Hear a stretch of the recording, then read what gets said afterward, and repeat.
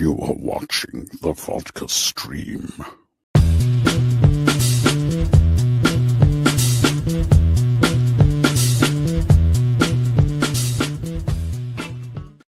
Hey, what's happening, guys? We're here. We're another Friday.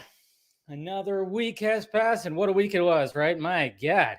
Been pretty crazy, but hey, that's what it's all about, right? In this nerd world that we live in, this movie world, this comic book world, it's all just fun. Even with all the craziness that's happening out there, we can still have some fun, right? There's nothing wrong with fun. Let's turn on some little mood music right there. All right. Sun's still up, so I got a little bit more light than usual. So that's not too shabby. What is happening, guys? Cheers. We have made it through another week.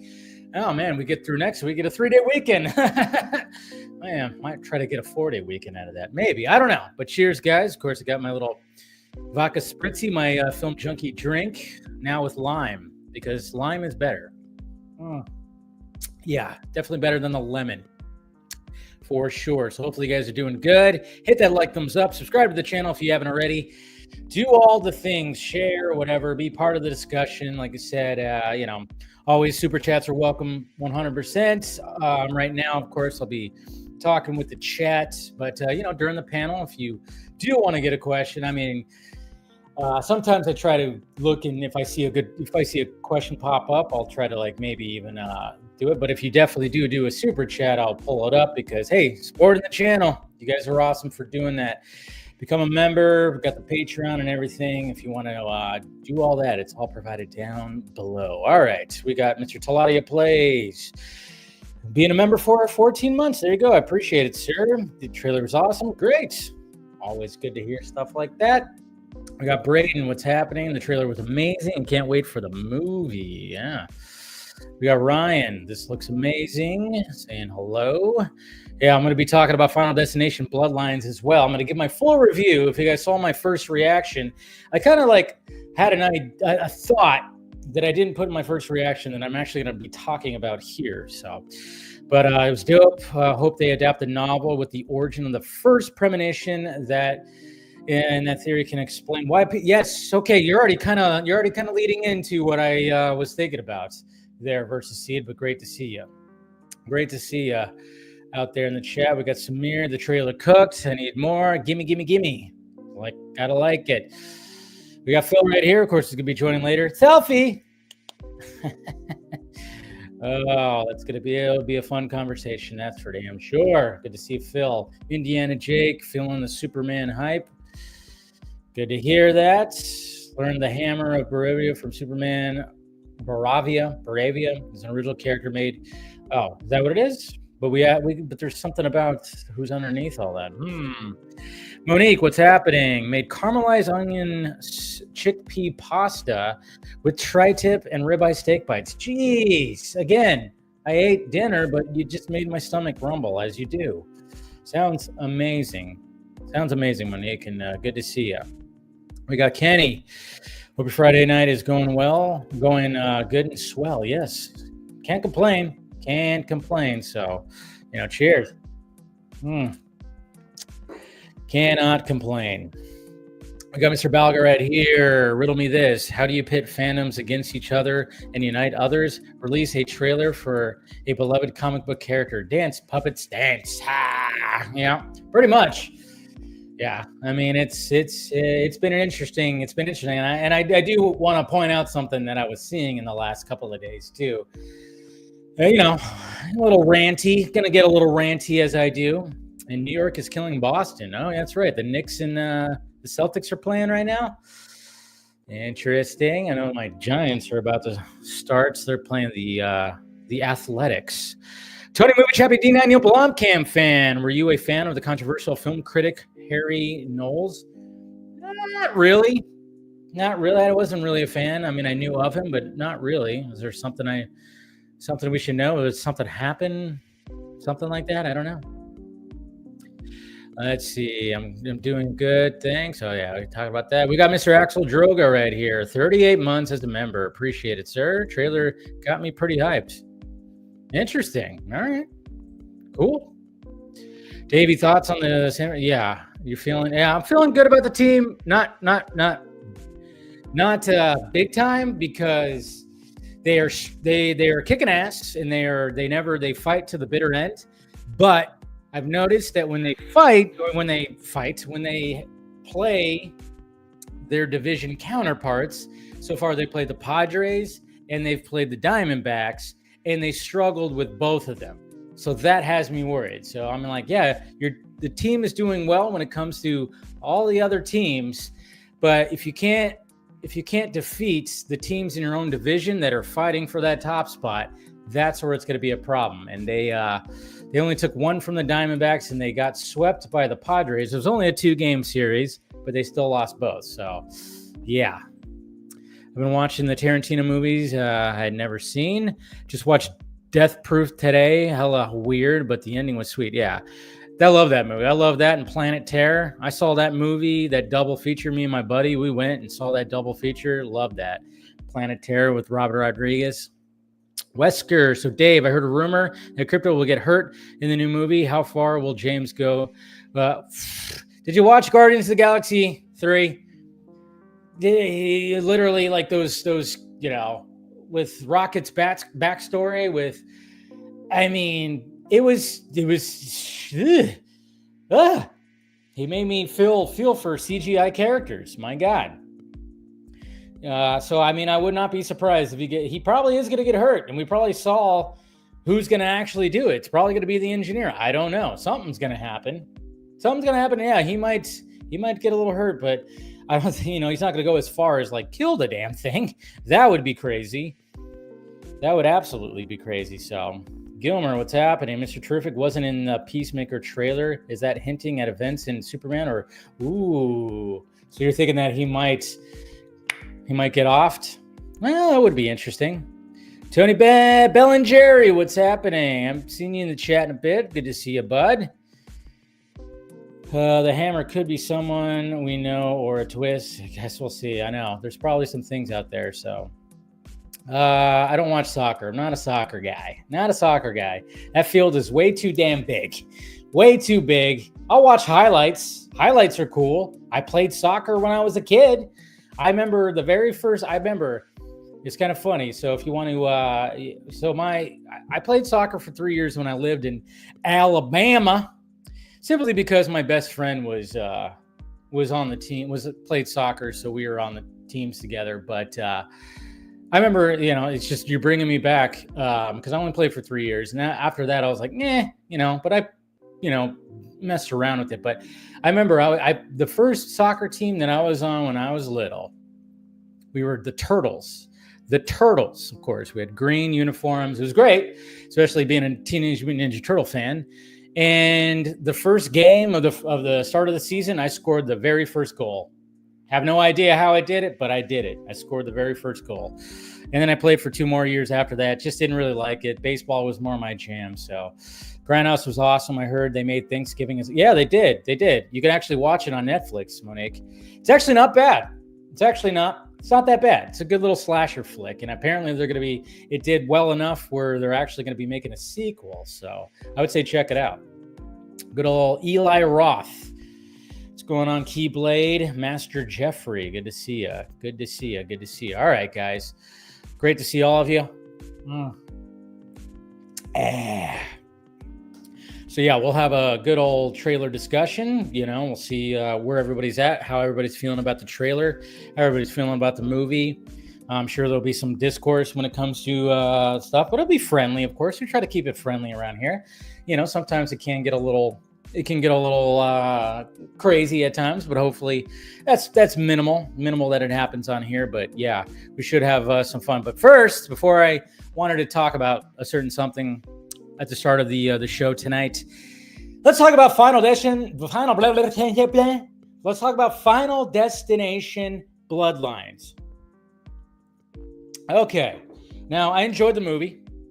I enjoyed these movies, even though the fourth one, if you wanted to do any kind of rewatch and you needed to catch up, I would say you could completely ignore the fourth one. I think you can actually completely ignore the fourth one. The fourth one was a total cash grab of the 3D. Remember when 3D was trying to be a thing in like the late 2000s? They were really trying to do that stuff. Even the Saw franchise tried to do a 3D. They did Saw 3D, and that one was awful too. I mean, you could skip that one. I don't think there's any relevance to that, but I think the other ones work. I think like when it came to the Final Destination 5, they really came back, and the twist at the end really made you go, oh, like it was a crazy twist at the end that you really don't see coming. You really don't see coming. So I'm always been a fan of these movies. I remember seeing the first Final Destination in theaters. Me and my friends going to see it, and we were just blown away by it and just really loved the movie. So when it came to Bloodlines and the whole concept of the fact that you have 50 years ago, this girl who went to this Skyview restaurant thing that looks like the Space Needle, shit went down. She saw a premonition and she saved a lot of people, and those people eventually like died. She did not, of course, those people, even her, started a family which shouldn't exist because they should have died. So then naturally it's like, well, okay, well now death is going to go after the people that should not exist, which is, that's a good concept. Really good concept. And again, rest in peace, Tony Todd. His little monologue that he has, it might make you actually choke up a little bit. I'm not gonna lie. Like his little monologue was, because I'm not gonna like say exactly all the details, but especially the way that he looks in the movie, and we know that he was battling cancer. You really just kind of go, oh man, that was good. And then it was just like, salute Tony Todd, legend, icon. That voice will always just be forever in the, especially when it comes to Candyman, when it comes to all the voice over acting that he did. That voice will always just be such a unique voice throughout all the different mediums that he did. And yeah, so when he has his monologue that he talks about, you kind of go, oh man, I feel this. I definitely feel this. So that was pretty cool. But now where they take the franchise, how soon does Devon Sawa come back? That's what I was kind of thinking about. How soon does Devon Sawa come back? Do you think they'll actually do that where Devon Sawa will come back? And I know he's open to it. I follow him on Twitter. He said that he's open to it, but they haven't called him because, the character that is Alex in the first one, he didn't show up in the second one. And we just saw that, oh yeah, some brick fell on his head and blah, blah, blah, blah, blah. But I'm like going, that leaves it open though. Doesn't that leave it open? And then, Versus Seed brought up an interesting concept of like, because apparently, yeah, there was like a novel talking about why people are having the premonitions. What stems from people having premonitions before something really bad goes down? And I was thinking about that too. I'm like going, yeah, why don't they tap into why this happens? Now, when it comes to Bloodlines, they do take a different kind of approach when it comes to the premonition thing. Like it was different when it comes to the main girl in the movie. They kind of tweak it. They tweak it a little bit. They tweak it ever so slightly. But then of course we know, without giving away too many spoilers, her grandmother was the one that survived that Skyview disaster thing and warned a bunch of people. And then of course she's been secluded. So she's been basically cheating death. And they were touching base on that concept too of how do you stay alive for this long? And obviously this is like an hour and 50-minute movie. So everything kind of just goes and goes. But then I'm just kind of going, there's got to be some kind of balance, right? I was just kind of going, well, what if there's like another side of it? If death has got this design, is there a design from, I don't know, the other side? Is there another side that balances out?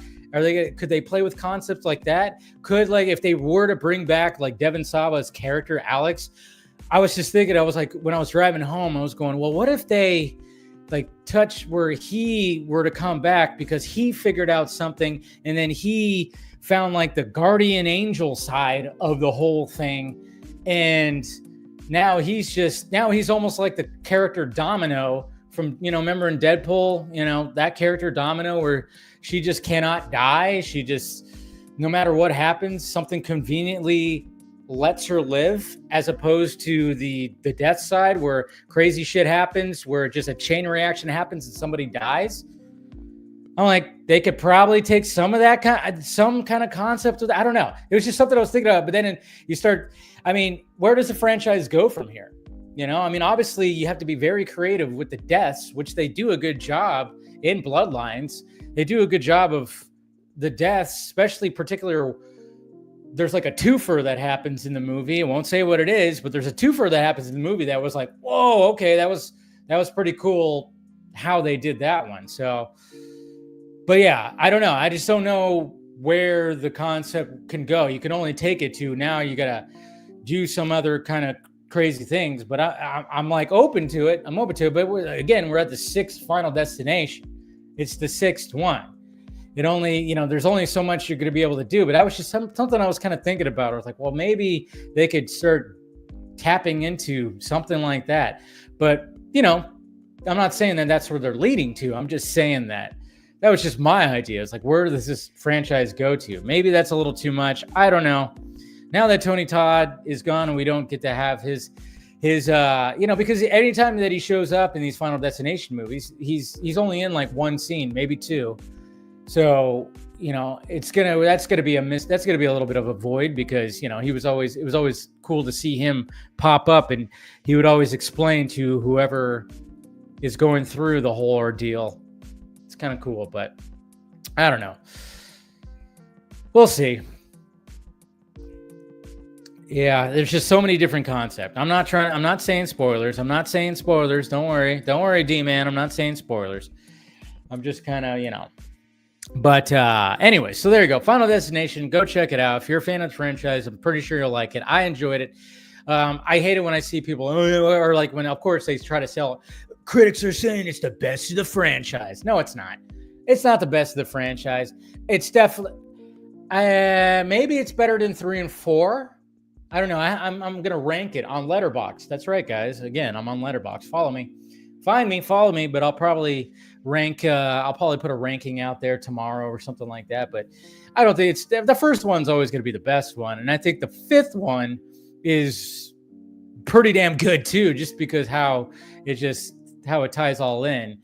But, you know, the 3rd one wasn't bad either. Like, I actually like that, because it was kind of like, she took the pictures, right? And it predicted predicted the deaths a little bit. It was kind of like, say, Cheese and Die from Goosebumps. I don't know.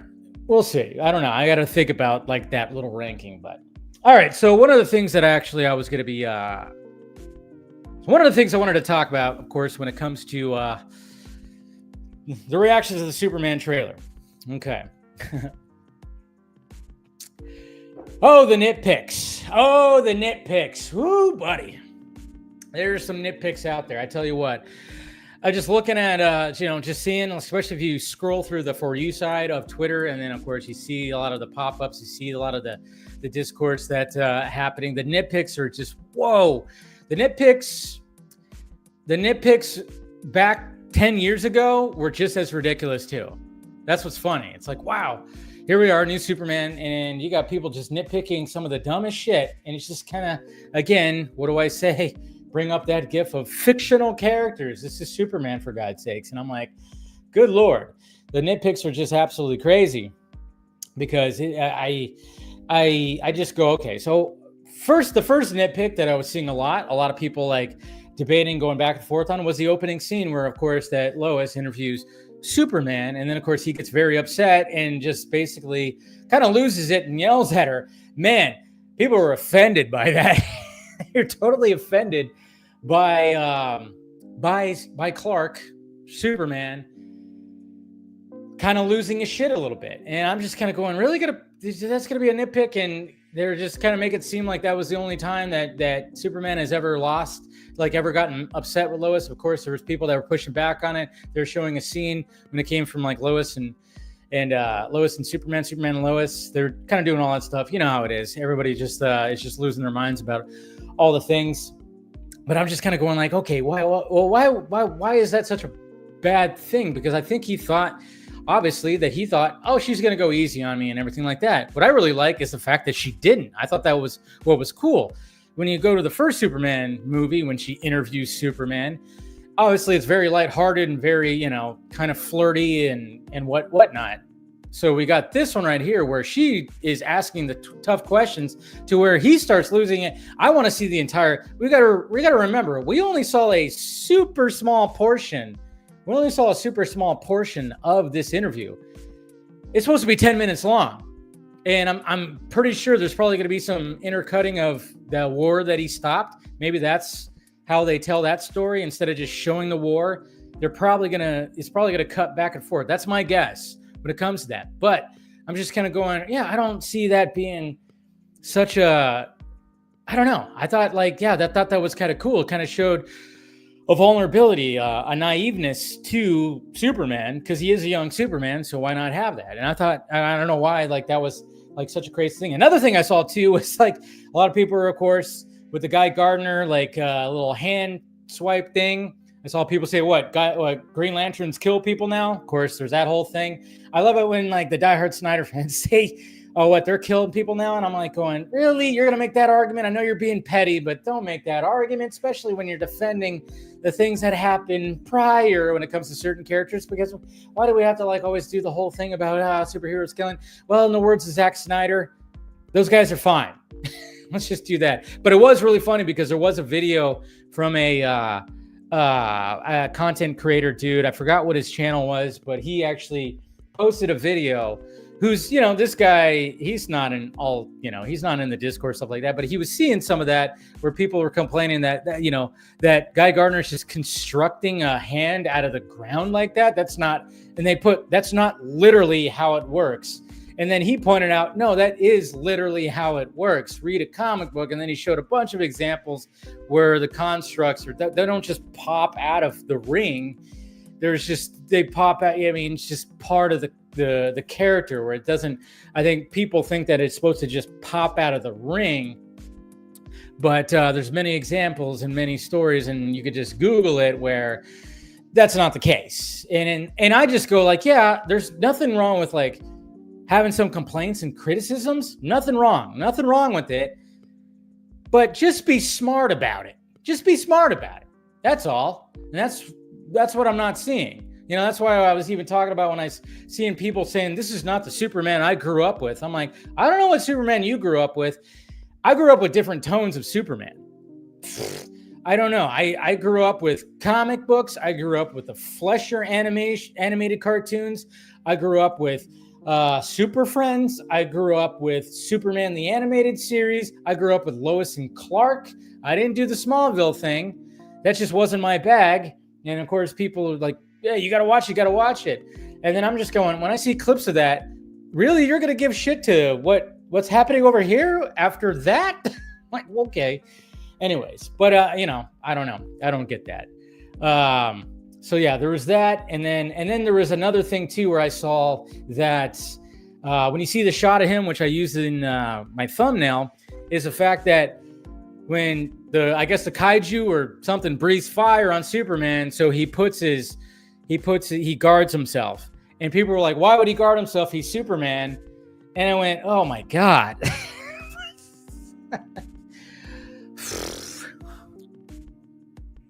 So Superman should just, if you get fire breathed on you, he should just be like, not even wincing, not even nothing, just kind of, okay. And I'm going, okay, we can't just make Superman just like this impervious thing where he doesn't react and doesn't, are you just being petty? I think they're just being petty. I don't know. They're just being petty, I guess. Who knows? But there should be some reaction. Every Superman has a reaction to things. I remember, you see Christopher Reeve Superman when he uses vision to blow up something. He actually winced and everything. The other live action Supermans have reacted to things. Come on, let's not go from that. It's like, what are we doing here? Fictional characters, everybody, fictional characters. Oi. But I'm like, no, I mean, it was a cool shot because, he's getting a kaiju breathing fire on him. I'm sure he still feels it. Still like, I don't know. It's all crazy. Maybe they just think like, because we had that shot in Superman Returns where the bullet like hit his eyeball and he didn't even wince or anything like that, which I thought that was a cool shot. But, because obviously bullets, they just bounce right off him. But this is a kaiju breathing fire, and BVS, you had Doomsday just freaking go nuclear crazy. And of course, Superman did that. As he's like as he's being pushed back, him and Wonder Woman are being pushed back. So he put his arms up like that. And when he was fighting Doomsday, same thing with everything, you just do that. That's just a natural reaction. You're not going to just sit there and go, oh, geez, well, it's kind of warm in here. I don't know. Just little nitpicks I'm seeing. I'm like, they were ridiculous 10 years ago. They're ridiculous now. That's basically what I'm getting at. It's all just ridiculous. And then it's also ridiculous, too, when I see the pushback to that side when they start bringing up things from Man of Steel, bringing up things from BVS. And I'm just like, the biggest thing I kept seeing from people bringing up BVS was the fact that when the courthouse blows up and you get the shot of Superman within the fire, and they're like, why is he just standing there with this like aura shot? It doesn't help anybody. First off, watch the Ultimate Edition. For fuck's sake, how many times do I have to say that? Watch the Ultimate Edition. And I mean, I always took that scene as like, well, I mean, because everything's kind of just like kind of not in real time. And then it's just him going, fuck, I should have saw that. And it was not even that long. And then especially, like I said, because it is Zack, I think time's a little bit slowed down in there. And then, of course, like I said, in the Ultimate Edition, you see him actually pulling people out of the wreckage. So there's a lot of that going on right there. So I'm like, Jesus Christ. And then some people were like, well, Dave, why aren't you like pushing back on it? Well, because I fought against these guys for years before. That's the thing. I did my battles when it came to defending Man of Steel, BVS, and then, of course, Zack Snyder Justice. And I will. If it shows up in my mentions, I will. But then, of course, we got this new one, and I find myself, again, defending another director and another Superman movie for choices made. But I even have my criticisms, just like I have my criticisms for Man of Steel and BVS. Trust me, I have my criticisms when it comes to those movies. And just like when it comes to what I've seen with James Gunn's Superman, I have my criticisms as well. How about that? Crazy, right? Interesting, but hey, what could he do? Cheers. Oh, just wanted to talk about that a little bit, but good times. It's just going to be like that. Like I said, it's going to be pretty crazy. Sometimes I've been trying to be good, though. I've been trying to be good. Trying my best to be good. Doesn't always work. But hey, what could he do? People are crazy. And yeah, I know there was like the biggest, a lot of grievance, of course, and I already talked about that when I was breaking down the trailer, was the selfie from Miss Taskmaster. Obviously, that one. There's a lot of people are losing their minds a little too much on that. I'm going, okay, yeah, it's cringy, it's dumb, but at the same time, we're in 2025. Somebody like that would do that. She's not on the good side. She is Lex Luthor's girlfriend. I mean, if she ends up like right after that, getting knocked out of the building because something happens and then she ends up falling and Lex loses his girlfriend, I don't think anybody's going to be like bat an eye and be like, oh, well, I think it's by design, supposed to be cringy, and you're supposed to hate that, because I definitely was like, oh, that's gross. But again, 2025, somebody would actually do that if there was, because you know how people like vanity like that. My God. It's terrible. Let's see, just sending out some of the invites right now. But keep asking questions. I'll go through and answer some of the questions. Let's see, who else we got? It's funny too.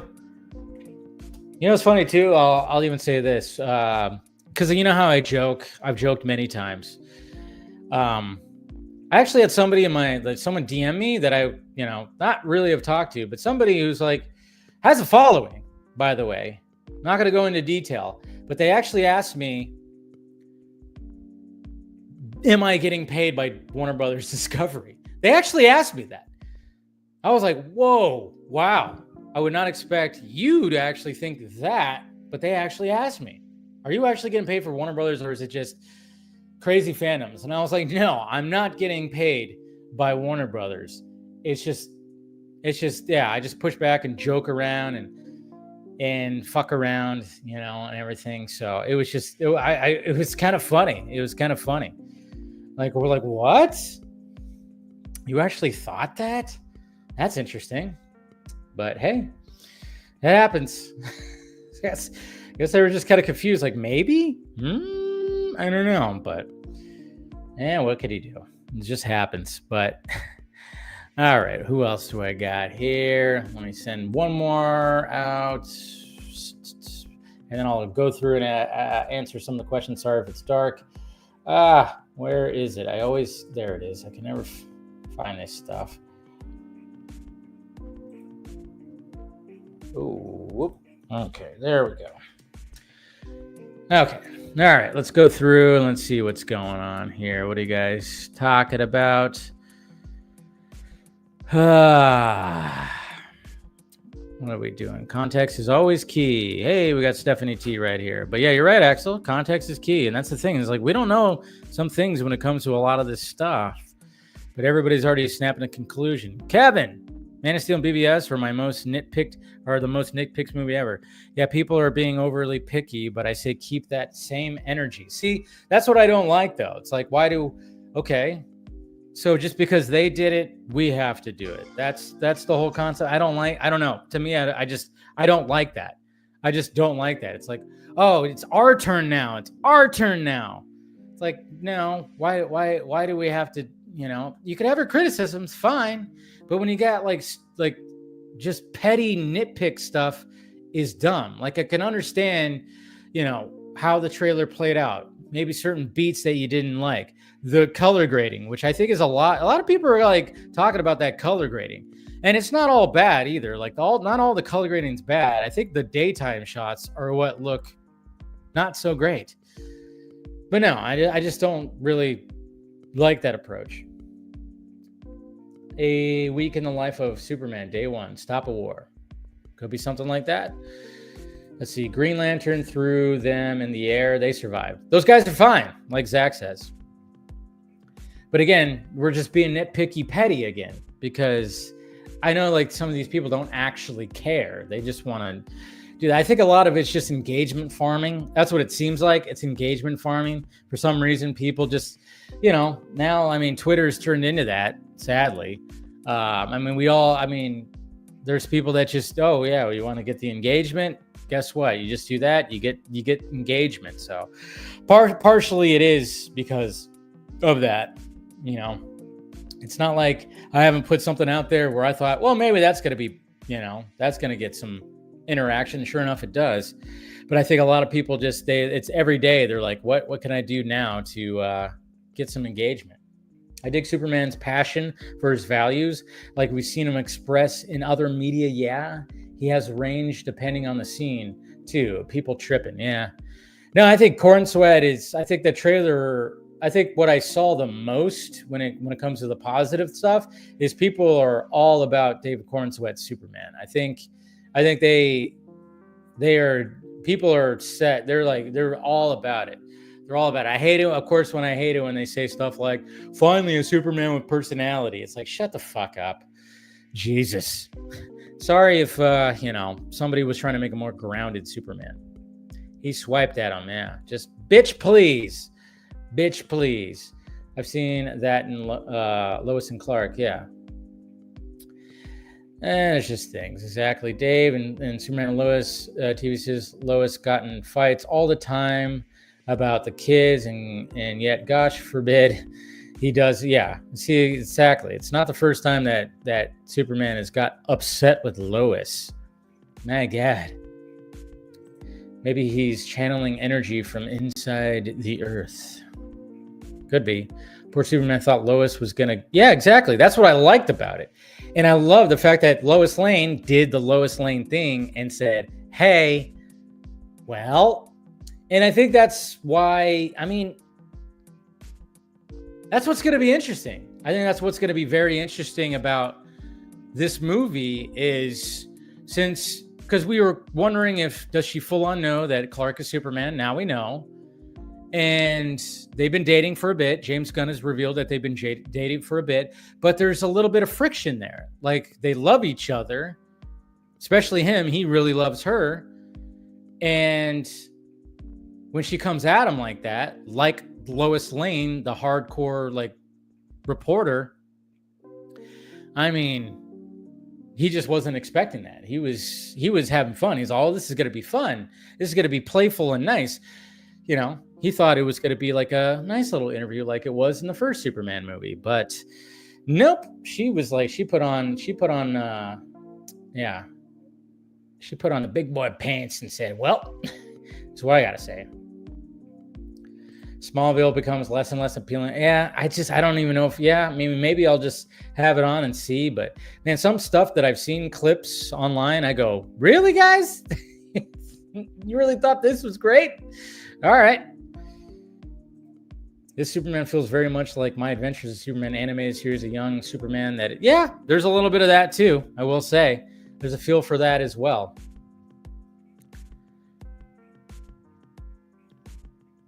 Let's see, what else we got? One hater whined over the actress playing Lois having a big forehead. Oh, yeah. Oh, there's a lot of that stuff, too. They like when Superman is lying on the bed and, Corn Sweat has a little bit of puffy, how some of us, when we're lying down, you get that little puff, that little double chin starts coming. Oh, yeah. There's some people that I saw that I've seen talk about that, too. And I'm going, really, guys? You're really gonna do that? And meanwhile, we don't know what you look like. I'm like, show yourself first, I guess.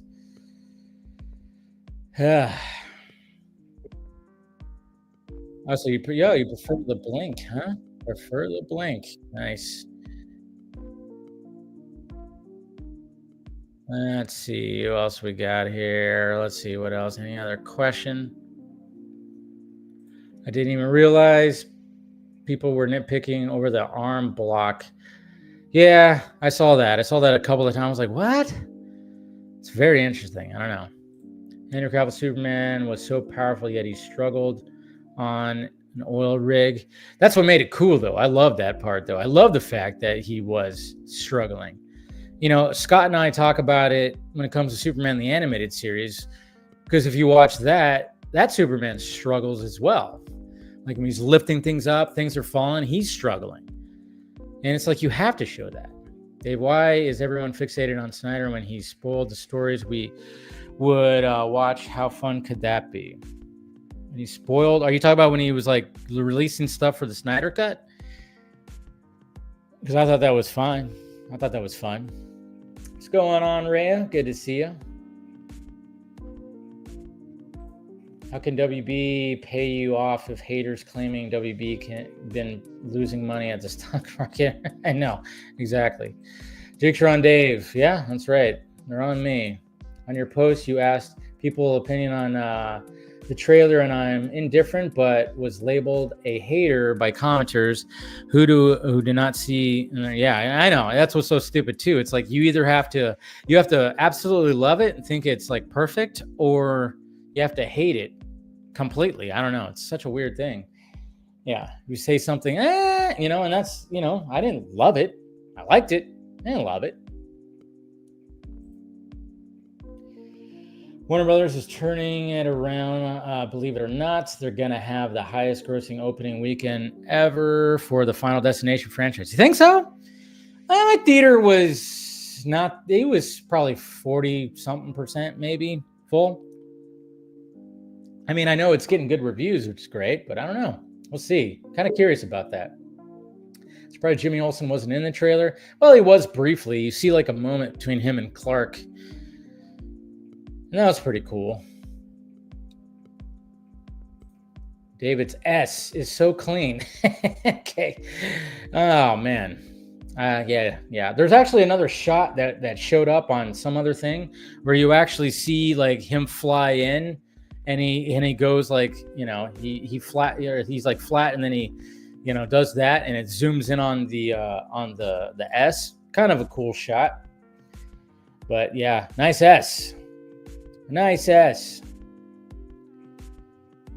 I only meant it's fine to nitpick things that Snyder was also nitpicked for. I think Gunn can do whatever he wants.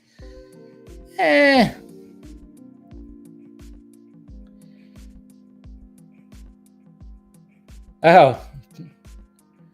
I blocked you because you're annoying, man. Straight up. That's all. Yeah, when you tagged me to the Batfleck account, which has, said really stupid and dumb things and said things about me, and well, they have me blocked, which is fine. Yeah, you're always in my mentions trying to. I know you're thinking you're level-headed, but you're kind of like condescending. And Sonny, I'm just saying, I just was kind of just when I came home and saw that, I went, all right, enough of you. So hey, I won't block you here, but I was just trying to keep that out of there. I know you think you're level-headed, but you're kind of not. But I just took a stroll into your Twitter profile and seeing how you respond to other people too, and I'm like, you're the same as some of the others. By the way, stop calling Zach boss. Anytime I see that, man, do I cringe. I cringe. I'm like, why are you calling it? Every time I've seen people call Zach boss, I go, boss man. I'm like, hey, Springsteen's the boss, right? The directors that we like, don't call them boss. I mean, it's a little, but hey, do whatever you want. I'm just going to cringe, like literally pucker up when I hear that. I'm like, ugh. When I see that, it's just like, ugh. But yeah, nobody needs to be like that with any of these directors or anything like that. Come on. They're directors, they're filmmakers, or whatever, man. So, but yeah, don't worry about it. Don't be offended by it. Sometimes you just go, all right, enough with you. Anyways, all right. Let's go ahead and start bringing you peeps in here. Good times. Okay, let's see. Who do we have here? Let me go ahead and get the background going. What's going on, Chris? Howdy, boss. I don't know. I always never liked that. When people were calling, I was like, what? Boss? Ugh. I mean, yeah. When I was a coach, I told my athletes, don't call me coach. Meanest guy alive insisted on me calling him coach. So there you go. Right. I know. Boss is supposed to, yeah. I don't know. They said, what do you call me? I said, not coach. Yeah. Yeah, I get it. Especially if you had somebody who was like one of the meanest people and sometimes the meanest people are bosses. And I don't know. It's just kind of, ugh. I don't know. When I've seen that before, I'm like, God, why? Ugh. But like I said, people could do whatever, but I'm just going to cringe and poke fun at it, which I've done it before. I poked fun at it before, but how you doing tonight? I'm doing well. I've got a couple more days till summer break. So. Oh, that's right. You're getting there. Yeah. My brother, I think he's got like 2 more weeks, 3 more weeks, maybe. Ooh, he's still got a haul. He's still got a bit. Yeah. Over here, it's a little later. Cause he just had spring break like 2 weeks ago. Like it was a late spring break 2 weeks ago or something like that. But yeah, I'm guessing they follow Easter then at that point. Something like that. I don't know. It's a little different over here, but yeah. So yeah, of course he needed that little break, and then I'm sure he's just waiting for it. But he's going to do, I think he said he's going to do a little summer school for a little bit just to get some extra pay. Why not? It's like 4 hours, not really much. Do the hustle, right? Yeah, exactly. So he'll be doing a little bit of that, but that's only going to be for, I think he only said that's only going to be for like a month, if that, or something like that. So should be pretty easy peasy. What's going on, Phil? I don't think James Gunn is the boss of anything. Just kidding. We all know. Z is. Yeah, right. Oh man. Hey guys, here's a great idea. Let's just go back to HBO Max. You know, Seriously. take the brand that like literally epitomizes like quality in cable television, like dare I say the gold standard. Dare you say? And Yeah. here's an idea. Let's get rid of it. You know, brand recognition, nothing. Don't need it at all. We're gonna call it Max. What's Max? That's us. No, seriously, what is Max? Didn't make any sense. I don't even. No. I mean, I don't. I think nobody thought that was a good idea. I mean, HBO is literally it's 3 letters that everybody knows. It's home box office. It's pretty much the perfect name. I mean, It's not TV, I remember. it's HBO. Yes, exactly. And I Yeah, remember I right? remember this. Remember the Saturday nights at 8:00 when you get that opening. You know, that opening for they had the different openings for the new movie. And it was exciting before streaming when you had to just, oh shit, Escape from LA is going to be happening tonight. I haven't seen it. I didn't see it in theaters. I'm going to see it tonight. Appointment viewing. Great. It was fucking fantastic. The reason why I brought it, for some reason, Escape from LA just like rings in my head for one of those reasons. Cause that was the night that Princess Diana died. When that premiered, yeah. So it sticks in my brain because I remember watching, and I was sitting on our recliner on the first house that we lived in when we moved to California. I remember watching it. My mom, I think she went out, did some karaokeing, whatever. So I was just at home. And I'm like, I'm gonna watch Escape from LA. Hell yeah, because I watched Escape from New York, and I was, excited for it. And then I remember this is when we had, of course, the analog boxes. So then I'm flipping through the channels, through the broadcast channels, and I keep seeing the same messed up car. I'm going, what the? And then it's like breaking news. Then I look, I'm like, oh, Princess Diana died. What the hell? Like it was, whoa, crazy. So. Yeah, that's why that one just stuck in my brain right there. So That's wild. yeah, crazy. Yeah, just right after I watched Escape from LA. Man, what's going on, William? What's up? How you doing? Hey. Good. See, I mean, you agree too. Why the fuck did they get rid of HBO from HBO Max? It was the night that they did it. Would be actually before they did it, when they were announcing it. Yeah. This is when I was like, okay, this is the difference between a guy who runs a network of pimple popper and things like that has to evolve to a guy that's running a conglomerate at studio. He just wasn't there yet. And that was one of the many mistakes he made at the beginning of his tenure that really showed that this guy had to grow into that position as much as he was going to, because the whole hiring, the discipline, all that stuff that he did, as far as getting things in order while he was basically jumping on a moving train. This was one of the dumbest things. Whoever advised him of that, if it was somebody that advised him of that, that person needs to not be in the business anymore, because I never understood. And the reason they gave for it when they did it was some of the dumbest stuff I've ever heard out of somebody that walked upright. We wanted to include everybody. Well, they've been doing that for 50 years by putting on Fraggle Rock on one end of the spectrum and Sopranos on the other. I mean, everybody knows it. Every kid knows what HBO is. I mean, you are already including everybody. So I thought that sometimes people just need to put their stamp on things, and then they realize it's like, okay, that was dumb. But hey, give them credit. They undid it, and they're making fun of themselves while they're doing it. So yeah, better late than never.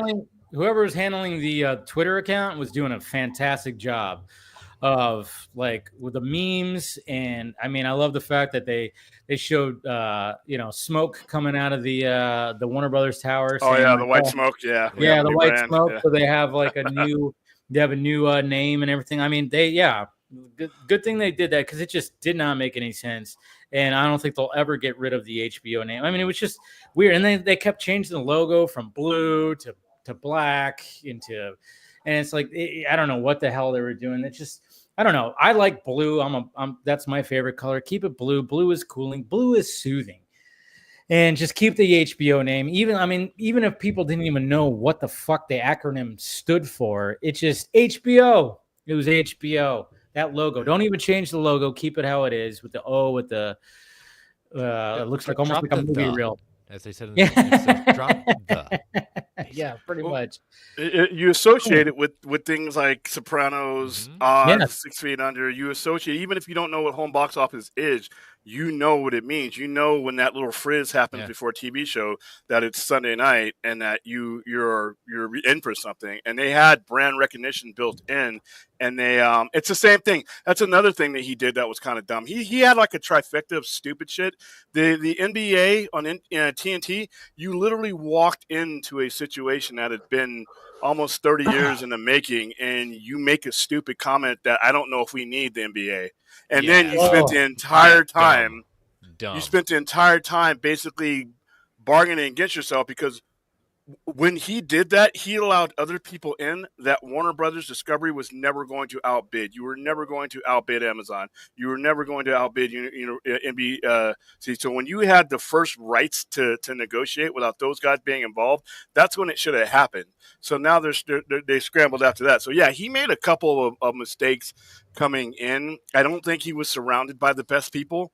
Nope. But I think he eventually, like I said, when it came to the DC Studios head hire, I've always say he tripped over his own dick to get that guy because he really screwed that process up and made himself and the company look really bad with the whole, sending Abby and DeLuca in one direction while he's over here interviewing in this direction.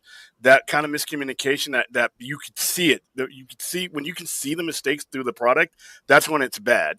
Yeah. The announcement, basically, releasing 4 movies that after you've announced that you're going to pretty much leave them for dead, and then spending $1.2 billion to promote them and reshoot them.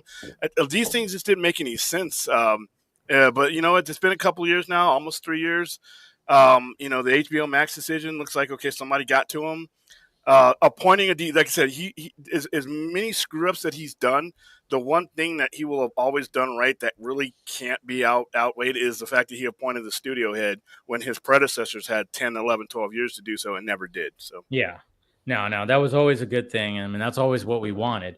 I mean, yeah, like I said, not everybody's going to like who he appointed, but at the same time, it's still something that people definitely, we all wanted. And that's what we were all wanting, especially like when it came to when Zach was there. But at the same time, Zach wouldn't have taken that job too. He just wanted to make the movies and then move on his very way. And when I see people like, oh, he should have been, it's like, no, he didn't want to do that. He wanted to do his own thing.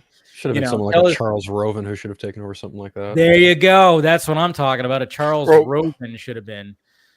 Yeah. Yeah, Robinoff or the one guy that got passed up over for Tijara. Yeah, and then you got a couple of people that were already there within the company that had built the company. Sorry. From 2000 all the way up until the point where Tijara took over. Tijara took over were people that had built those names together, and a lot of those names left when he took over, and then they just spent the last 7 or 8 years just losing names for whatever reason. So losing names, fucking shit up, making stupid decisions. Typical WB nonsense. And it's just typical Suits nonsense.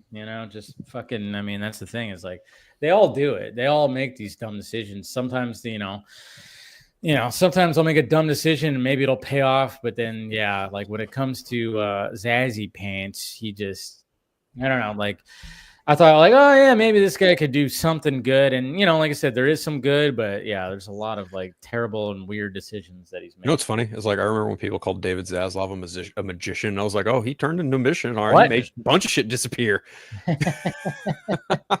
Watch this. Watch HBO disappear into. See this rabbit? Gone. See this Batgirl? Gone. See Scoob holiday special? Gone. But see, those I don't really like. I said, I know he gets maligned for those. Oh damn it! I opened the can of worms. But like I said, sometimes said no. Period. You dumb projects. Projects that are not good for where you are at the moment. Some of these things weren't horrible things to do, but you got to read your own room. You have to know what's making you money and what's losing you money before you greenlight things. And then when you drive a company that was $74 billion down, the previous people who greenlit a lot of these decisions. But The William, people who said, some guy named Crazy Joe told me Walter Hamada actually had a plan. Sure. But when you have the people who greenlit Batgirl and were about to greenlit the Monkey, and you look at the $74 billion company that they were a part of, they were at the helm when it was sold for $43 billion. You should not be, wanting to see anything that those guys did. To be honest with you, I mean, the math spoke before that. There should have never been a Batgirl movie. There should have never been the Acme stuff. Should have never Well, happened. You needed to look at where you were financially and what was working for you and greenlit those things, and they didn't do that. the I thing, can't I blame mean, Zaslav for getting rid of those. yeah, I mean, the Batgirl movie. It's like I think the way that the Batgirl movie was playing into a grander plan, that's where they really fucked up. They could have made like make a smaller Batgirl movie. Did you need to have the Michael Keaton aspect in it? No. You could have just had like a small, simple Batgirl movie that was probably even like almost half the price than it actually cost. And maybe there could have been something there. I wouldn't have hated it, but at the same time, there was just too much that was. The fact that they weren't confident in the Flash and they pushed the Flash, that just completely fucked over it. And they were like, we don't even need this movie anymore. And this shit's done. I mean, it made sense. Like business wise, yeah, it made sense for them to be like, well, this doesn't fall. This was supposed to fall after this. People are going to be confused by why Michael Keaton's Batman, J.K. Simmons is Gordon. They're going to be. There's probably just a lot of aspects that Walter Hamada put in place because he had a plan, right? Yeah. But his plan was dumb. That's what I'm saying. Listen, stupid. He didn't have a plan. He didn't have a fucking plan. I'm sorry. Yeah, he had 5 years. He had 5 years to implement. He had ideas. He had ideas, and he had bullshit thrown into his ear from fucking Jeff Johns. How about an educated wish? Did he have an educated wish? Well, possibly. I don't know. Before you spend $1 on Batgirl, if you can't answer the question, where is my Superman? Where is my mainline Batman? If you can't answer those questions, then you don't spend $1. There's no cutting Batgirl in half. There should have been $0. The answer was $0 spent on Batgirl. The answer was $0 spent on Coyote versus Acme. The answer is $0, the one that blew up the world. All that, right? It sounds good to people who will never have to reach into their money and leverage it. Yeah, it sounds great. And remember when the whole thing came out, like, oh, the future of the DCU is Batgirl and Supergirl. They were trying to do that whole thing where it was like, oh, let's go with them. And then people were like, okay, but we still want Batman and Superman. Can we have all of it? I think to William's point, like if you can't even answer a simple question of where's Batman and where's Superman, you shouldn't even be in that fucking job. No, you should not. Period. You had Cavill there. You had Cavill there whose value was going up and up and up, especially after Fallout. His value shot up into the sky. You should have had 2 more Supermans at least already like ready, like, hey, let's get on this. Let's keep this guy here. Let's do our thing. He's all about working with us. We don't have to do the dark and the more darker stuff like with Snyderverse. That was a good way to start it off, but now we can bring him up. He's game for being a little lighter tone further on. We got Amy Adams. We got, there's so many different things, but then of course they were just trying to throw things at the wall to see if they would fucking stick. Remember New Gods with Ava, whatever her name is, DuVernay. I remember seeing that and going, what? They're already gonna, okay, she's gonna do. I'm like, okay. I was just, and it went nowhere. I mean, things just kept on getting announced and went nowhere. It was so, Scott has a list of movies in the DC universe that was in development that never saw the light of day. But at the same time, that's common practice when it comes to a lot of this stuff. But that's the thing in the sense of, and Marvel's getting into this too, and I think it's part of the idea of when we get to Scooper Madness, where they get word of these projects that are quote unquote in development, and what people latch onto is, oh, it's in development, it's happening. No, that's not what that means. That means discussions are happening. They're spitballing ideas. They're seeing exactly, can we make this feasible? What do we've got? Is anyone interested? Like that's like sometimes a year plus process before it actually says we're going to green light this. I can't tell you how many years I heard about Vision Quest like 2 or 3 years ago at that point over and over again, and now it's actually a real thing. This is how long it takes. Right. And how many different projects and things like that that quote unquote got announced that never were going to see the light of day, just because, again, that's what studios do. Yeah. They workshop a whole bunch of stuff, and sometimes it'll Yeah. stick and sometimes it won't. But again, it's Yeah. cool to get excited about this stuff, and it's disappointing all the stuff that was quote unquote announced for DC in the yesteryears, because it could have been fun. Yeah, there's a lot of things where it's like, oh, that could have been great. That sounds great. I remember when they announced a Lobo movie that might be directed by Michael Bay. I went, well, that's kind of perfect.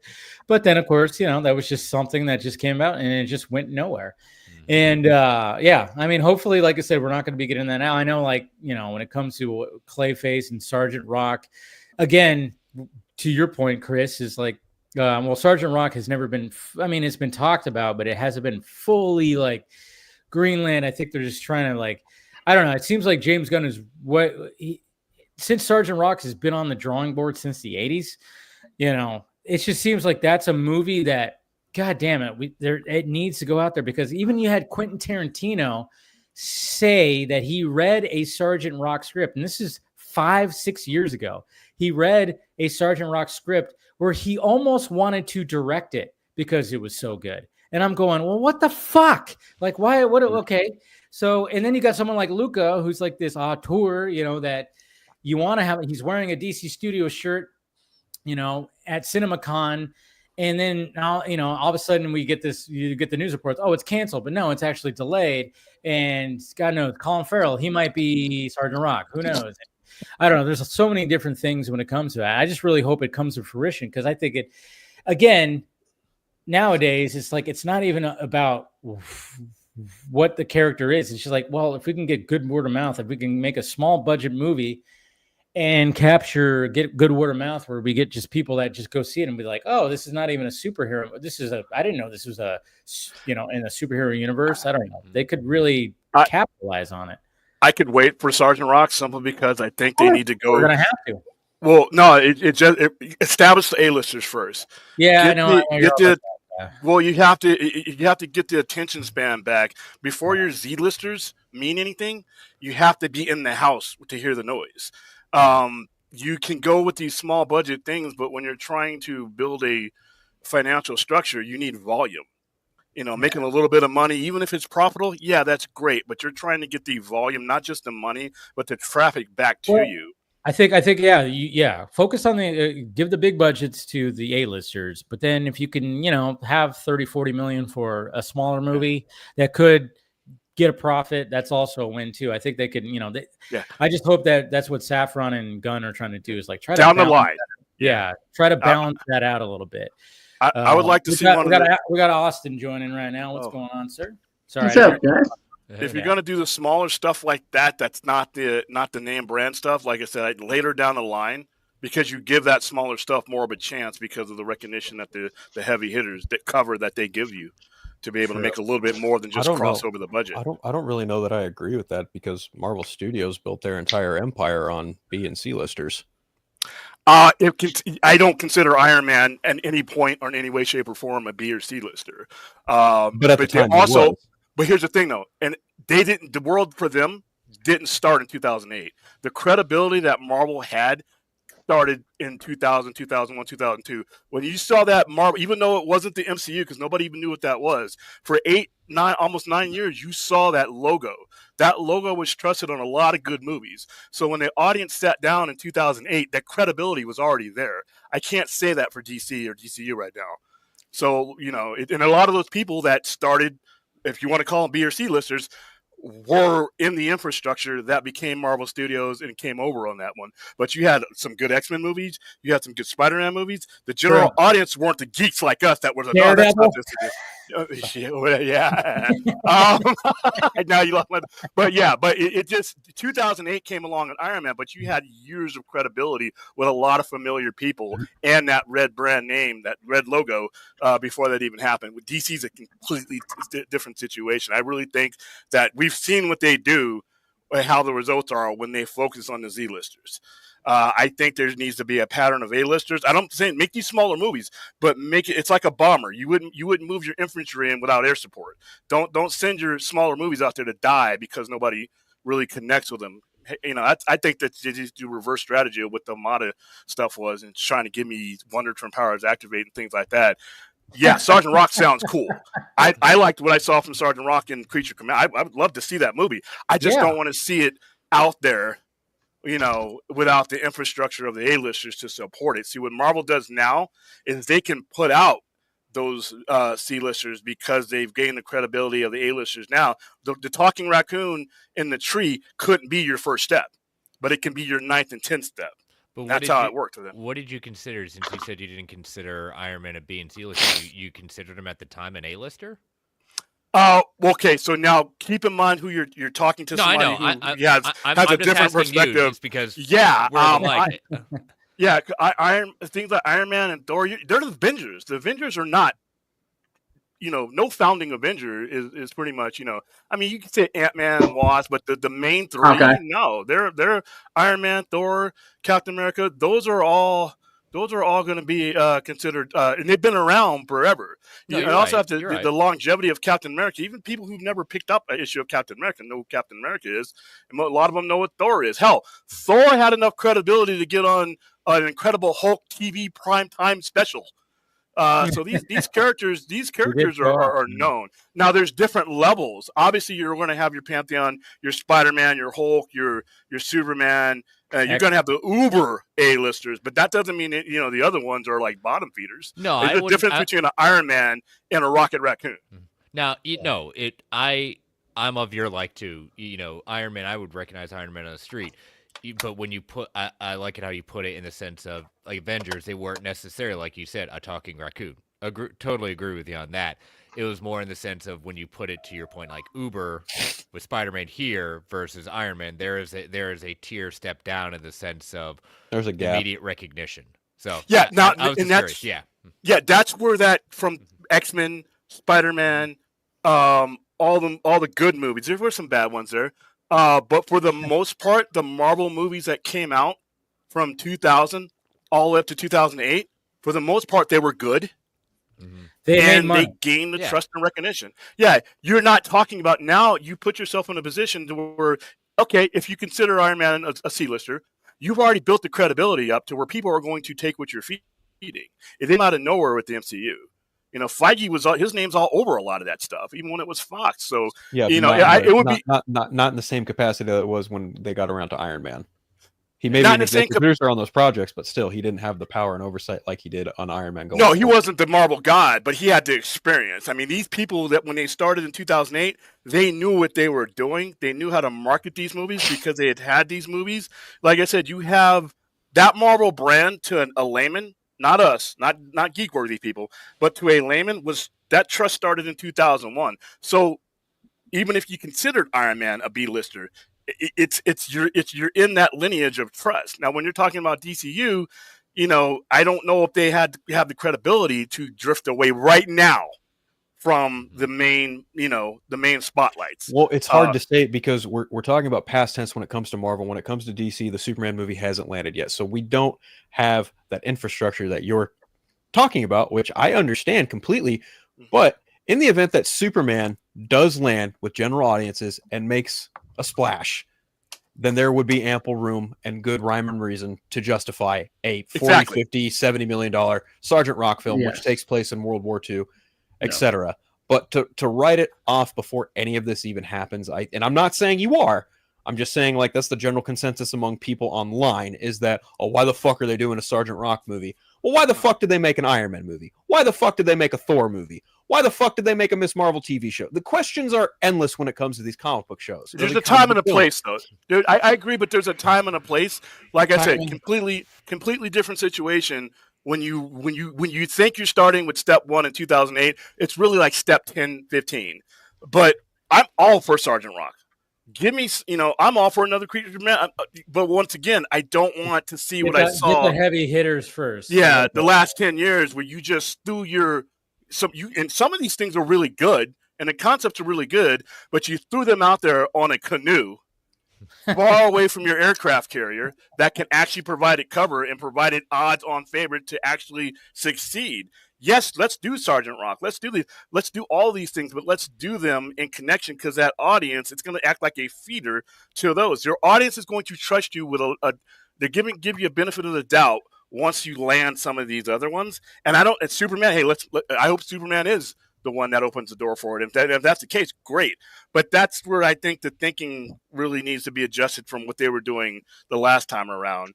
Just throwing things out there. But let's get the big hitters out there and then kind of weave them in. You hit on a good point because of the age we're living in now. There was barely anything in the sense of like quote unquote quality, and then when it started doing it, okay, this is the expectations now. Now we're in an age, to your point, just because it has a superhero in it of any like is not a guaranteed success. The quote unquote standards of the MCU and the rebranding of DC Studios, I love the dynamic and the discussions around Superman, but as I had talked to a different group about like, oh, it's going to be beat this, I said, you're seem to forgetting that how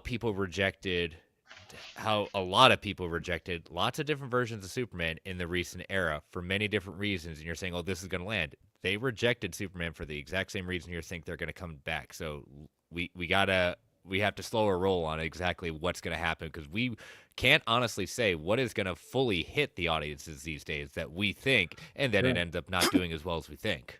Right.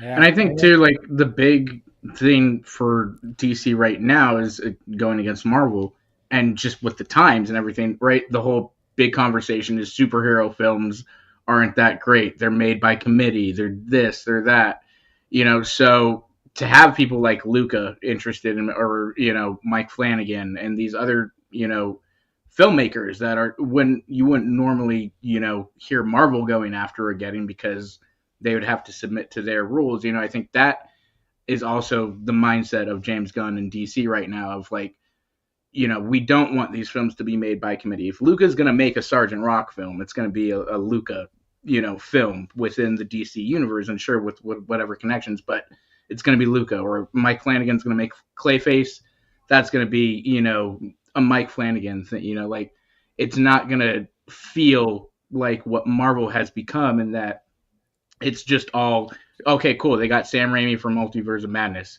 Sure, I see Sam Raimi in there, but it's definitely a movie made to connect with what's going on, in the Marvel. Then all of a sudden you get a bunch of cameos, and it's like, oh shit. And then we got that. So yeah, I see what you're saying. Hey, we got Chainsaw Reacts, Mr. Jordan returning to the Vodka stream. What's happening, man? What's up, man? Hanging out. Good. How you doing? Familiar. How you been? I don't know who you are, Phil. Go away. Good, man. I don't know you. I don't know you. Don't fucking talk to me like that. Who the fuck are you? Who the fuck? Who the fuck? Yeah, I'm good. Just trying to stay awake. It's been a long day. Oh, has it? Yeah. Friday. Yeah. So yeah. Well, thanks for joining, man. We'll get into some Superman talk in a little bit. We also got Paul joining as well. Hey guys. What's going on, Paul? Just living. But I got a week left, and then I'll be in Florida, I think. So then, I thought you were just gonna say a week left, and then I'm out of here, people. Florida. Yeah. No. I Shake mean, the coil. Oh wow. Just gotta be. No. God will keep me alive long enough to see that Superman movie. So that'll, that might kill me. You said I was dark. Look at that. I know. Jeez. No, we'll see what happens. But no, I'll be in Florida for the next or from Memorial Day weekend to Labor Day weekend. That's the plan. That's the renting period, and then I'll be back here after that point. But yeah, I mean, if Dave will have me on, I'll still try to come on. Yeah, this is it. Oh, okay, man. That's it. Way to find out, but, That's it. You're done. After this. This is it. No, I'm just kidding. No, I know you're moving. Memorial Day weekend. So, going up there for a little bit. So yeah, that'll be cool. You have a different little background and stuff. So. Yeah, but you're gonna be in Florida during summertime. Ooh, that's gonna be sweltering. It gets a little muggy there. I mean, it's gonna be rough, but my buddy has a nice house. He's got AC, as far as I know. Otherwise, I would have probably thought about it once or twice before going down. But no, and like I'm gonna be trying to travel like for like a week here and there to like a different place. Maybe like I don't know, maybe like Barcelona or Sao Paulo, Brazil, or something like that. I don't know yet, but I'm gonna be figuring out once I get settled in Florida, and then I have like the time to. Right now, I'm just focusing on my new things that need to get wrapped up here at the house, and then after I'm settled and figured out, I'll try and do some like actual vacation, because being in Florida the whole summer I think will be a little bit hot and ridiculous. But yeah, that's the plan. So not wrong. Yeah, not wrong. Summer's right around the corner. I'm like, ugh. And we're gonna have a nice cool weekend this weekend over here in California, but then I think after that we're gonna have summer weather. And like I've told you guys, in this new house, I mean, this is the hottest room in the house, and the AC ain't that good. And we gotta talk to the landlord. We gotta. I know.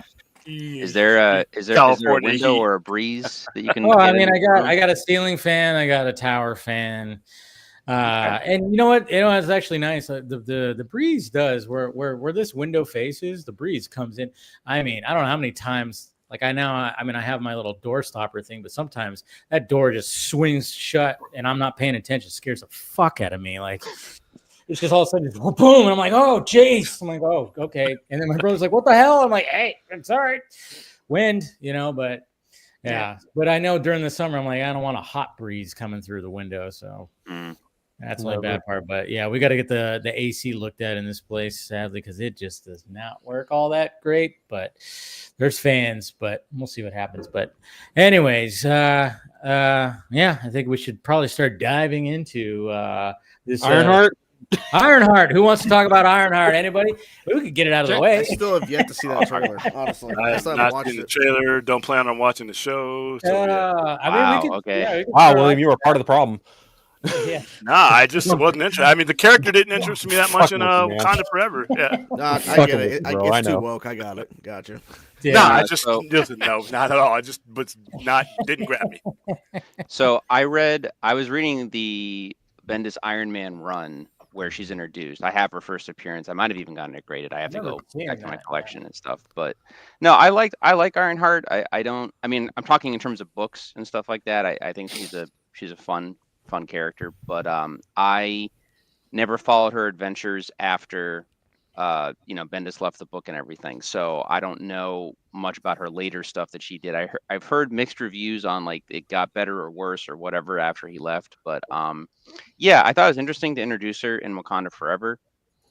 She was an interesting character, but like I felt she was almost kind of tacked on, I guess that's the best way to put it. And like the show looks fun. Like I mean, I don't know how heavily involved Coogler is, but they definitely showed his name to make it very clear, to like. Remember that guy from Sinners? You liked him, right? Yeah. But no, I mean, like, he did cast her after all. Huh? He did cast her after all. So. Yeah, he did. I mean, there is that, but you can tell that they were like, oh yeah, we're definitely gonna put his. And yeah, I mean, I get it. Like they did even the introduction to the trailer where he was talking. But I mean, I get it though. It's like, yeah, you want to put Ryan Coogler front and center because he is a name, and people are like, oh yeah. I mean, I understand it, and he was very much involved. It wasn't like they just obviously, yeah, you said he cast her, he put her in Wakanda Forever, so it's warranted. It's just, but I mean, you see the poster and you see his name just boom, and you almost think like, oh, this is his project. It's like, well, he's an EP, I have more faith. I have more faith in Ironheart than I did the other Bendis creation, Naomi, with Ava.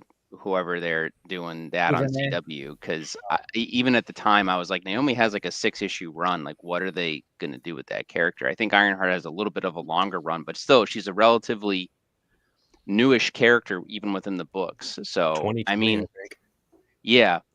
So I don't know. I mean, there's a lot of different places they could go. They could, I mean, if they've got good talent working on the show, they could have it be where, she surpasses the comic book character and then they reintegrate that back into the book, because that's how comics basically work at this point to a degree. But I mean, I'm hoping for good things. If Coogler is involved to a good degree, I have more faith in it. But I mean, the worst case scenario is we still just get like a, like kind of like a punky Iron Man, kind of spinoff, which is not the worst thing ever. I mean, it can't be worse than Iron Man 2 or 3. So I mean, no, and I say that I don't hate those films. I'm just saying, like, it's never to me. It's never gotten as good as the first Iron Man, and unless he's like in like a team up. Iron Man 3, huh? Said Iron Man 2 is better than Iron Man 3. I don't know. I go back and forth. I like Iron Man 1.5.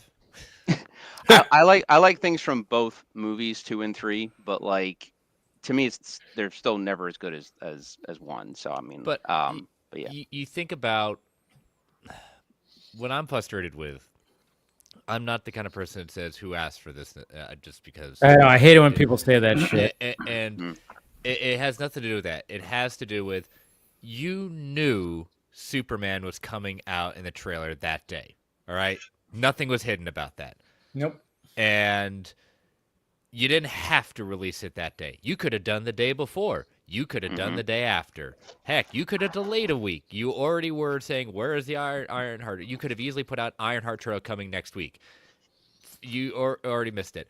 What a slap in the face to everyone and Coogler on that one, that you're going to put it out the same day. And they weren't even trying. Like, I'm not even saying they were trying to even compete with it, because that's just dumb. And I don't even think no, some of them may be that dumb, but that is such a slap in the face to Coogler and everyone that worked on that project. Then the whole thing, I didn't realize it was just going to be 6 episodes. And my co-host told me that last night. I said, what? It's 6 episodes. We're dropping the first 3. Well, there's half the season right there. That's another. Yeah, they don't. They have want to confidence. Forget about this project so badly, and it's just like, that's offensive. You know, that Wasn't I feel so. I want to like this. I go into it saying, you know what, I've got no expectations. I like her as an actress. I like the idea of what it could be, but this project has been done for almost 3 years. It's crazy. Wow. That is crazy how long ago they've been done since 2022 with this principal photography. It was done under a different regime too. No, you're right. Yeah, and I think that when Chapek was gone and Iger came back in and Feige had more control, you start to see things that I really don't think would have even been pushed forward as fast, or that they were if it had been Feige and Iger all along. But the philosophy changed when they put in Chapek. They wanted volume, and after they saw that it didn't work, so a lot of these things that are happening, a lot of these delays and changing things are happening because they recalibrated their thinking. Yep.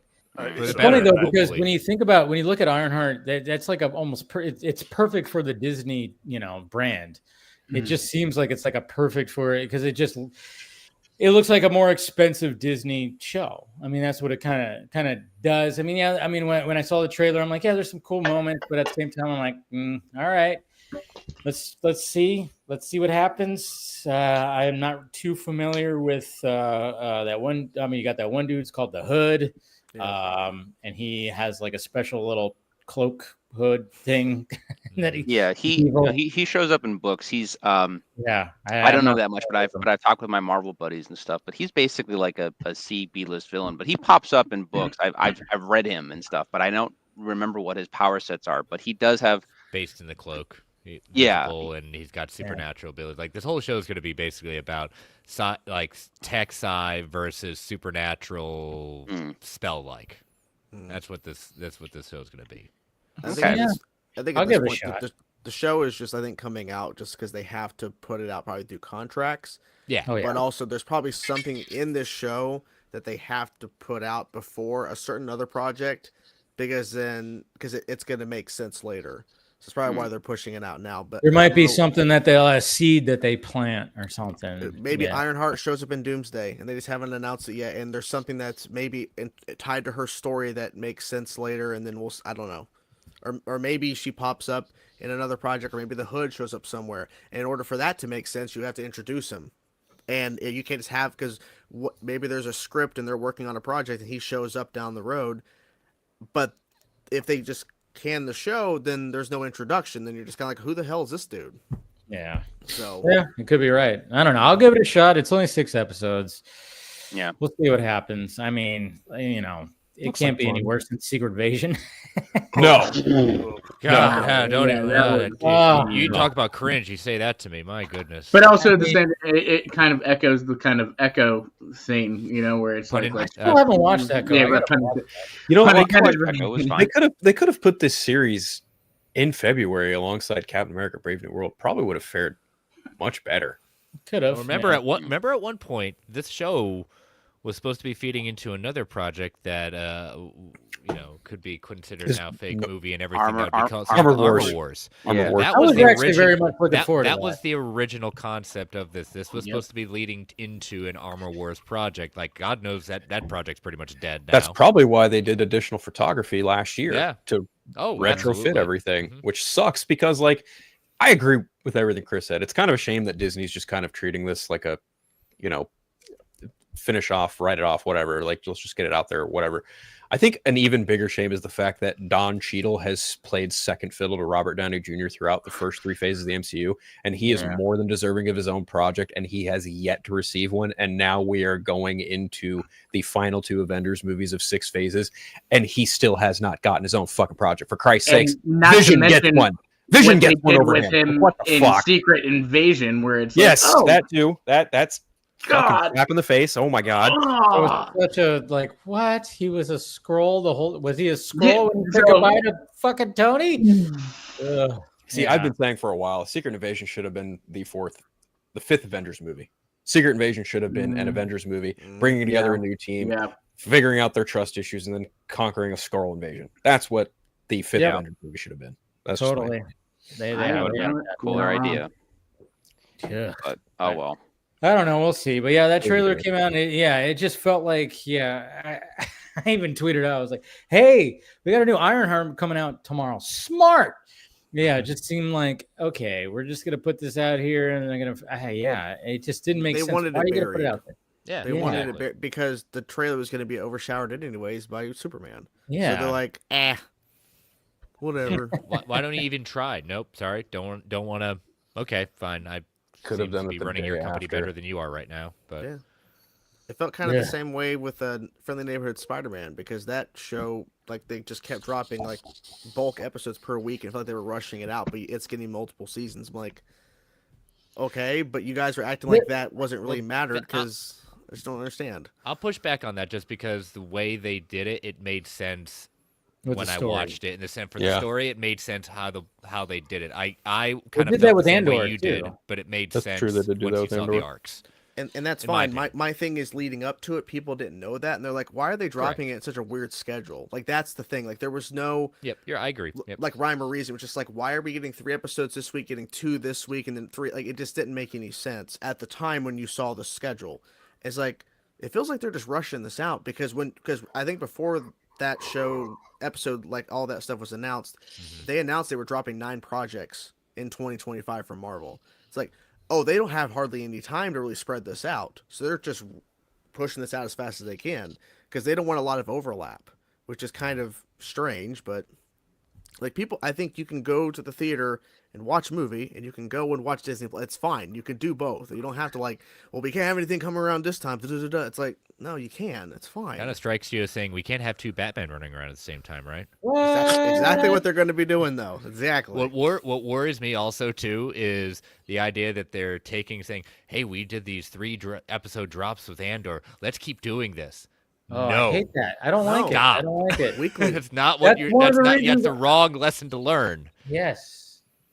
I wanted to watch, and then when Andor came out, I was like, all right, I'm going to watch the first episode, and so then I could review it. And I'm like, wait, there's 3? I don't have time to watch 3. And then I'm like, all right, well, and then I kept reading, oh yeah, they're just doing it like 3 at a time. Because, I mean, even though that's a popular show, it almost seems like they were just like, hey, let's get it out there. Well, I will say this: I think Andor makes way more sense for them to because almost the way chunk it's was a time. structured, it was like every 3 episodes is an arc. No, And Right. so that the way that it was structured, I think that made complete sense. Yeah. And if they hadn't done that, that show would have run for 3 months. People would have lost interest. Yeah, I mean, I think yes and no, but I'm glad that it did the 3 episodes personally, because I agree it was an arc, and I was able to catch up on it like pretty well. But I'd have to put aside like half a day for those 3 Yeah. episodes sometimes. Right.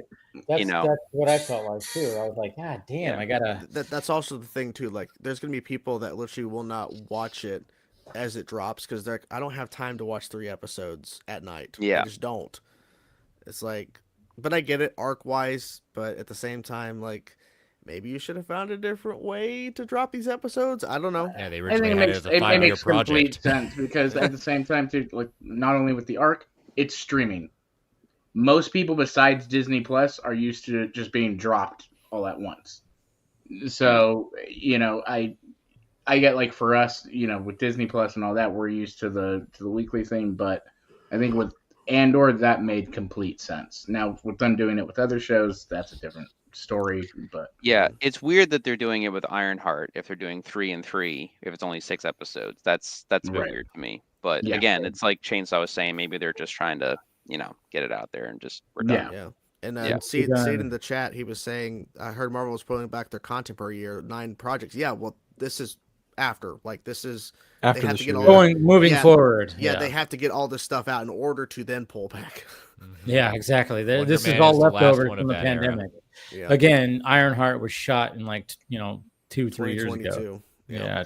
Yeah. So it's crazy. It's crazy. But yeah, obviously the Superman trailer came out and that was just my God. It's been crazy. Superman. Reactions. What? There's a What? Superman trailer? I know. Superman. Superman. Did you hear about that? Of course. A Superman. He probably Yeah, heard about and it. it's like I said, it's been interesting seeing the reactions. Of course, when it comes to something like this, I like to, and I've made my way through and watched some trailer reactions. It's always great to go down that rabbit hole, especially like when it's like people. I mean, it's so funny because anytime there's a big trailer that comes out and I go down the reaction rabbit hole, man, I just go, I never even heard of these people. I never seen these people, and they just pop up. They just pop up, and I just go, all right, let me see what these people are. And it's just crazy, and you just go down that rabbit hole. Obviously there's like there's the reaction channels, the Real Rejects, the Chainsaw Reacts, the the normal people that you always see. Yeah, but then all of a sudden you just, I don't know. It seems like with every big trailer, I find new people. I'm like, God damn, how many people are reacting to this thing? But it's cool. I like it because I like it when you see people's reaction and how excited they are and everything. It's fun. It's fun. I'm not a big reactor guy. I know, Jordan, you're like, that's your channel. I always just want to just watch the trailer and not really say anything and just want to take it in. But don't blame you. Mm-hmm. Yeah, it's that fine line. You have to be honest, but then I don't know if you've really noticed this, but there's those people that fake videos. Oh, you can see the fakers. You can see the fakers. They're not actually watching it. They're just making faces. Yes, they're like, oh, let's go. Sorry, yeah, screaming. I'm not saying anybody in particular. Yeah. No, what am I so back? Oh yeah. MCU's so back. Actually, it's dead. It's so back. Shut up. Oh, dude, I'm so Good God. How many times is it going to be back? It's going to be back again in July. It will be back. And then it'll go away Just again. like Slim Shady's back. It'll go away. It'll go back. Yeah, it'll go away again. Yeah. And then Doomsday will bring it back next year. Oh, we're so back with the X-Men. Fuck yeah, we are. Oh, yeah, we're so back. Ugh, can't stand it. But yeah, the trailer, I mean, you guys have heard my thoughts. I didn't love it. I liked it. I still have problems with the outside sunny day color grading. Seems like some of the other, when they're inside and it's dark, it's not that bad, but I don't know what it is about that color grading when it's like full on sunlight outside. It just kind of, it's overwhelming. Yeah, I'm with you there. It's a little overwhelming. Like, and then and then there's like a thing with the colors where they're like Superman's costume looks darker blue, but he looks really pale and washed out sometimes. I don't know. And then his hair is so jet black. And I'm going, okay, that's a choice.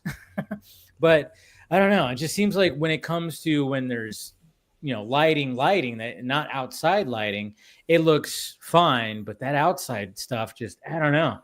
It's just too, too just a little too much. Yeah. It was one of those things where, as I put it in the chat, like, riddle me this: how do you divide a fandom and unite them at the same time? Yeah. I hear people on one side saying like, "Oh my God, this Superman's so much better than the dour, brooding Man of Steel." I was like, he was still kind of brooding, kind of upset in this one. Not saying unwarranted, but just saying, "Oh my goodness, it's so light and fluffy," and Superman's that's joking and saying, "Excuse me, did I maybe a joke or two, maybe. In this They had trailer. that written. They had that written before the trailer. Yeah, They I had know, all that bullshit written before the trailer. but it was like I'm not. I'm talking like people in similar circles, like on both sides. I'm like, did you watch the trailer close enough, or are you just convincing yourself that it's unlike the thing you like or dislike? This is how you're squinting your eyes and trying to make it palpable to you. Yeah, I mean, what was kind of surprised me a little bit, and I think it surprised a lot of people, is like that. I think a lot of people thought there was going to be more jokes because it's James Gunn, so there's going to be more jokes in the trailer, and it wasn't that. It wasn't really much in there when it came to jokes. Like even like at the end, we already kind of saw like that shot of Crypto lying on top of Superman, which you have a dog, and then it shows that, and I went, okay, we already saw that shot. To me, I think it's a heartwarming shot. It's like, okay, cool. I like, Superman. It's kind of an adorable shot. And so I was like, okay, cool. That was like, oh, is there going to be a zinger at the end of something like, is Jimmy going to say something like, and Jimmy was barely in the trailer, which was, we saw one shot where you see like a reaction which very much feels like My Adventures with Superman, where you see them kind of, Clark's on the phone and he's kind of, something good is happening where he's excited. I don't know. And I'm like going, okay, there's going to be that dynamic, which is cool. We didn't get that. We've only gotten that. I mean, we've gotten that, but we're getting that cinematically that we haven't really gotten before, I guess. This kind of Jimmy, a young Jimmy, and this, I don't know. Because even with the Donner Superman, that Jimmy was like, yeah, they were buddies, but not like, not like how it was in like Superman the Animated Series. That's what I'm kind of always referencing, I guess you could say, is Superman the Animated Series, which still gives me that feel. It does give me that feel, which I'm glad for. But it's still the color grading. I think that's it's a lot of people's complaints too. It's been I saw somebody actually gave a perfect, and I laughed. You're like, why do a lot of Superman shots look like this?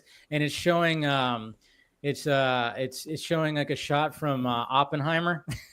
It's showing. Oh yeah, what's he's his like name? blinded. It's all He's bright. blinded with the It's all flash. bright Yeah. in his eyes, and he's like, and I'm like, yeah. Sometimes it does feel like that. Some shots look gorgeous. I'm not gonna lie. Like some shots look pretty good. They look really good, but yeah, just sometimes those daytime sunlight shots just. I don't know. I'm not really digging the color grading when it comes to those. I had somebody in here because whenever I say that out loud, they're like, "Well, it's a comic book movie. It's supposed to." And I pulled this out, and I'm like, when I'm reading a comic book, I'm not watching a movie. Yeah. When I'm watching a movie, I'm not reading a comic book. It works here most of the time. Now there are some situations where the bleeding out is fine, but not all the time. It's a case by case basis. So it's hard to articulate. And I know I'm going to be in a minority when it comes to that. But like I said, my expectations for seeing something on a cinematic screen, as far as colors and all that goes, is different than my expectations when I read the 4-color fantasies. It's that way by design. So for me, it was a little bit. I love the cinematography, though. I love the whole Top Gun, the whole flight scene. Those are cool. But yeah, when you said that, and somebody else said that a couple of weeks ago, and I looked at it more in detail. And then when you had the full-on trailer, you got to see it a lot more. It just was that aspect of it wasn't for me. And overall, I liked the trailer for a lot of reasons that I did not think I was going to like the trailer for. That's good. I felt that I was a lot of the hallmarks that I liked in Superman the last maybe 13 years or so, I saw there just articulated in a different way. And I was saying this on our show is like when if you're telling a complete Superman story and not the composite foil ball that fanboys put in their head where they just pick out the portions and leave everything else out, you're going to hit a lot of these same pillars. You're going to hit a lot of these same issues. Just that each director is going to deal with them in a different way. But a lot of the stuff that was allegedly not cool about Superman was in this trailer in a lot of the good ways. It's one of the reasons why I kind of liked it. So no, you could thank your co-host for. I got a lot of BBS Light in my mentions when I posted about the trailer, and I'm like, BBS Light. Okay, we're starting a BBS Light, and then I realized that Brad wrote an article saying it's I was like troublemakers. I mean, nothing against that, but I mean, I think we all kind of got a sense we were going to have those similar themes in this one after hearing plot points and hearing. It's just funny because I kept going BVS light. I'm like, and then there's people that I love it when they use the word literally in a way that's literally wrong. And, they're like, literally, this is everything BVS. And I was like, almost want to raise my hand. I'm like, okay, what does B stand for? Batman. There is no Batman. So it's not literally BVS. Mm-hmm. There's just similar themes, sure, but it's not literally BVS and stuff but like it is, that. though. But yeah, I know. But totally. It is be. Yeah. Yes, that's what you said English. in your reaction, right? Literally. I literally said, this is woke, this is trash, this is just copying Zack Snyder, fuck James Gunn. That's what I said, 100%. I just love the people, and I know you were commenting about the whole color grading. I just love how people are like experts at that. Yeah, like, I know. It's all subjective. It is. It totally is. Because they said the same thing about Zach's color grading. They say it's dull. Right. There's all that. I think my question is, what is it actually going to look like when we're in a theater? Like, that's my, like, True. It looks like this way now on our screens, on our computers or phones or whatever. But what does it actually look like when we're in a theater? Like, I don't know. Like, that's you're onto something there, because when I saw the clip, the crypto clip, it looked really good. Like on the big screen. When I saw it on the big screen, I'm like, okay, yeah, it does look better. Yeah, sure. But so who knows? Because when James is editing this, he's actually watched this probably on a giant screen, and they're going through the post production. So this is obviously compressed onto YouTube, and I know there's like 4K versions and stuff. But the question is, what does it actually look like when you're in a theater? Like, that's the big, real question at the end of the day. I thought the trailer was good. It was decent. I think my biggest takeaway was the opening scene with him and Lois. Yeah. Like, the whole actual interview, because I really felt like that was a very strong start in terms of a conversation about, well, you're representing the United States. No, I was representing myself. I was stopping a war. I was stopping people from dying. I think, okay, that's what it should be. To get this out of the way, he's not representing a certain. He's doing whatever he can to basically protect the world and stop people from doing stupid crap. Yeah, so he's really not like trying to be like on a side of something. He's like trying to do good for just humanity. I literally go back to Superman and Lois. Like, he literally on that show goes to North Korea and saves a North Korean submarine, and then he gets lambasted for it. He's like, I don't care what political side or whatever. Like, they were in trouble. I went and helped them. It didn't matter. Like, I think that's the same point. Like, it doesn't really matter. He heard about this war. Sure, he invaded airspace of this country illegally, whatever. He had to go stop a war. There was a kid calling for him. We see it in that first teaser. Superman. Yeah. Is he going to ignore the kid? They'll be fine. Sorry, can't do it. Yeah, because he would have been a real asshole if he didn't show up. He's not going to do that. So, I don't know. I think what this movie is going to raise a lot of questions. And whatever this, in terms of the whole, like, oh, well, did you get arrested and all that shit? Oh, sorry, I didn't mean to cut you off, but like I saw, like you were reacted to it, William. Yeah, it's hard to take you serious. Yeah, I was wondering. It's hard to take me seriously myself when I got him on, but it's got the best mic I have. That's the second time. Like Meg was here earlier, and she said she loved your the ears. So yeah, those ears are popular. I got tired of dicking around with the sound. This one has the best mic I have here, so there you go. I'll look like a fool for now. It's okay. It's okay. We like it. And thank you, Ben, for the $10 super chat. But keep going. Sorry, I didn't mean to cut you off. I mean, my main thing is like based on the conversation of like him getting arrested and all that. Even though that's all like ridiculous, like arresting Superman. It's a little different though. It's probably gonna have long-terming effects post this film. Like, okay, because presumably there's been heroes in this world's been lived in. Superman is just kind of starting out. He's been Superman for a little bit. Well, he's probably the strongest being they've ever had on the planet up to this point. So this changes everything. Because before, we have the Justice Gang or whatever with Maxwell Lord. If Superman wanted to, he could wipe all three of them out like they're nothing. If he wanted to. So, okay, how do we handle this? How do we handle a guy like this? And that's probably the debate. Okay, he's causing a lot more destruction. He's becoming more Superman. He's doing more. He's going wherever he wants to go. There has to be some sort of checks and balances. It's basically like he doesn't have a jurisdiction. It's like Marvel Civil War, essentially. Like, there has to be some sort of, and that's probably why we hear those plot points about how they're going to try to recruit him for Maxwell Lord's team. And the fact that we see like especially the Guy Gardner, like he could, when he just swipes those guys, it just seems like he's trying very hard to be like, hey, you need to like join our side, and he doesn't want to do that. because then you won't get in trouble, right? Yeah. Like you'll be under our, our guidance and all that stuff. No, you'll get a nice leather jacket. Yeah. Exactly. Wait a minute, it's starting to sound like they're copying Marvel and Civil War. Wait a minute. What? Well, that's the thing. It's a question. I think it's just to get it out of the way now. Like, don't build up to it like Marvel did in the MCU. Just get this out right now. And it's already lived in the world. And I think this is why they're going to have the Justice League Tower out in space. No jurisdiction. They're out in space. Like, whenever that Justice League comes down the road, they're not going to be the Hall of Justice somewhere. Like, no, we're Meanwhile, at the Hall of Justice. Exactly. They're not going to, because then if you have your base of operations somewhere, oh, you're representing that country. The team is, because they're based there. No, they'll be in space. It's fine. I think that's what they'll probably lead to. Would not be surprised if they actually, that's where it's going to lead to. I would not.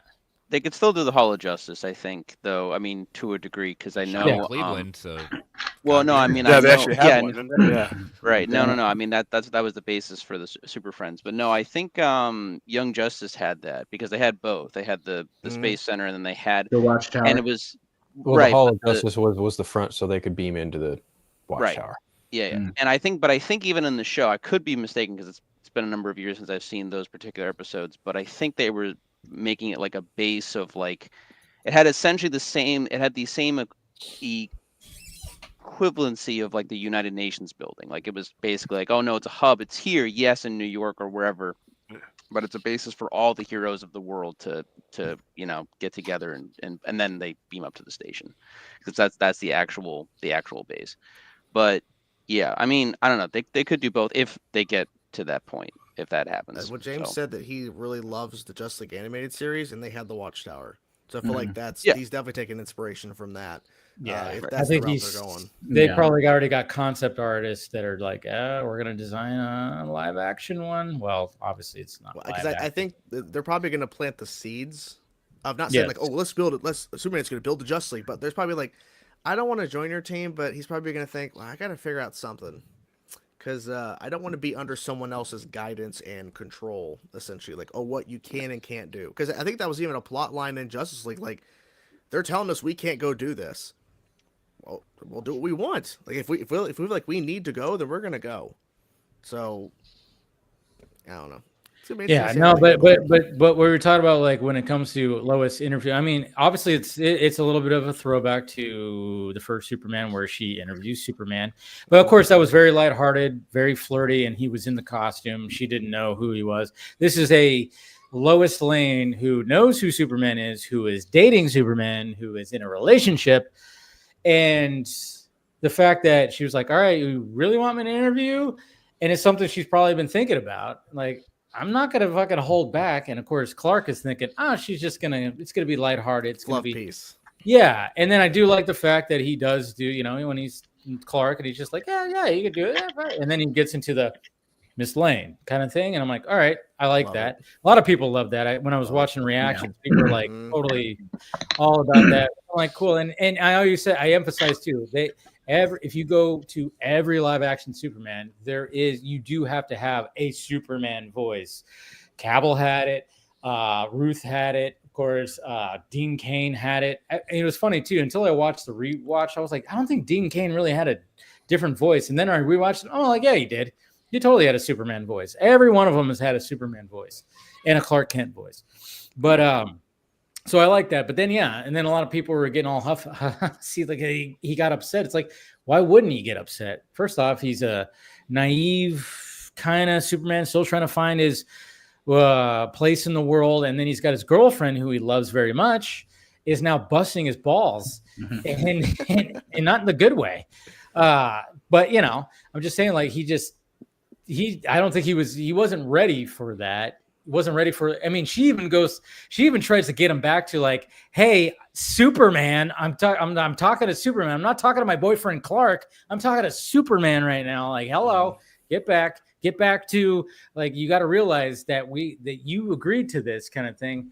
And we have to remember too that we only see like what, 8 seconds? 10 seconds? And it's supposed to be a 10-minute scene. So that's what's going to be interesting. I'm really looking forward to seeing, because obviously this was the scene that James Gunn said that he wrote for the screen test for everybody to do. And that's how he was trying to find his actors. And I'm like, okay, that's going to be interesting to see it play out. Do you guys think that as this is happening, they're going to be cutting to him stopping that war? Certain things, or Like it's going to go back and forth. Like it's not going to be like maybe. It might be linear, but that was my favorite part of the whole trailer, is because that set the tone for everything else. Because there was action, there was all kinds of things, but that set the tone because she's playing devil's advocate, and then because she's basically displaying what the world is thinking right now, not necessarily her, but what the world would be. It would be like you're prepping your client if they were going to court. But the hostility, not the hostility, but his excitement, his demeanor changing, was appropriate. It was appropriate, and each Superman in each different era is gonna respond to that in a different way. But his core values say one thing, and the climate of the world say another. And I like the way that the contrast was shown in how a human, he's an alien, but he was raised on human values. So those kind of bled through. So that was really cool. That was how this thing began. And then the rest of the trailer was kind of eye candy. It was cool, but we had seen some of that stuff before. But the reason why the difference between a trailer and a teaser is now I had context. Yes. Now I had dialogue. Now I had, now I understand what this movie is most about. They didn't give it all away, but I walked away from this trailer with something I did not walk away with the teasers and the behind the scenes stuff. And I thought he did a good job in putting it together. I don't like all that. I will never love that suit. Every time I see that suit, I hate it just a little bit more, but that's not a deal breaker because you know what? Polka Dot Man suit was ridiculous and I enjoyed Suicide Squad. So the costume's not a deal breaker for me.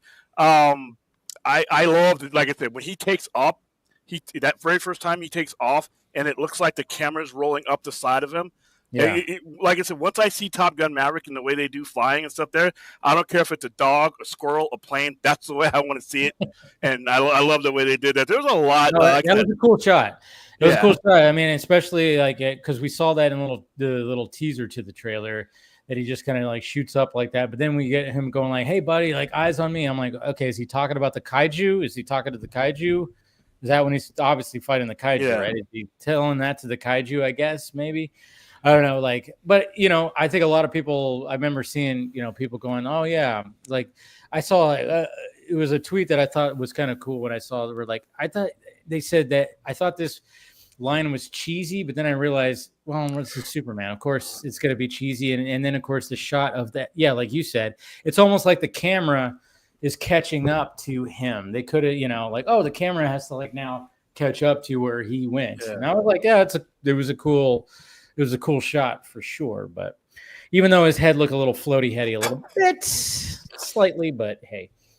But yeah, I think that really set the tone. And like you said, there's a lot of cool shit that shows up. But can we all kind of agree that Nicholas Holt's going to be a pretty damn good Lex? Oh yeah. Yeah, he looks cool. Oh, yeah. I want to see. I haven't gotten a lot yet.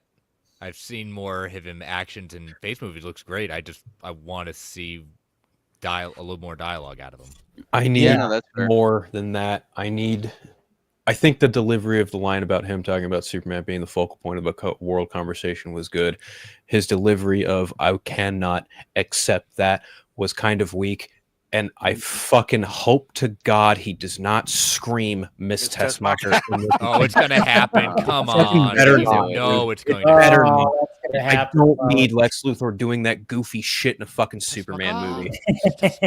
That's one thing I definitely don't want. I mean, hey, he looks good. He sounds good. He sounds, vain, as Lex Luthor should. But that's my one thing, that shot of him fucking screaming in the camera and it shaking. I'm like, don't you fucking dare scream Miss Tessmacher. Don't you fucking dare. Now I want him to do it. I want him to do it. He's gonna scream Mrs. Tessmacher, and they already have a guy cast as Otis, so he's gonna have a bumbling henchman running around at some point in the movie.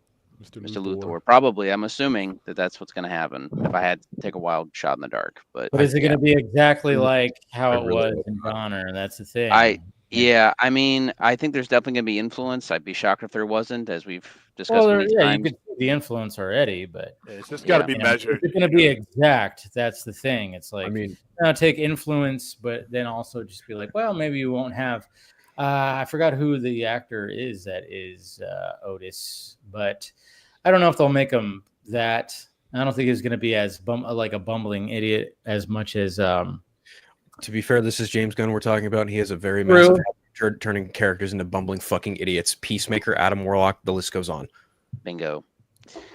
But then again, this is also Otis, who is inherently kind of a bumbling idiot by nature anyway. But so I mean, wait, would be.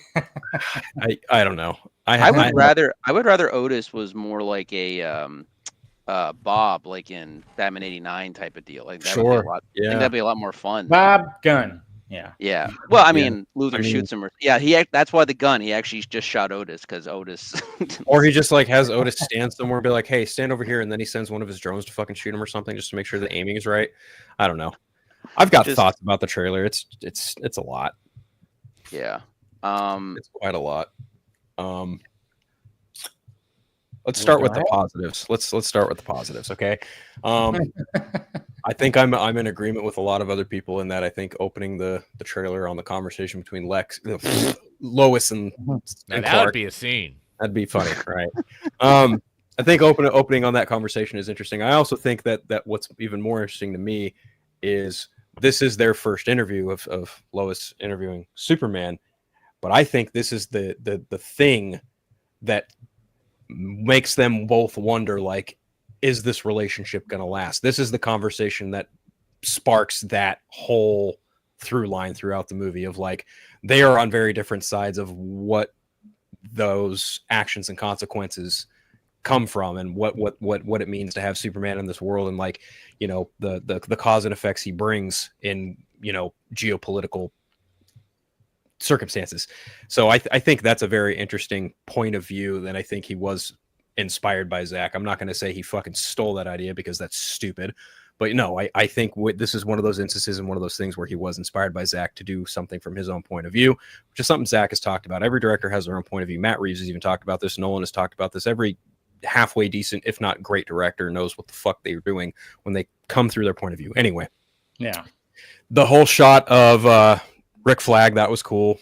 Obviously, him being hauled in by the government, that was, I mean, the parallels to Batman versus Superman and Man of Steel. Yeah, but at the same time, he's actually not going willingly. I don't think. Right. I think like this time they actually like he's got handcuffs that he can't break. Maybe he shoved to the ground.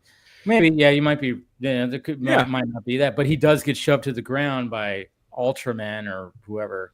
I think whoever that guy is. I mean, I guess we're pretty much saying we're going to call him Bob right now. Yeah, let's call him Bob. I think, you know, Mr. Terrific looks great. I think he looks terrific. Sorry. Lex looks good. The engineer looks great too. I mean, her tearing through. We finally got to see her in action. My God. Yeah, that was good. I'm very curious to see what kind of role Metamorpho has to play because he's got like a handful of kryptonite there, and I am a huge fan of Metamorpho. Paul knows this. Everyone here knows this. Like Metamorpho is one of my favorite underdogs of the DC universe. You know, the sequence that kind of stands out to me is the Pa Kent Clark exchange where Jonathan tells Clark, you know, your choices, your actions, that's what makes you who you are, and it's very much in the same vein of Kevin Costner's line of like, you know, one day you're going to have to make a choice of standing alongside the human race or against it. And, you know, essentially telling him like your choices are going to define who you are. You know, one of these days you are going to have to choose ultimately what kind of man you want to be. And I think that's kind of similarly expressed here, but I also just really like that intercut of, you know, young Clark getting picked up by Pa Kent and then having that intercut of him holding his dad. I honestly think like some of that stuff is probably inspired by conversations James Gunn had with his own father, because the movie comes out the same day as his dad's birthday. And it reminded me of the Diane Lane scene as well too. That what you're saying, but remember what she said, be some of it or be none of it or be like that kind of reminded me of that little thing too. Yeah, absolutely. Yeah, the whole I think the kaiju looks fine. Like I've got it's Superman beating the fuck out of a giant monster. Like what? Have we seen that in a movie before? I guess it depends on what movie you're talking about. But yeah, I also liked, there's one blink and you'll miss it moment where I think that Superman is in a pocket dimension and he's flying towards something that is shooting a red beam at him. Yeah. And I'm betting donuts to dollars it's fucking Ultraman, who once that mask comes off, don't be shocked if it's David Cornsweet. That's all I'm saying. Don't be shocked. Like a Bizarro David. You know what's so funny? Yeah. I was analyzing that because obviously, you know what's so interesting about that is like everybody has a distinct walk, right? So I was kind of looking like, okay, so if it's not Cornsweet, if it's not, obviously it could just be a standee and whatever. And I was just looking at the walk and I'm going, man, for a moment I went, is that Chris Pratt? I mean, I almost thought Chris Pratt. Is that Chris Pratt's walk? Yeah, he's gonna be. I know. Wouldn't that be crazy if that was the case? But no. But I'm sitting there like analyzing. I'm like, of course I'm not gonna figure it out because, because a lot of obviously the running joke that I saw some people say, which is fun. It's a fun joke where it's like, oh, watch it be Cavill. That'd be hilarious. That would be. I would lose my shit and be like, oh my god, I cannot believe it. Oh, Jesus Christ. If that were to happen... I want to see that pocket dimension where the internet blows up. I just want to sit back and enjoy. We'll be fighting in the theaters, man. You think Minecraft and throwing chickens and shit? You would wait till half of those fans in there. Be like, no, it wouldn't happen in theaters. Everybody would be on their phones just like... because in person, these conversations are different, by the way. Yes, exactly. Nobody is like how they are online when it comes to that stuff. Oh, trust me. I've met some of these guys who how they talk online. And I'm like, wait, I've met you in person. That is not you. So, but yeah, it's just like, man, but that would be absolutely insane if that were going to be the case. But yeah, at the same time, I'm like, okay, cool. Like, yeah, that shot right there. A lot of people are wondering, like, what is that? Is he in outer space or is it a pocket dimension? Is the Phantom Zone? Yeah. There is some questions when it definitely comes to that part right there.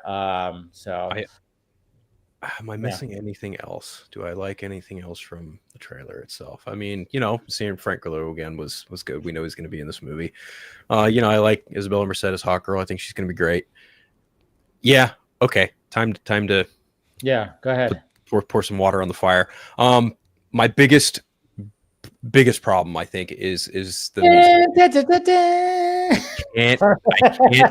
I can't, man, because I get it. I don't really like it either. Nope. But not as much as you though. When I heard the trumpets when the dude helps Superman up, I'm just like, okay. I like that part. I like the fact. I like the scene, but I don't like the musical cue. Yeah. I think I'm just like, a couple friends of mine, we're all kind of in the same headspace of like this is just taking us right back to the 78 movie, and that's kind of a problem. I think with every different version of Superman, you should have a different theme. And I am sick to death of the whole, well, James Bond has the same fucking theme. Well, James Bond is not fucking Superman. I'm sorry. We're talking about two diametric different characters here. I hate that too, man. I hate that. Fucking annoying. Yeah. And when someone just has to throw their 2 cents at me of, well, that theme is so iconic, I just want to reach to the screen and strangle somebody. I'm so sick of hearing that. It's like, shut the fuck up. We get it. You like a 50-year-old fucking musical theme. Good for you. It does not apply to every version of Superman. Hell, Zack Snyder and fucking Bruce Timm blended it together, and it sounds amazing with the Man of Steel theme, and yet you still have the balls to sit there and say, well, John Williams did it better. Fuck off. Just fuck all the way off with that fucking bullshit. Okay, anyway. Bill, I don't think you fully expressed yourself. Go deeper on this. Okay, fine. Really let go right now. No, we're good. No, I love it. Taking a fucking selfie if the Danny Elfman team showed up in the Batman, I would be very annoyed. So Eve Techmocker taking a fucking selfie while destruction is happening in the background. Okay. What the It's this fuck? Society, Yeah. But I 100% understand it. But I looked at that and went, yeah, that's a thing James Gunn would do, and that's fucking stupid. I'm sorry, but it's fucking dumb. Yeah, okay, I get it. It's cringy, but at the same time, I think it's supposed to be engineered like that, where somebody nowadays would actually do that, especially somebody who looks like that, who is girlfriends with somebody who's rich and powerful, would definitely do that. I mean, the way I looked at it was, yeah, I get why there's like, it's cringy. I think it's like, oh God, fuck. But at the same time, I'm going, somebody would do that present day. So that's the only thing is like, yeah, I get it. I get why people are like, but at the same time, I'm going, somebody would fucking, I mean, some of the shit when I'm scrolling through TikTok, I'm going, Yeah. what the fuck are you guys doing for clicks and for fucking, vanity and stuff like that? So I'm kind of going, yeah, I totally understand the gripe, but I get why it's put there, and it became a talking point. If the movie has the same scene and it literally is followed by 2 seconds later, Lex walks into frame and says, "Put your fucking phone away," or something to that degree, then it might work. I hope that happens. Maybe, yeah. Like I hope because Tissmacher and him, it's his girlfriend this time around. Yeah. And I will say that Ben brought up a good point in the chat. If you know how we were worried about him screaming Miss Taskmaster, if it's his girlfriend, he wouldn't actually yell at her like that. So or he would, because he's it's Lex, and it depends if she's like his secretary and he's trying to be professional. I mean, Mercy Graves was his driver and they had a relationship. I don't know. It's Lex. He's an asshole. So I mean, he might say or do it. Well-meaning too at points. Sure. Anyways, sorry. I have 2 other things. I've seen people rave about the whole, "Hey buddy, eyes up here." I hate that scene. I think it looks sloppy. I think the dialogue is flat. I honestly, maybe I just don't like a witty Superman who talks during a fight. I've read plenty of Superman books where he doesn't at all talk like that. I don't know. I just really don't like that kind of like chatty thing. That's a Nightwing thing. That's a fucking that's a Flash thing. It's a Spider-Man thing. I'm just like, when Superman throws down, he fucking throws down. He doesn't he'll savor a moment like that for when right before he delivers a final blow to somebody. But for him to be like, "Hey buddy, eyes up here," I'm just like, no. And the CGI in it doesn't. His head looks very floaty heady right there. Which it's not good. Yeah. But then it's a cool shot, like I said, when he shoots up. But there's one other scene where I don't really know why I don't like it, but I think it's more of just like a composition and the way it's structured. The scene where Ma Kent goes, "Cleaned your boots. I'll go get them for you." Yeah. I don't know what it is about that scene, but I just look at that and I'm like, no. I don't know. I think you know why it's off-putting, because thinking of Ma Kent shining his boots, it's the shining boot aspect. I think that's what is like off. Like if she says, "Let me go grab your suit," that would have been more of a Ma Kent thing. But because it's her shining boots, I think that's what's throwing it off. I mean, that's because I didn't like that line either. I didn't like the "Hey buddy, look up here." I'm with Phil on this. And there's just it's just off. I didn't mind the Pa Kent stuff though. I thought Pa Kent saying that was very Pa Kentish. I thought that was fine. But the shining boots, I don't like the idea. I know it's she not made meant the costume. to be... I think that confirms she made the costume. I'm just saying. Yeah, that's fine. It looks. But I also just think that the shot itself is just. I mean, let's see. Pretty Fly for a Filipino guy kind of brings up the way the camera moves and the way it's just made, the way the shot is done is just fuck ugly to me. I don't know what else to say about it, but it's just not. It's just not good. I don't know, but I don't like it. And I see people grilling me in the chat. It's like, that's fine. Feel how you want to feel. Enjoy the fucking movie. I hope you do. But I'm not going to change my mind on this. I'm sorry. But again, it's your opinion. You're not telling anyone that you can't feel this way. You can't like it a certain way. This is just literally your opinion. So to tell you 100%. You're wrong is... No, you're not wrong. You're not. That's wrong. Your opinion. And here's the thing. I've also seen people say... I shit you not, guys. I've seen people say this is objectively the best Superman movie that's gonna ever be made. I'm just like you don't even know what the word objectively means. I got a dictionary for you. I think you might need it. Fundamentally misunderstand what the word objectively means. What you mean to say is subjectively. No, the fuck I don't. Yeah, the fuck you do. Maybe you should look up the word objectively and subjectively and figure out what the fucking difference is. But... Like I said, people don't even know how to use the word literally. But I know Jordan, you got to go, right? Yeah, Jordan's had enough of me for the week. Yeah, well, I'm tired. tired of the nonsense. It's all the negativity and shit. You're toxic, man. Thanks, dude. I know. But it's storming over here. We had a tornado warning last night, and it's storming again. So gotta head out. Well, good luck, man. Hopefully, it doesn't get too bad. Stay safe. Right. Much love, man. Take care. Thanks for coming on. Subscribe to Chainsaw Reacts, guys. Thanks. Bye. Yeah. See ya. Don't even worry about that. I mean, it's fine. I mean, that's, we're having healthy discussion right here. I even think like that scene, like I said, but Pa Kent stuff. But yeah, I almost was like, that's our first look at Ma Kent, and I'm just going, that's too grandma for me. You know, a little too grandma. Yeah. Well, the age thing doesn't bother me because but at the same time, they just differ in age all the time. Either they're maybe elderly I'm just too couple spoiled or because Diane Lane was the last one. Yeah, I know. She's a downgrade from Diane Lane. Yeah. I will give you that. And that man is no Kevin Costner. I'm sorry. Like, you know. Well, of course. But I like the fact that he went different. He didn't want to do the same thing. No, and that's what I keep on telling people. I'm like, oh, so hey, guess what? He's not doing the same thing. Cool. He's not like when he was like casting, he was like, well, let's cast it a little bit differently where we have because they both look like big time like farmers. When I look at Kevin Costner and Diane Lane, I'm going, they're a little too hot. What's interesting, is that that's Zach for you. He casts sexy. No, but you can tell from Man of Steel to like all the way to the Snyder Cut is that like they are legit rural farmers. They definitely had like a good income coming in, and then clearly after Pa Kent died, the farm just kind of fell off, and then to the point of like where the farm needs to be saved by Bruce in the Snyder Cut and stuff like that. But in this one, at least from what we've seen, they are dirt poor farmers. Like they are dirt poor.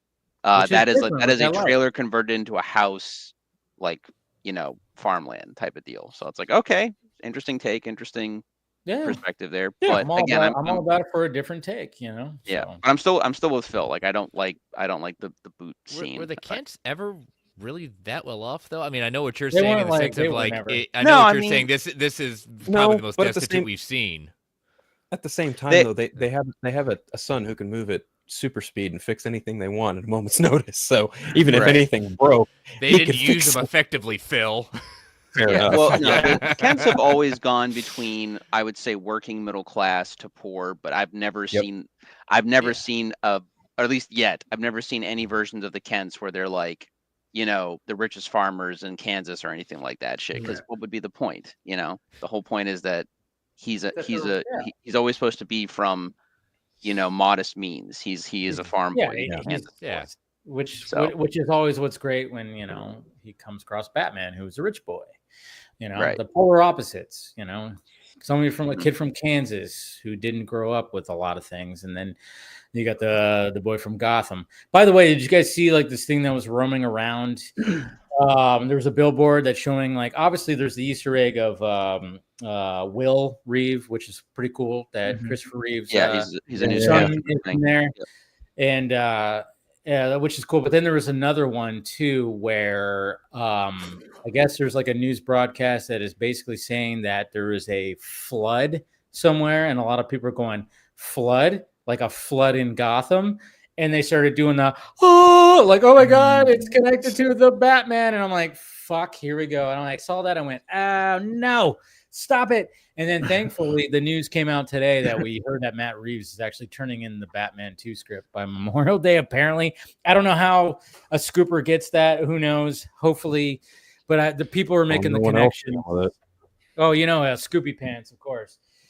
Yeah. But, and then probably Mr. Ratface. Yeah, I've seen all. I almost read an article from that guy. I almost read an article for that guy until I scrolled down and saw that was him writing it, and then I just clicked out of it. Anytime I see his name, I go, sorry. Well, yeah, I clicked on the thing and I scrolled down, and what attracted me, it was about the whole Cavill thing and box office draw, and I'm like, wait a minute, these guys hired him knowing what a draw or he was or wasn't, and I'm like, Argyle didn't bomb because it was a bad movie. Argyle bombed because it sucked. It had nothing to do with him. Really. Okay. So I saw that too, and I think even somebody brought it up in the chat. I don't know if you guys saw this too, but apparently, like one of the reasons why they were kind of worried about the Highlander reboot that's why it got sent over to Amazon and get it over to Amazon for money. Yeah, because like originally they were like, oh, we're kind of worried about putting money into this, and Henry Cavill's not a box office draw because of his past work, and I'm going, okay, who has been really like a big box office draw? Even the biggest names, your Dwayne Johnsons, your Tom Cruises, they've had bombs. Like it doesn't matter. That is not really that much of a thing anymore. I wish it still was. And obviously with Final Reckoning, they're really trying to push forward like, hey, Tom Cruise doing his thing and he's front and center. But I'm like, but Dead Reckoning struggled. Even though they were really heavily going, Tom Cruise get a fucking he's driving his bike off a goddamn cliff like a crazy guy. And still it struggled. But then again, you can also blame the pandemic. It was still during those times and whatever. But I don't know. It just seems like nowadays, like it doesn't really like matter. I mean, I was talking with somebody who were like, well, Jason Momoa is going to be in a box office draw. I'm like, well, yeah, he had an Aquaman movie that made $1 billion, but then the second one fucking flopped. And then, yes, he had the Minecraft movie, good for him. But at the same time, there's been other movies where you start in where it doesn't even, and it's like, you really can't gauge it like that. Like, yeah, there's always going to be a draw with actors and actresses, sure. But at the same time, I just don't think we're not in the days of the Stallones and the Schwarzeneggers and the Will Smiths and stuff. We're not in those days anymore in the 90s and the 80s and 90s and early 2000s. We're just not there anymore, you know? Here's even the thing, no, to your point, you want to, getting a name gets people looking at it, all right? That'll at least get eyes on it. Yeah. It's no longer, to your point, enough to get them in the theater. You have to, again, getting them in the theater is like, why do I have to see this in the theater? I literally spoke to 4 or 5 people that are love comic book movies and today, and I'm not saying this is indicative of everything, but like said, like, well, it's a Warner Brothers thing. I'll see it if I see it, but I know it's going to come to HBO. You know? Yeah. You know? Yeah. It's one of those things like, okay, it's a Superman movie, but I need to see maybe one more trailer. It's good, but it's not saying, oh, I got to see it in theaters. You know, that's the dynamic when they know they could wait just maybe 2 months, 3 months, maybe. Sometimes they have to. Sometimes they have to. That's why when people, a lot of people ask me how much money you think Superman's going to make. It's really hard. I got out of the guessing game because there are going to be some people who really want to see certain movies, but now multiply that times 4, multiply that times a bucket of popcorn to have a good time. It's just not cost effective, especially if you got kids, multiple kids. It's really hard to gauge someone's excitement just because they may not be able to afford to go see a movie, but you'll get their money eventually because if they got cable or they got HBO Max or PVOD is a much more ideal for a family of 4 because you drop $29-$30 and you get the whole Redenbacher and you have smaller kids that don't necessarily need the theatrical experience. That's probably where they're going to make their decision making. So whether a movie, does great in the box office all the time, it may not. I always say they don't stop counting the money until the money stops being made, and money is being made far beyond the box office these days. So it's word of mouth. I mean, Sinners was a good example of that because Michael B. Jordan, he's known. But I don't think that was like the draw. I think the draw was just a good word of mouth of like, hey, you got to see this movie. I mean, you want to see a good, like a vampire movie that gets taken to another level that injects good music and just all this kind of, I don't know. That's what I love about that Sinners is killing it. That was killing it, but it's not going to make, $500 million. Well, it's not a family movie too. You don't have to make a decision of bringing small kids to it. Whereas Superman. Yeah. But then you're going to have something like Lilo and Stitch. Is there anybody that's going to be notable in there? No, but that movie's probably going to do a lot. It's a massive success. Exactly. Yeah, so at the same time, Stitch is a huge seller at all. Exactly. They're selling the brand. Yeah. Right. Even before the live action was fully up with like a trailer and everything, like I got to Disney like a little after the pandemic, and like I never been to Disney before, but there was Stitch merchandise in every store. Stitch has been popular for decades because that movie's going to make $1 billion just on that alone. I think. Yeah. I think it's I would say if not $1 billion, it's going to at least make the Minecraft money, which is actually pretty close to $1 billion at this point, right? Yeah, it's already over. It's almost 900 or something like that. But that's the thing is like that's just going to sell on the brand alone. They don't need anybody popular in there. Just like I don't think like when it comes to even the Superman movie, it's like you just like with Man of Steel didn't really need that too. It's like okay, we're betting on the brand, not on the actor who's in it. And then it's so funny too because like I've always said when it comes to Batman, it always seems like Batman's always had a notable, already kind of established actor. Your Michael Keaton well known, not like big time known, but I mean, he was known.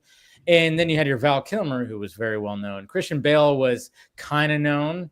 And then, you know, your George Clooney was known for a bit. And then, of course, Ben Affleck was probably the most known Batman. But when it comes to Superman, it's always been like, we could just sell it with a brand. We don't need, just as long as the guy looks like him, you know. Right. I mean, so I when I came in on backstage, I was hearing William talking about like the DC Marvel brand and like, you know, like as far back as, you know, the beginning of the MCU and everything.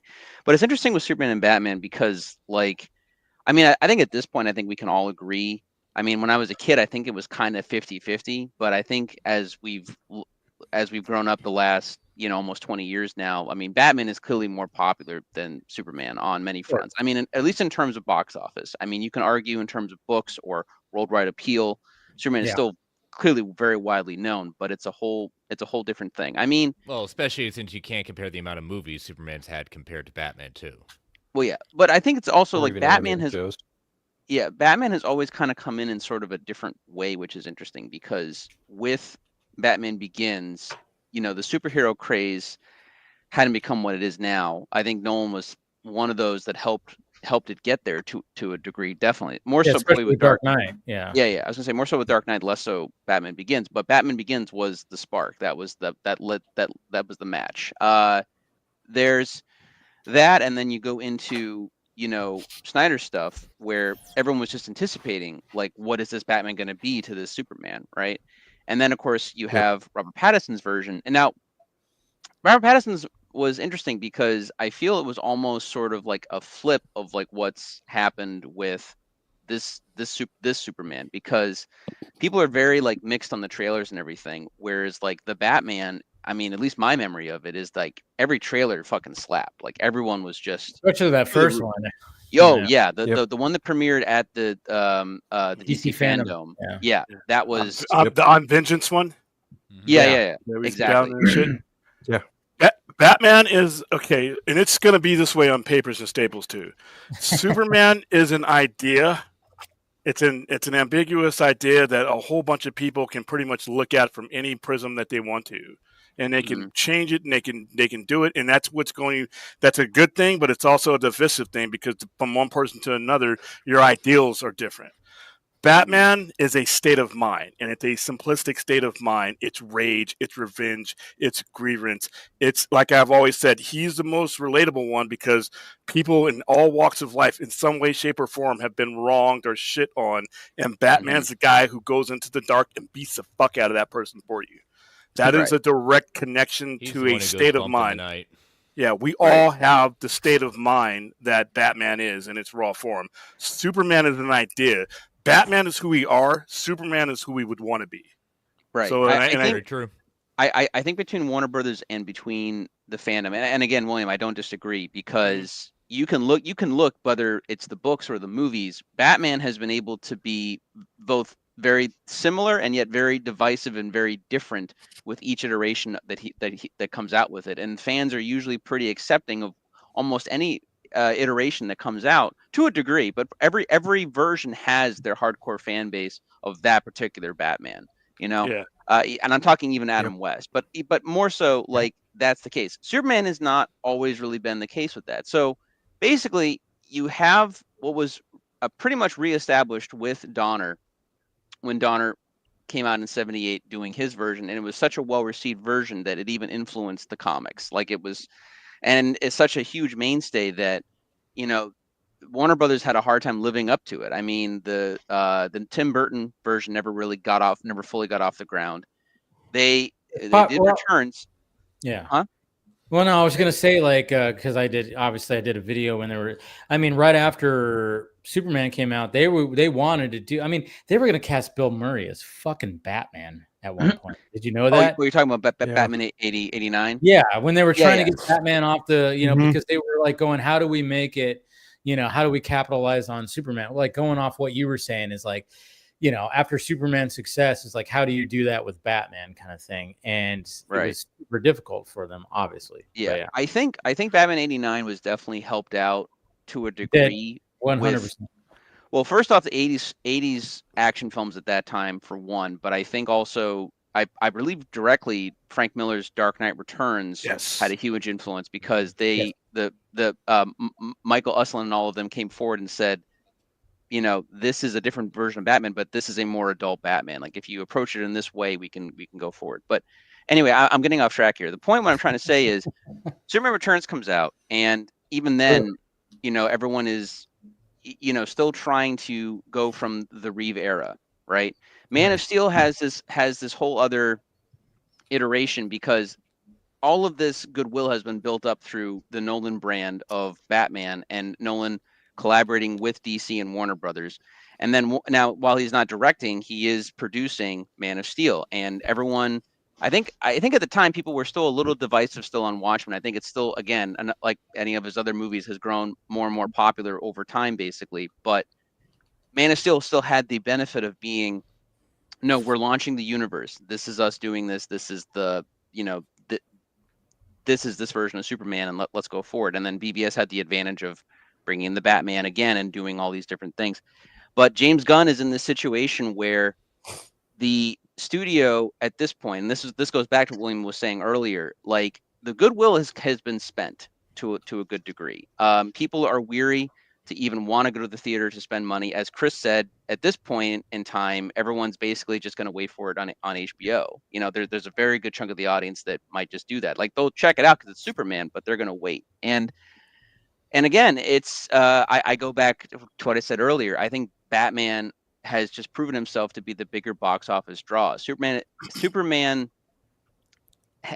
between the reactions from the fandom and everything else, and on top of how people view Superman as an ideal rather than like a state of mind, as William said earlier, like there is this almost religious level of how to approach Superman, and almost like just in itself, like I would argue very much like Star Wars, DC has so many different divisions of fans, but even with Superman fans, there are so many different and it's not like the Batman fans, because the Batman fans will argue, oh, like Michael Keaton's better or Ben Affleck's better or Robert Pattinson's better, but everyone uniquely loves Batman.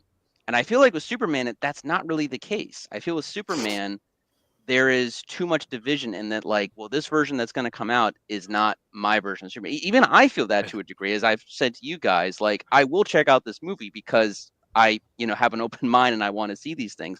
But even I will say going in, I'm looking at the trailers and I'm kind of, huh? You got your arms crossed.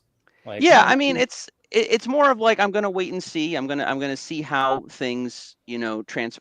And I think a lot of it has to do with the guy that's directing it. I mean, I think there's just something that people like. What I've noticed, even if you're not, not saying like, there's just something where, and I get it. Like I'm not I'm not a big James Gunn fan myself. But at the same time, it's like when I see people like just a mere mention of him or the fact that he's, when I just see it, I go, man, there are people that literally just anything with this dude. He's just, they hate him. They hate him. Even when I made a joke when, before the trailer came out and there was a video that he took and then I posted and I was like, oh, look at him. He's making it about himself again because he was in Times Square and they had the billboard. There were people like, it was funny. It was both sides. There were people that were upset with me because they didn't know I was joking, even though I thought it was clear that I was joking. And then there were people going, well, James Gunn's a failed actor, so of course he wants to make it about himself. And I'm like, what? I'm like, yeah, there's a lot of things. I should preface though, because again, it's like how Phil was saying earlier. There are things that he'll do fine, and there's other lines that he'll give that I don't see being from Superman, right? But even James Gunn aside, or his choices and stuff, even his I'm just saying the movie itself, the Superman movie, it's taking influence from the Silver Age. It's taking influence from Superman fights the big goofy monster, and that's fine because that is Superman. And I've read comics. I understand that that's the character, but for me, that's not the Superman that I'm more or less into. Whereas like Batman, it's even funnier because, I feel, and I'm talking like classic Michael Keaton, not the Flash Michael Keaton, but like the Michael Keaton movies, the Robert Pattinson, even the Batfleck stuff, there is like something that I find agreeable about all those versions that I like almost equally, but in different ways, like in how Batman is still a badass, or Batman is throwing this, but Superman has this either, Kingdom Come Superman, where like the fate of the world is at stake, or I have to go walk my dog, to go around the planets and stuff like that. And again, both versions are true to the character. But yeah, this trailer and what James wants to focus on, and again, he's still doing things that are, more modern. And I'm glad, like, I agree with Brad to a degree, that it's a little bit, it's kind of Snyder light. But at the same time, I also agree in the fact that, like, themes are going to repeat. Themes are going to, be done over and over again. And again, The Batman, which is a film I appreciate, but I won't lie, like, I got so involved with that trailer when it came out, I was expecting almost kind of a different movie. And when I went in, I realized that it's a good movie, but a lot of themes are repeated that I've seen over and over again within the Batman. But it's not necessarily a deterrent towards Matt Reeves. It's more of like, this is a guy that has to direct a Batman movie, and he has to follow Tim Burton at his peak. He has to follow Chris Nolan's Batman trilogy, and he has to follow Zack Snyder being his most Zack Snyder. Like, that's a tall order. And I would argue the same to a degree with James Gunn. Like, I feel bad for him because he has to follow Richard Donner, who made pretty much the Superman movie, of like one that has basically put a huge shadow over almost everything else. And then Zach with his controversial take with Henry, which again, I love that movie. So like, then you have that fan base. So he has to now, take from kind of both and do his own thing and try to still come off original, which is like, that's a tall fucking order, So I mean, however this movie is going to perform is anyone's guess, but I don't have huge confidence in it. But I think it's not as simple as it's just, it looks kind of goofy and weird and maybe a little bit cheap to a degree. It's just more, how do you make how do you make Superman feel fresh, I guess, is the best way to put it. I think that there are two ways to have a conversation when it comes to James Gunn, because number one, he is making a Superman movie for a brand new universe. Number two, he is also the head of DC. He is a co-head of DC Studios. So not only does he have, as Paul mentioned, like the tall task of living up to the shadow of Richard Donner and standing beside Zack Snyder and making a wholly original Superman movie, I think a lot of people are trying to conjoin the two together and say, oh, the head of the studio is making a fucking Superman movie. Let's rally behind him and give him all the support we can give him. And then when people like Paul or like myself or other people who are kind of like crossing their arms and raising their eyebrows at certain things going, not sure how I feel about that, we are met with a level of vitriol and a level of scathing that is unwarranted. And I think it's important to remember that some of those same people who lobby that bullshit at us, they sat there and they raised their eyebrows and they crossed their arms and they went, what the fuck is Zack Snyder doing with Superman? Well, now they're on the other side of the equation.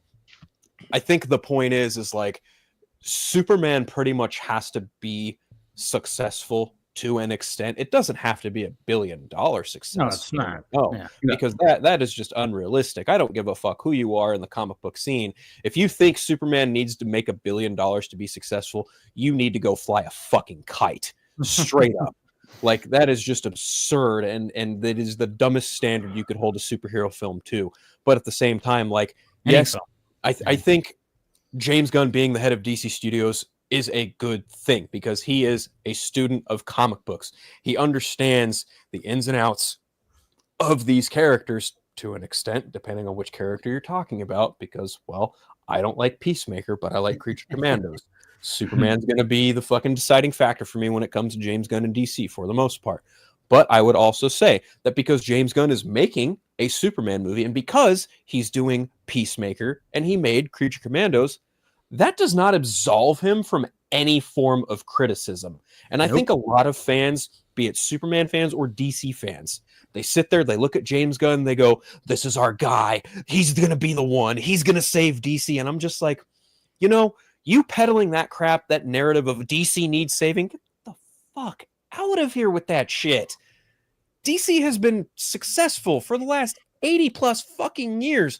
not just because of movies, but because of comic books, because of animated shows, because of merchandise. Like, there is a number of reasons why the DC brand is what it is. Yeah, it may not be a 4-quadrant fucking hit on all cylinders, but at the same time, it's not like they got to a point where Marvel did and they almost went bankrupt. No. Almost got sold to Michael Jackson. That That's true story. True story. Oh, I know. I remember hearing about that. Yeah. My point is just like, it's just insane to me that people think because he's making the Superman movie and because he's head of DC Studios, that he's completely absolvent of any form of criticism whatsoever. And the moment anyone dare criticize James Gunn, suddenly you're a toxic piece of shit. No, fuck that. Yeah. Fuck all that. No, shit. I mean, there's also the other side too, where they're like, oh, the only way to see DC is you bring back Zack and restore the Snyder. 100%. That's delusional thinking too. But I'm like going, okay, is that going to do it too? In your eyes, sure, but at the same time, it's like that's not in everybody's eyes. I mean, there's not going to be any savior at this point. There really isn't. DC started the whole thing back in fucking 78 when it came to Superman, when you believed a man can fly. I mean, that's where it all started. DC started. So no matter what, that's where Marvel is finally getting its shit where, I mean, I can't even imagine what it's going to be like in like 10, 15 years or something like that when Feige is gone and what's going to be happening with Marvel Studios and whatever. And I even said what's going to happen when they recast Wolverine. We only had one Wolverine. Yeah. When they recast Tony Stark, what's going to happen with that? I mean, they're going to start feeling what DC fans have been feeling for a long time, where it's like, oh yeah, we've had the different Batman, the different Supermen, the different versions, the different directors, and all this kind of stuff. But sorry, William, you've been holding your hand up. Go ahead. Yeah. Well, I think they'll be fine, simply because I think they know how to handle it. When there's a difference in management. I think by the time it's time for a new Tony Stark, it's time for a new Logan, they will have handled the business to the point where they will have just led their fans into it. They won't do intergenerational bullshit like DC did. But here's another thing that I noticed about this trailer, and this is why I had the word Superman on mute so long, is that a lot of these guys are just being disingenuous. If you understand the characters of Superman and Batman, like I said before, no matter who is doing it, there are going to be certain things that are embedded into the character. It's just going to be a different interpretation. When like I said, I wanted to suffocate and make the eyes pop out of the head of the next person. Hopeful. I'm like, you're using that word as an axe. Like it's like no other person. Every person that has done Superman in every format that I've ever read or seen has had that element in there. This whole brooding and dour. I'm like, Superman 2, 75% of the movie is him moping around wondering if he wanted to be Superman again, gave up his powers, beat up a truck driver, killed 3 Kryptonians. But people take, like I said, their view of Superman, they pick and choose what makes them feel good about that character, and then they use it as a baseball to throw at somebody. And that's disingenuous. If you're actually paying attention to every version of Superman, there are certain things that are going to be there 50 years from now. They'll be telling this story that same way with a different flavor. Like all that stuff you saw in that trailer was a lot of the stuff I've been watching in the previous 10 years. He used other people's words to articulate it. He used other ways to articulate it, but it's the same thing. But those same people are like, this is the greatest thing since they split the atom. I'm like, well, you're full of shit, because it was the same basic stuff that we've been doing since 1978. You just got this foil ball in your head that only includes what made you feel warm and fuzzy. And I don't think that's fair for any interpretation of Superman. If you're going to be legit, and be legit, like I said, Superman 2, he literally gave up his powers, walked out on the country while there was 3 very dangerous Kryptonians laying waste to the world. We don't forget about that. For love, William. And then he used his fully Kryptonian powers to get revenge on a truck driver that had wronged him earlier in the movie. So but you don't hear about that. You just hear about a hopeful, bright, and colorful Superman. I'm like, what the fuck have you guys been watching for 50 years? You're not getting that with this one either. Yeah, it doesn't exist. That version only exists in their head. It exists nowhere else. No, those people. We said this before. Those people whoever they are, or however they exist on the internet, if they're even real, if they're not bots or whatever. But no, they believe in a mascot version of Superman that doesn't exist. Basically, Yep. it's not a 3-dimensional or even good 2-dimensional character, because cartoons are 50s version, but whatever. Like it's not Superman. Every Superman has had some sort of struggle or some sort of problem that he has to solve and has to deal with, and it's not him smiling all the time and just thinking everything's great. Like, it's just, that doesn't exist. But yeah, I'm glad to see at least the Superman is struggling. I mean, again, I'm still not really sold on the movie, but every time he's in a trailer, he's getting his ass kicked, so that's at least fun to watch, but like, it's funny because my cousin, who's a big Superman fan, he's like, why is he always getting his ass handed to him? I'm like, he's a naive Superman.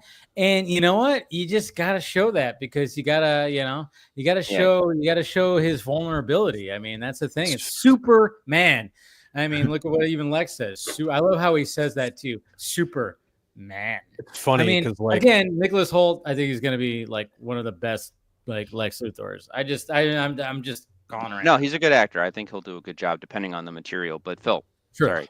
I was just gonna say, you guys made me think of something that like was kind of apparent during the conversation he has with Lois, of like how kind of arrogant he is about his actions, and like, oh, I didn't do anything bad. I stopped a war. I fucking saved people. I only represented myself. It's like, yes, we get that 100%, but on some level, like, you have to understand, like, your actions and your presence, like, it doesn't necessarily incite conflict, but it raises legitimate questions. And I think that that's something that, was heavily focused on in Batman versus Superman. I mean, obviously, Man of Steel was like, the birth and the becoming Clark Kent becoming Superman. Well, now in Batman versus Superman, the question was, well, how does the world legitimately react to like, what are the consequences of having Superman here? And I feel like in this film, in this trailer, like, he just kind of sidesteps it and goes, well, yeah, no, but I did good. I'm doing good. I stopped a war. I'm fucking saving people. It's like, yes, dude, we get it. That is 100% what Superman is supposed to do. But you kind of have to open your eyes a little bit and understand, like your presence has a much bigger ramification to it. And I can see the watcher saying he's not being arrogant. No, he's 1000% being fucking arrogant towards Lois in that interview. That's why Lois is kind of clapping back at him. And it's just like, at first I was kind of turned off by it. I was like, I don't really know that I like an arrogant Superman. But then I really thought about it. I was like, to be fair, he is also like in his very early part of his career. He's like a year 2 Superman, right? Yeah, like a year 2, 3, something like that. Don't you guys find it funny how that every time they bring in a new version of Superman, they kind of copy the last version of Batman? Funny how that works. Because the Batman's year 2. This is year 2 Superman. Just saying. I mean, we were tired of the origin stories, so we don't need it. Yeah, right. It's funny. Same with Spider-Man, which is good too. I mean, funny jab. Yeah, but no, I get it. That I was more comprehensive of, but the whole like, hey, buddy eyes up here, I just really don't like a witty Superman that fucking talks during a fight. That's all preferential easily. But I'm it's just funny to me that like now we're looking at like a different point of view of like, what does Superman's presence mean to the world? Like, how does the world collectively react? And why is, obviously Rick Flag is operating on behalf of the Secretary of Defense because he is the head of Argus. So of course he's going to be involved in some way, shape, or form. It's going to be kind of interesting to see how like the government collectively reacts to his actions in Barovia. Yeah. And I think we're seeing a little bit of that here, which is going to be very interesting. We definitely are. And William, cover your eyes. Your co-host is here. Well, he needs a chaperone because I need to be here to supervise the non-believer that I have discovered is in my midst, who does not recognize the greatness that is Mission Impossible 2. Oh, dude, seriously, I know. We don't need to like go off that tangent. I will go off. because I'm 100% with Brad on how that is an excellent Mission Impossible movie. We don't need to go off on it, but hey. Sure. Yeah. Okay. We had a little bit of a back and forth on Twitter earlier. Oh, I know. I saw it. I was like, I should have chimed in because I'm like, I am a huge defender of Mission Impossible. Oh, likewise, man. Likewise. The fact that you guys got to defend it, go on ahead. It's a John Woo movie that they slapped Mission Impossible on, and Tom Cruise is there. Nope. It was We'll save that for next week, a man. collaboration of great early 2000s. Okay. You had I'd rather watch Metallica this and off, Limp personally. Bizkit doing the soundtrack. You had Hans Zimmer doing the score. Listen. There's a lot of movies that aren't the greatest that have awesome soundtracks. Of So course. that's not necessarily This is not one of them. determined. This is a good Yeah, movie. and it's not a bad movie. But when you're ranking There you Mission go. Impossible movies, I never said it was a bad movie. I just it's not a Mission Impossible movie for me. It's the least most Mission Totally Impossible. is. You know, a big reason why again I'm the defender of it as that I am is a big component of that is the fact that, in my estimation, that really Mission Impossible 2 specifically marks the beginning of Tom Cruise as the guy who just does all these crazy stunts. He's the action movie guy who just throws himself into Did you miss Mission this Impossible? far 1? away from No, well, I will push back against that a little bit. Mission Impossible? The first Mission Impossible with that aquarium scene, that was probably the first big stunt that I mean, it's not a huge stunt, but it was still kind of like, oh shit, Tom Cruise he did that. I remember seeing the behind the scenes where all that water blew up and then he had to run and get out of there in time. So that was the first like a big stunt. But when it comes to the first aerial stunt, Mission Impossible. I mean, climbing that cliffside, no rappelling gear or nothing, just nothing underneath them but sharp, pointy rocks. No, by the way, because hanging on the plane was just not to be impressed. No. Yeah, no, I'm just saying, like, That's child's play. Come on. When he had to like rappel down and stop, he literally had to stop himself before the camera hit him in the face. Yeah. And then of course the knife thing was fucking ridiculous. Yeah. That was stupid. Like, why would you? It's a cool shot, but I'm like, why would you even risk that? He almost risked his vision just with the knife. They had it. He said that they like had it on like a little rubber band board thing where it stopped just in time. But that was like, what the fuck? Like, it's a cool shot, but I'm like, why would you even want to do that? Yeah, he has got balls that I will never have. Crazy. It's absolutely crazy. But thank you for joining, Brad. Yeah, we're just we're doing some Superman talk. Obviously, you were backstage and you're hearing it.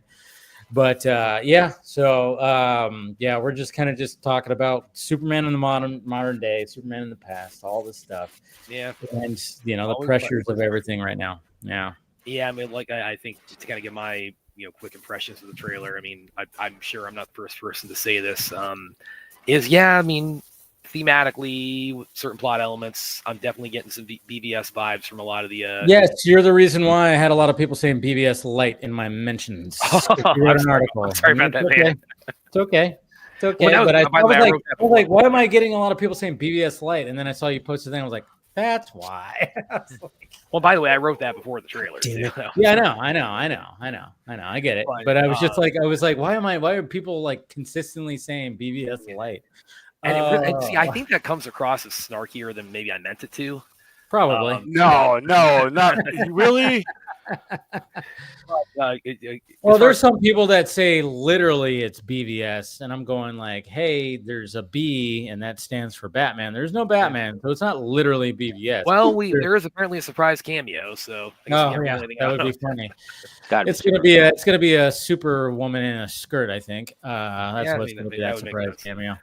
Well, that wasn't a surprise. She's always going to be in that movie. Oh, she is. She definitely. Yeah, I didn't think there was. There's no way. I was looking at that thing when you posted. I looked up and down. I thought I was going to see something outside of that. I'm like, oh, did they make a mistake? No, it's just the fact that they listed Millie Alcock's name right there. Yeah, that's it. Yeah, on the HBO Max description and all that. Yeah, it was like, why? Okay, yeah, but by the way, it's now HBO Max again. Yeah, talking about that. Took them long enough. Yeah. God. That was such a we were talking about it on our show the other night. We're like, I mean, what's the joke Jerry Seinfeld tells about like racehorses sleep, where the racehorse thinks to the race guy's like, we were just here. What was the point of that? It's like you just took a big circle to get back to where we were. It's a good joke. I remember that one. We were just here. What are we doing? Yeah. Why did we just stay here? We went first. But as far as like other thoughts on the trailer, I think a lot of people are kind of really settling on like the initial sort of interview that Superman and Lois Lane are doing, and I don't know. It's like a lot of the chatter on that's kind of like getting it. Seems to be focusing on like when he kind of loses his composure a little bit and says, and I don't know. That didn't really.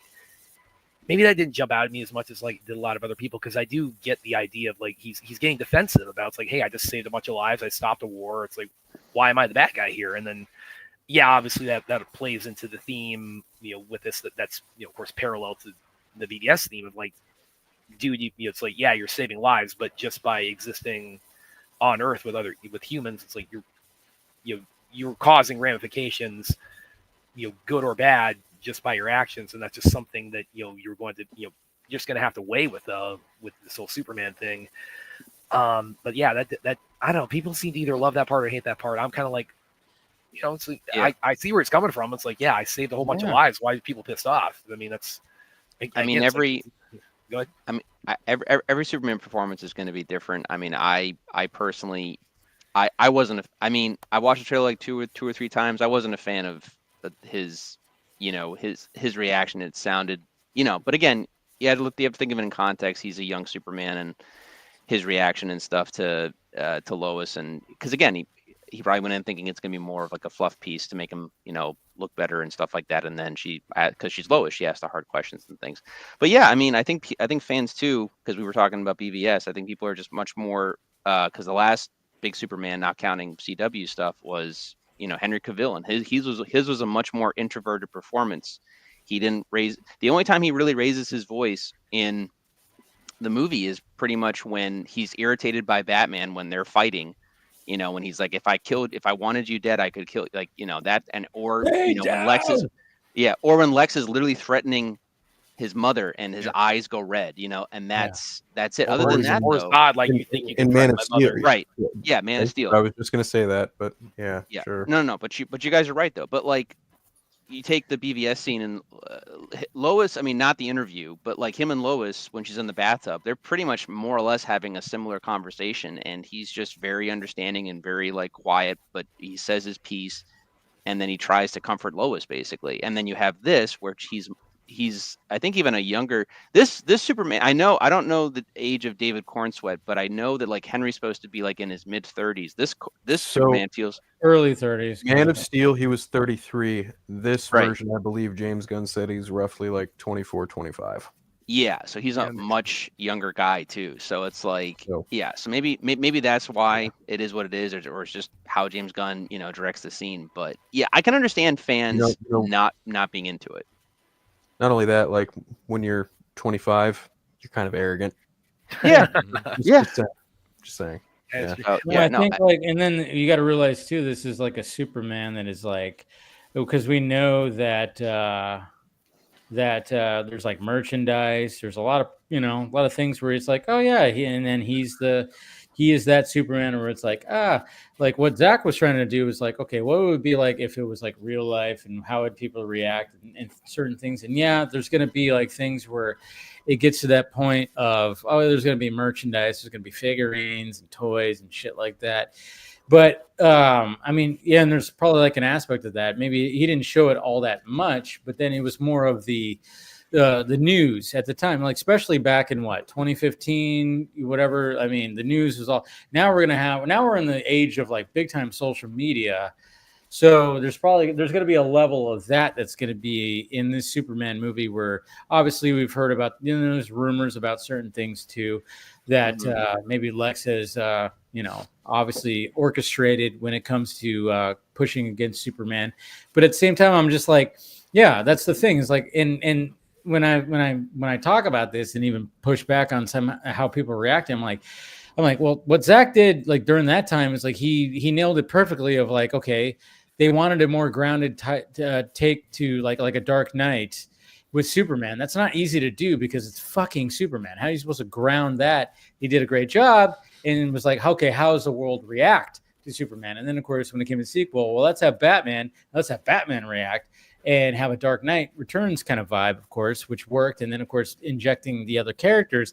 Now we're in 2025 in the age of like where social media is just everywhere. I mean, it was still there, back then, but not as where it is now. Right. And how everything is now. I mean, let's face it. When one of the things I noticed too in the trailer is when these fights are happening, there's drones flying around everywhere. You better believe that people are watching this on their fucking phones and their computers. This shit's being live streamed. Well, they're doing this too. Yeah, they're doing a lot of that too. So all eyes on, hey, look at that. Like, people are streaming and doing all the things when it comes to Superman. And so it's just going to be, it's just that's why, like, when it came to Miss Taskmaster, obviously she takes that selfie while shit's happening. And that's why I get it. I'm like, I get why that's there, because somebody would do that. Somebody would do that in this day and age. That's the sad part. Yeah. That's why people are like going back and forth on that. It's like I kind of raised my hand and sort of say, I kind of got a kick out of that because, like, if I'm a safe enough distance away, I could see myself kind of doing that. Yeah, I know some people are losing their shit. But yeah. I wouldn't be surprised too if Tessmacher is like a bimbo blonde type. Oh, totally. Again, he was with Gene Hackman. Yeah, well, so we'll to see. be fair, just to counter, I don't know if Brad heard, but I fucking hated that shot. I thought it was stupid. No, and I'm kind of with Phil. I didn't like it either. Yeah, you're supposed to. I mean, that's the thing. I think like the reaction is like, hey, yeah, we're supposed to hate that. And I think all of us kind of cringed on that, Phil more than us. But but I'm just saying, but I think that's what they were kind of going for, is like, yeah, sadly, there would be somebody that would actually do that, especially someone like that who is girlfriend to Lex Luthor, this rich and powerful dude. So it reminded me of like all the idiot people online who thought it was cool to eat Tide Pods. It's like, oh yeah, yep. She would totally eat a Tide Pod. This is exactly where we're at. Oh God. Imagine if that's the part of the movie where Lex goes, Miss Tessmacher. Yeah, that's where we're kind of wondering if he does actually yell the name, but Let's not do that. Hopefully. I found it interesting in that sense because in like the 78 movie, Luthor almost just surrounds himself with very like dumb people. I don't know. It's like if he wants to impress them, or he just Otis like he doesn't want someone to even intimidate his intelligence, or I don't know. But on the other hand, like I thought it was more interesting with BBS, where it's like Mercy Graves, they don't give off the impression that she's as intelligent as Lex, but she clearly is like in his inner circle. But I like the idea that he basically sacrifices her at the Senate hearing. Yeah. It's like, like she was like very close with him, and he threw her away like it was nothing because he's a piece of shit. Like that's because that's Luthor. But like I don't know. It depends what they're gonna do. But yeah, it's like I said, I'm with Phil. I don't like the Tessmacher phone scene. But on the other hand, if they counteract it with something else in the movie, like Luthor telling her to put the phone away or whatever, then maybe it can balance out. But like I said, Gunn makes interesting choices, and I say that nicely, but like it's like the crypto like the crypto scene, right, where in the trailer he grabs the cape, and I didn't like the scene to begin with, but I was like, okay, he's just being crypto, he's being the noble dog. And then we come to find out that crypto is like this, he's not crypto, he's this foster dog, and he's jumping on him while he's in pain, and I hated that. So I don't know, like, but the same could be the flip in the movie. If there's a scene I hate, maybe they flip it and make it a little bit better. But again, I'm going in with just an open mind and being optimistic, but at the same time, it's probably not going to be for me. I'll just leave it at that. But yeah, sounds like you've already made it your decision. I'm trying. Like I said, I'm going to see it. I'm going to try to. I mean, again, we're going to be here. We're going to have to discuss it. Yeah, I mean, I'm going to, I'll be as honest, and I mean, I don't know if I'll ever be as passionate as Phil, but inside I definitely am, for sure. So that's passionate. That's the way of describing it, for sure. Yeah, But, the crypto stuff. I mean, we get a little bit more crypto. We saw, obviously when Lex and the engineer. Yeah. We finally. I mean, that's what was cool. We finally get to see like the engineer and her doing her. Her. And then obviously she's trying to look as human as possible, and crypto does like scratch her face, and you can see like when she grabs it, there's like, oh shit, she's like, it's like revealing a little bit. So I'm sure there's going to be some depth with that where she doesn't want to show her true self or whatever the fuck. It's going to be interesting to see how that all plays out, because obviously, I mean if we know James Gunn, he likes his furry creatures, but he also likes the furry creatures to make people go, oh shit, you hurt the furry creature that, so I'm sure crypto is probably going to get a, battle wound. Something's going to happen where he's not going to die, but he's going to get injured, I think, at one point where. Does John Wick exist in this universe? Because it might be needed. Yeah. No. I mean, like, it's just going to be, it's just absolutely going to be.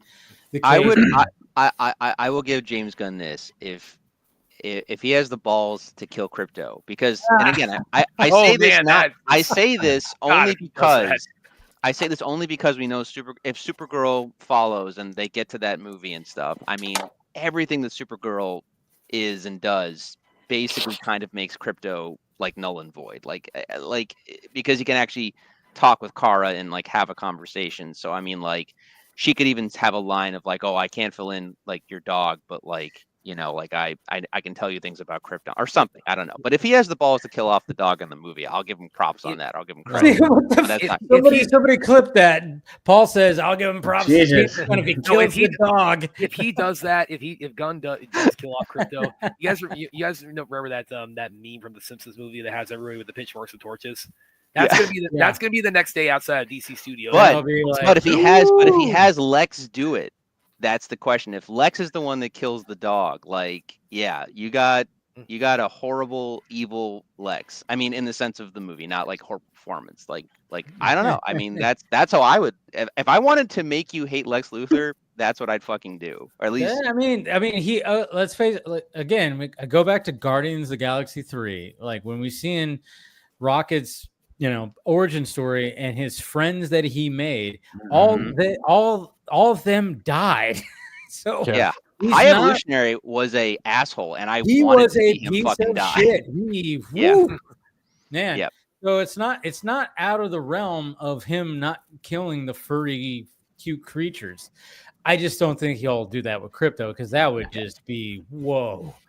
But I don't think he's going to. But if he did, that's what the robots are for. They're there to die. Look at the trailer. Oh yeah, she fucks a lot of those robots. It was great. And if he robot number 5, he was my best friend. If he does like has Lex kill crypto, then the audience is going to be begging Superman to like snap his neck. Yeah, no, right. He's not going to kill crypto, because crypto has a part to play in Supergirl Woman of Tomorrow. Yeah, I think crypto's going to get injured though, and it's going to be even that he'll get injured. Yeah, for sure. But he modeled crypto after his own fucking dog. His dog's still alive. Crypto's just a CGI creation. That's true. You're not wrong. It's true. Oh. Yeah, Now if the movie comes out and he shoots his dog in real life, then I'll be like, yes, man, psychopath needs to go to jail. Something is clearly wrong. Come on, man. He's not the Department of Homeland Security. I'm sorry, I'm getting really, really messed up tonight. I apologize. He's not Christine. Getting dark. He's getting dark right now. And by the way, another like kind of animal sort of related like bad situation. I remember we were doing our watch parties for Creature Commandos, and the episode where Weasel gets Jesus screwed, Christ. let's say. I mean, our chat, and like Aaron specifically, Aaron, you're watching, hi sis, she immediately said justice for Weasel. I mean, she immediately coined that hashtag. So yeah, he does have a history of like, animals. How he made me care for Weasel in a cartoon, an animated series. He made me feel for Weasel in an animated series. I was like, holy shit. When you see his backstory, I was like, oh my God, what are you doing to me? Like that fucking, I'm watching an animated series with this, walking and talking, weasel that can't even talk, and it's just gross. But when you see the backstory, you go, "Whoa, my God! Okay, what the hell?" I mean, that just totally. So I mean, he does have a knack for making you feel for the furries. So I think that's gonna probably happen. Actually, you know what? Sorry, that just sounded That sounded weird, right? The furries. Don't say it like that. Don't say it like that. I just saw The furry creatures. Sorry, Yeah, not the furry. furry. Yes, There you please. go. Furries is a totally different thing. That I don't Hey, want to Now, have if Lex Luthor killed a man in a dog costume like Crypto, that would probably get points. There you go. Yeah, I just saw this too. The with you talking about the furries, history, because he was the writer on Dawn of the Dead, and that has the part where they use the dog to go across the street to give the guy in the gun shop food, and then the dog lives, but he made the dog kind of pivotal there. So Yeah. that's like the odd man out, where it's like the dog is like not harmed and all that, because the zombies don't want the dog, but. Yeah, I haven't seen that movie in a long time. I forgot the dog part, so thank you for reminding me on that. Yeah, so but it's like after that, I guess he said, okay, now I can't be nice to animals anymore. There's too much money to be made off of Crypto to kill him. So there's no way that he would do it. There's no way. Too many stuffed animals to sell or action. Funko Pops, dog food. Dog biscuits. There's a lot of things, but I mean, at the same bones. time, like the shot of Superman laying on his bed in Smallville in his costume. You got Crypto, who's just laying on top of him and just looking at him like, "Hey, come on, buddy," and he's just looking at him. I mean, it's just like, okay, you're definitely doing better than the Dwayne Johnson stuff in the animated, even though that wasn't a terrible. I like that movie. It's like it wasn't all that bad. I mean, people like the Super Pets was actually not that bad. I just wish Dwayne Johnson wasn't the voice of Crypto, because it was so. It just didn't. That's what threw me off. I'm like, it's still Dwayne Johnson. I'm not feeling it. I'm not feeling his voice. My favorite voice in that was Keanu as Batman. Actually, Keanu as Batman was great. And even Kevin Hart. Wait, was it Batman or Ace the Bat Hound? No, that was Kevin Hart was Ace the Bat Hound, and Keanu was Batman. Yeah, Keanu Reeves was actually Batman, and he was pretty funny. Yeah, but Kevin Hart as Ace was actually fine. Like, I actually thought it was like, there was a funny moment where he keeps running into Wonder Woman's invisible plane, and it's actually it made me laugh out loud, because just the way that it plays out, where he just keeps running into it, and I'm like, yeah, it was funny. But I don't know, just Dwayne Johnson's voice coming out of Crypto, I was like, I don't know. I'm not feeling it. Do you remember the posters for that? Because there was one poster, they had like character posters for Super Pets, and so it would have like Kevin Hart and everybody else's voice on Super Pets. And this meme made me laugh so hard when that movie was coming out, because they had it was the poster of Crypto, and it had Dwayne Johnson's name in like really big letters, and it had Crypto and Super Pets below it. And somebody put that out there and said, looking at this poster, you would think that the movie's called Dwayne Johnson. Yeah, I know, pretty much. And that's the thing. That's what I kind of got from it too. I'm like, what the hell? Like, he's really trying to get like DC under his.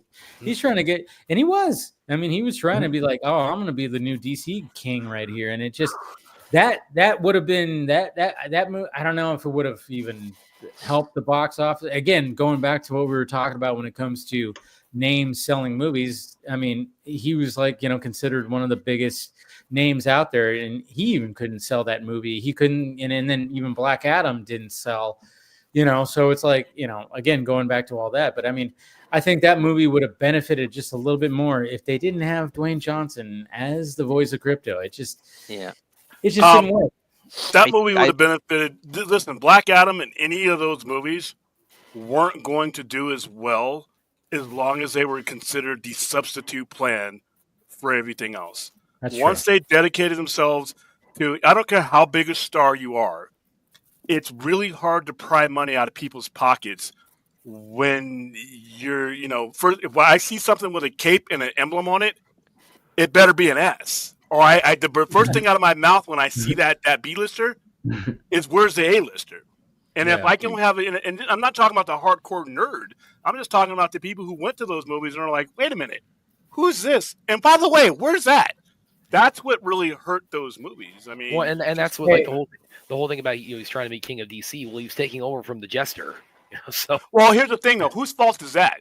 If I don't blame Dwayne Johnson for trying that simply because if there shouldn't have been a vacuum for him to do it. Now he never had a chance. No one was ever going to turn that company over to him. No one was ever going to turn that company over to him. But if you're in a plane, you walk into the cockpit and you don't see no pilots, hell, what do you have to lose by getting in there? So, not his fault. You know what? Other thing I wanted to kind of talk about. I was going to show the shot right here. Is again the aesthetic of Superman and the fact that the technology is kind of like not so much modern day, but kind of modern day or something like that.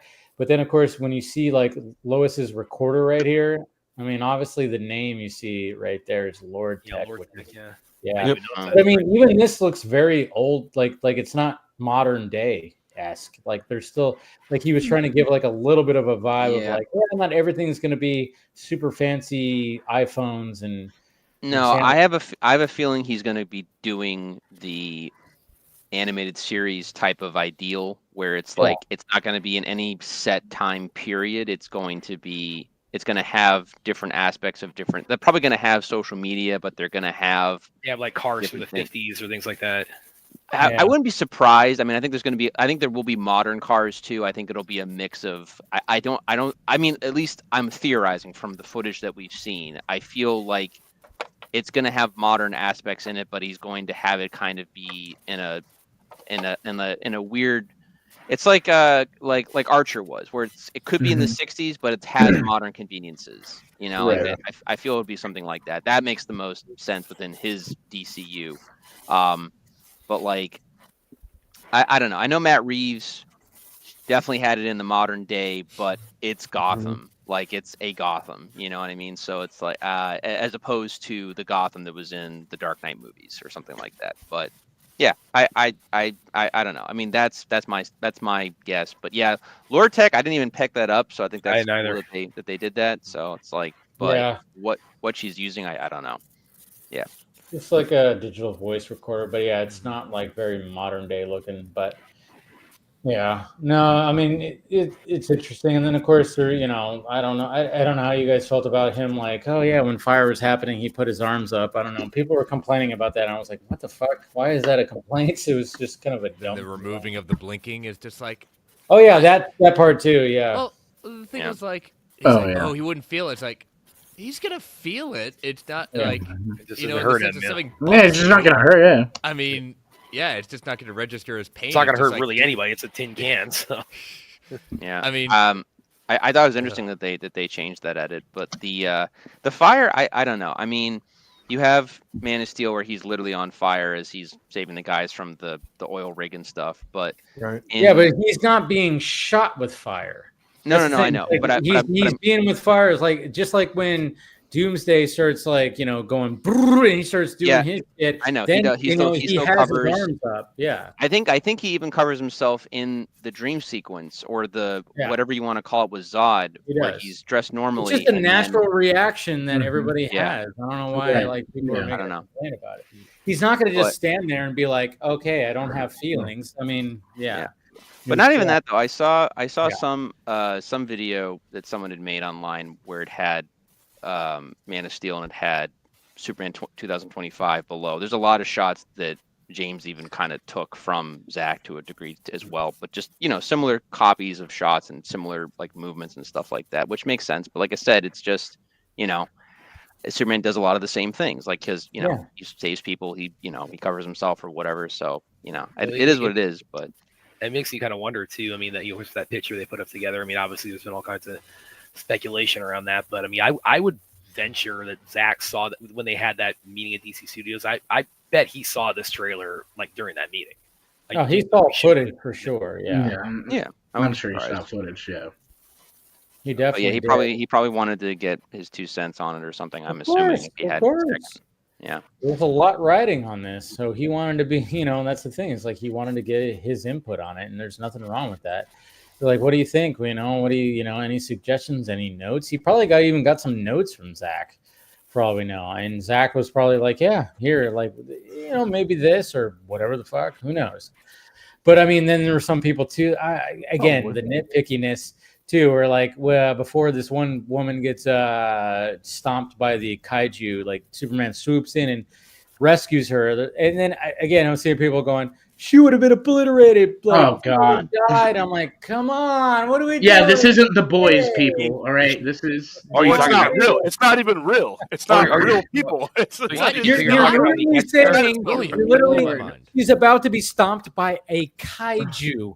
Again, kaiju. Well, no, actually, I'm glad you brought that up because actually, kind of, I mean, everybody's talking about like he hits her at that velocity. He would, because it's actually something it's something I kind of thought about with BBS, where it's in the beginning when he saves Lois in Africa, when he flies in and gets the guy who's got the gun to her head, he flies through the wall, and saying it's kind of similar with that. If anybody's going to raise the point, like if he flies in that fast, well, I'd also kind of counter that. Well, he's Superman, he when he's got super speed, super strength, he would also, I think it's fair to say, it's fair to infer he would have enough control to be able to hit somebody, and know like, okay, I can't go any harder than this, or I'm going to totally wreck them. Yes, right. It's kind of like similar to the. I mean, that's what I loved about the scene when Barry Allen saves Iris. I think Zach was trying to emphasize of like how he does that, and through his perspective, he's seeing everything in like real time, while everything's obviously moving super fast. But he's like totally just like going To the defense of the Flash, though, I do know that is a thing. The Flash has that, the power of the Speed Force. His aura extends to his the people that he helps, because obviously if he's carrying someone and he's taking them out of somewhere, the aura of the Speed Force surrounds them as well. Otherwise, the friction from the speed, they would be ashes as he gets out. It'd be like, oh no. So there's that. I don't think Superman has that, to the best of my knowledge, or at least in any modern iterations that I know of. But yeah, I mean, maybe he should have just stopped the kite. It's that joke where it's like Spider-Man or no, it's like the joke where Superman or Spider-Man stops the bus or the train from hitting the kid, and everyone's like, why doesn't he just grab the kid? It's because the force of grabbing the kid would break the child. Like, it's easier to stop the train. I don't know. We saw a Man of Steel where that guy was falling from the helicopter, and Superman like quickly grabs him. So it's like, but at the same time, it's like, there's going to be a way that Superman probably knows that, like, okay, obviously a delicate human, I got to do a certain thing where I got to, just like a parkour guy, when he's jumping off something, they have to transfer their energy in a way to like, hey, I'm not going to fucking like, break my back. Yeah, he grabs the helicopter guy. I don't think there's any like whiplash effect, but he literally immediately, like, I think, puts him down in that area, even though there's other, and then the Kryptonians immediately attack Superman, I think, too. So there's he kind of grabs him and then kind of, I think he kind of does like a roll or something like that. Right, he does a roll. When it comes to the energy right here, like again, just a trailer shot. We see the grabbing, and we see him putting her down. I think it's the same person, if I'm not mistaken. Yeah, it is. Putting it down. So maybe there's a role, hopefully, between there. Maybe, I don't know. It's funny. Okay, but here's the thing, guys. I'm sorry, William. I'm not going to drag it out. No. But all right. The dynamics. I understand the impulse to break this down into the law of physics. This is not towards anybody, but at some point we have to realize that what we're talking about here is completely ridiculous. On its characters. I know. When we're talking about dinosaurs and a dog with a cape. I know. When people are as I break it down, I know the Grant Morrison quote, like, who fills the tires in the back? Who gives a shit? Like, it's not important. Like, now, William, to actually kind of tack onto that, because this is Alfred. Yeah, it is Alfred. This is kind of cool though that we're getting into the physics of this, because you also mentioned Spider-Man, and I wish I remember the name of this, but I remember it was like around the time Spider-Man 3 was coming out. I remember seeing this one documentary that was talking about kind of his whole history. And one thing they talked about was the death of Gwen Stacy. And the way she died there is he shoots out the web line to break her fall. And then the whiplash breaks her back. And they sort of contrasted that with like how he saves Mary Jane when Green Goblin throws her off the bridge in the first movie. And it shows that he dives after her, he catches her, they're both going at the same speed, and then he can shoot his web line, and it's not going to hurt her. So, I mean, yeah, we are kind of nitpicking to death, the physics of this. Totally nitpicking, yeah. But it is kind of like you could when you can get that deep in it, it still has like a kind of a plausibility to it. It is still kind of fun. It's like you never see. There are bathrooms on the Enterprise. Just because you don't ever see Picard going to use one, I mean, you just kind of there's things you kind of just take for granted. I mean, I don't want to, yeah, you could do that, but do you want to analyze the fun out of it? Now it's a science class, and I was never even good at that. Yeah, now we got Neil deGrasse Tyson, like, yeah, you got him you peeing on everything, Yeah, this should never happen. You guys would all be crushed. Like, of course we would be crushed, dude. Oh, my favorite one he did was when I think it was Titanic, where he said, the positioning of the stars that night, like in the movie is like not the way it's like. And then Cameron changed it for like the re-release. Yeah, yeah. Even Cameron's like, okay, happy now. Yeah, right. Yeah, it's like Total Recall. Everybody in Total Recall is dead. Yeah. Right, the atmosphere coming in to save Arnold Schwarzenegger and Gene, whatever it is, their eyeballs are bulging out, and all of a sudden we got some atmosphere, and their eyeballs shrink. So no brain damage. Everything goes back to normal, and you're fine. Well, yeah, it's just like clearly weren't paying attention to the movie. That's all a dream sequence. Like from a certain point in the movie, it's all a dream anyway. Yeah, okay, we can remember it for you, host now. Every action movie you see, like you see somebody take like a terrible fall or something like that, they're done. They can't get up from that. We can't go to Fast and Furious anymore then. John Wick died in the first two movies. He died in his house. He died in his house. In Indiana Jones 5 would be him suffering from dementia from CTE from getting punched in the head 50,000 times when he was 35. Well, when he puts himself in the refrigerator to save himself from being absolutely fucking no, that doesn't count because he had drunk from the Grail already, so he's already good. No, that's right. Grail is like, once you walk past the seal, remember, like the Grail, it's like it's taken away. No. He's had the liquid, like it's there. He just won't live forever, but he'll have like extra. But he died. He saved himself from the radiation. But I'm like, what the shockwave of a nuclear weapon is going to do to you? I saw a funny video that it was a crazy video where it was a bunch of characters that were fighting in like an arena, and I remember like Indiana Jones shows up, and when he got like shot or something like that, he just like pulls out the Grail, takes a drink, and pours him on it. It was fucking hilarious. I'm like, yeah, why wouldn't he have that like at his disposal, like in his his little knapsack or something like that? Well, he never got it. He let it go because that's right. Yeah, he had to let it go, Henry. Indiana. And by the way, his dad finally called him by his name. Yeah. And I don't know who it was just a minute ago mentioned Fast and Furious, talking about like like realism or lack thereof in that franchise. And one thing I've said too, like in the last one, when Gal Gadot, when Giselle comes back, because that obviously indicates she's going to be in the next one. I really hope they don't even bother trying to explain how she survived. They have to though. They have. No. I say just go with it. Just say they're totally gonna have to though. They're gonna be but like, it's so stupid when they were. Hey, you can take a plane in the outer space. You don't need to explain anything else. You mean a car, a plane, a car with Pontiac or whatever? I'm sorry, a car. Yeah. What was that? A Honda? What kind of car was that? It was a shitty car too. That's the other thing. Duct tape to steal. Oh no, that's everything about that scene was like everything was put together by duct tape and fucking. No, that's not even the best part. The best part is they're breathing because they have scuba diver outfits on. Yeah.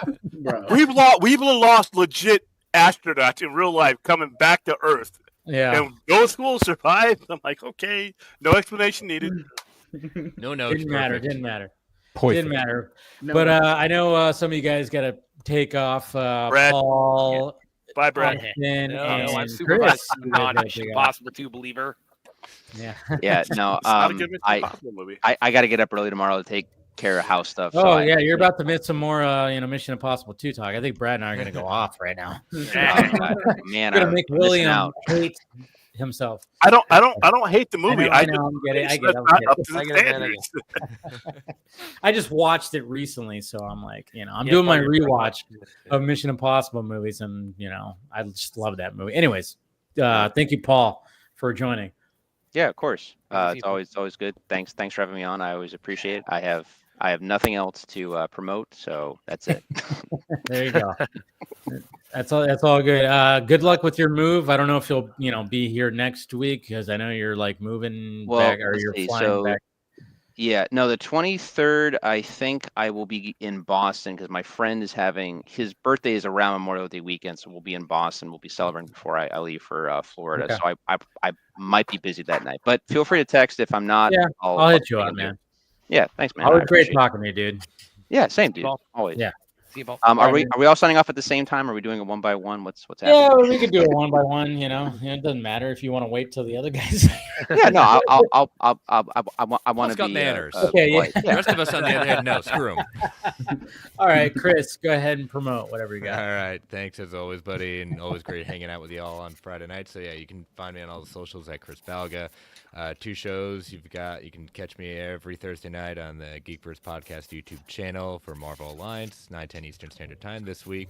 Broke down, a little trailer called Ironheart. It did come out. It did happen.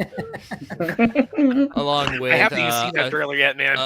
along with and finally the return of Jessica Jones to Daredevil. Yes, that's right. Yes, good stuff. And I know Williams stoked about that. Listen, don't. If you guys are watching Marvel, don't fuck this show up with this, please. Please, I'm begging you. I will pay money. Do not clutter. They already fucked Daredevil. up the first season. You can't make it any worse than that. I do not need the Scooby Doo gang with you Matt guys Murdock. getting 1% of what I hear every night. Please, where do I need to pay? Where do I need to send the money? Please don't fuck up this show with all these. Kevin Feige, send it to him. He needs it. Oh, great stuff. Austin, what do you got? Scooby-Doo. Yeah, I'm not much. You can find me on the internet, and I make comments every now and again, but other than that, just here on Friday nights, I enjoy talking with you guys and stuff. Enjoy the Superman talk and all that, but yeah, Alien on Twitter, and yeah, that's about it. There you go. Oh, hey, you want to go to Mission Impossible next week or this week? It depends. I have a 7-day work week ahead of me. Whatever. So I also got I also got ballerina tickets. The winners are going to go see it. The winners are going to go see it with me on June 2nd. The other people are going to have to wait. Yeah, he's rubbing this in my face left and right. The losers are going to have to wait until we see it in the movie theater. So wow. And I'm going to spoil it for you too. Oh my god! Don't do that. Come I need on, a Mike. third bit Nice. Spoiler: John Wick is in it. Yeah. Whoop! Watch out. What? I never. Nobody How told me that. dare you? All right, guys. Appreciate you guys dropping in and having some talks. And you guys have a good rest of your night. You too. Good rest See of ya. your night. There you guys. Bye, guys. Take care. Another thing about the Superman trailer was like I got a lot of questions like when I was breaking it down. Like a lot of people thought that Lex was actually the president because the way that the whole thing was cut. Yeah. Because obviously when it came to Lois talking about did you actually like talk to the president, and then you see Lex and he's doing like a little like kind of smirky smile thing. And of course, James Gunn was like, no, he's not the president. I was like, yeah, I didn't take it like that too. Yeah, maybe they could lead it to that, but at the same time, not yet. Not yet. But we'll see what happens. But yeah, I was like, man, why are you guys thinking that? He doesn't look like anything. I think that would be a huge selling point in the trailer, where you would see posters and stuff like that if he was a president. I did get the impression at first that Rick Flag, when they had that whole talk about like the secretary, I thought he was that one was misleading. Yeah, because like when they, Secretary of Defense, and they show Rick Flag Sr., and then Gunn's all, no, he's not. He's just working. He's the head of Argus, which makes sense, God, Frank Grillo, he's like, man, he's what Creature Commandos, Superman, Peacemaker season 2. So he's like, this is like his full-time gig now, pretty much. Hey, power to him while he's still doing B-roll fucking action movies, which I love too. Still in shape, right behind me. Pressing 60 and still looking like that. Why not? Oh shit, man! That's like it's ridiculous. It's ridiculous how exactly. Him and Bernie Hudson, man. Or pushing 80. Whatever they're doing. My God. No, but I mean, they're just good diets and testosterone, probably. I think even Frank Gorilla's even said that. It's like, I take testosterone. Yeah, he's got to. He's pushing 60. He's got to keep that testosterone up. And I'm sure Ernie Hudson's doing the same thing. But, you know, like, again, black don't crack when it comes to fucking Ernie Hudson. My God, that guy does not look his age at all. He just joined a show, too. Yeah, I saw that earlier, yeah. Yeah, which is good. If I were to, Ernie Hudson, it's good. If I bumped into him, I'd put him at about 45 at the most. He looks like he's probably, like 45, 50 years old. And the dude's like 70, right? 78. 78. My God. yeah. That's ridiculous. I for some reason I thought he was in his early 70s. Oh, 78. That's right. Jesus Christ. 78. Guy's insane. Guy's insane. But yeah. So yeah, obviously the Superman trailer was like the biggest thing. Obviously we had a big, huge. Well, we can. I think we've talked enough about Superman, but we also had a big, huge Zack Snyder update this week. Yeah, we did. Which that kind of came out of left field. Because we had Kurt Newstead, whatever said, come about and say, you know, he was on that one podcast and Minutemen, whatever. And yeah, just kind of talk about a lot of things. And it was just like, holy shit, laundry list of things.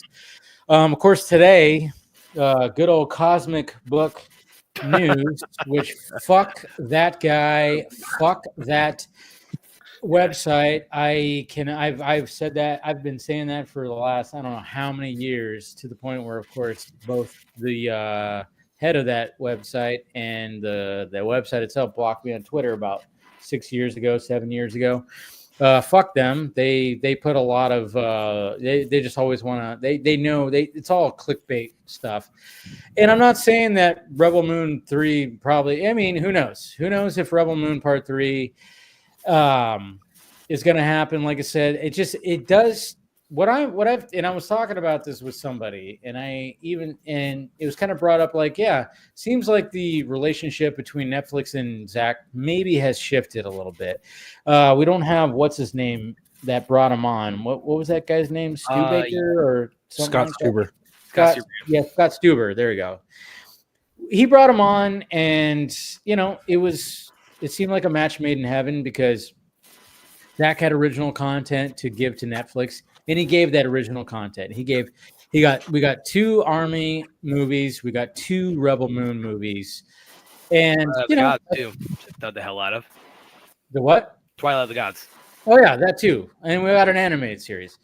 So we got a lot of stuff, and then maybe it just didn't like strike a chord. You know, again, during that time, there was a lot of things happening. I really wanted more of the Army universe. I want more of the Rebel verse too. I just was more involved when, you know, because, you know, fantasy stuff, I'm not as invested in. Even though there's a sci-fi aspect, which I love. I love that Zach combined fantasy and sci-fi into one. So that actually made me a little bit more, oh yeah, because the fantasy stuff with, you know, old school Lord of the Rings and all that kind of stuff, wizardry stuff, I don't know. For some reason, it just never was my bag. Yeah. But sci-fi, I'm all about. And, you know, it seemed like there was a lot of things going on right there. And I don't know if we're going to get a Rebel Moon Part 3, because he did say that the sequels would be way bigger in scope, which, you know, yeah, of course, you go bigger every time. You go bigger. And does Netflix want to actually spend that money to go bigger? Especially after, you know, the experiment that they went through when it came to the first 2. And maybe it didn't quite work as well as they wanted to. It didn't have the great response as they wanted to. Still did well, still trended, still the thing, but maybe not the level that again, they were trying to capture the lightning in the bottle. It was like, hey, we have the PG-13 cuts, and then we got the Snyder cuts, guys. You can't really do that. The other thing was organic. You can't really like he was born out of like, you know, his movie getting like torn apart, and it's like, this is like, we're just like, okay, here's 2 alternate versions of Rebel Moon 1 and 2. I think it was just an experiment that they were trying to capitalize. Because, you know, again, no matter what, and to the end of time, and, you know, release the whatever cut is just going to be always out there. Like, no matter what, it was a culture phenomenon. So no matter what, and they were trying to capture that, and it didn't work to where they wanted it to work. And I think, but at the same time, it seemed like they didn't market it to the point where like they were saying Snyder cut. They didn't do that. Maybe because that got copyrighted or trademarked or something like that where they couldn't. I don't know. But, I don't know. All I know is Zach's still very busy. The UFC movie is completed script. They're casting. It's supposed to shoot at the end of the year. The LAPD movie is still got the script is being finalized. Yeah, I think I heard something about he might even like film those back to back, even though that's the thing. I saw that too, where like they were talking about that also shooting this year. I'm like, that seems a little bit much, but at the same time, I'm going, well, the LAPD movie could be a fairly easy and quick shoot if it's a small, just crazy action movie. That's it could take like a month and a half for all we know, or 2 months, and then the UFC movie would take longer because there's a lot more on that movie for sure. It's a lot more money because I mean, goddamn, I think like Zach could probably ask for like as much money as he wanted for that movie because the Saudis will just open up one of their socks and be whatever you want. They'll just be like, what do you need? Here, I think I got something in my back pocket. I got 6 million. That or something like that. So he's got a lot of backing for that. So I think there's nothing to worry. But it's going to be kind of interesting to see the shooting schedule for both those movies because you have one small movie funded by Netflix, which I think is going to be he's going to utilize every little bit of that. And then he's got a big movie that could be potentially one of his biggest movies. I don't know if it's going to be as big as, the DC stuff, but it potentially does because UFC is just so global and so huge. But I always think, just listening to all that, the 300 series is still active. He still wants to do, the last photograph at one point was going to be Christian Bale attached to it. Yeah, Fuck. That would have been cool. And then, of course, a mystery movie, which, of course, got everybody freaking out. And you had people just, like, saying stupid shit, which pissed me off. I was like, come on, it's not that. You had people just, like, going, what the hell? And I'm just going, no, it's not. For all we know, Zach might even have a movie in the can we don't even know about. He has been quiet for a bit. He's been quiet since the releasing of the director's cuts of Rebel Moon, which was back in August. There's a chance that he might have just made a small movie. Maybe he made the UFC movie already. We didn't even know about it. That would be hilarious. That was the case.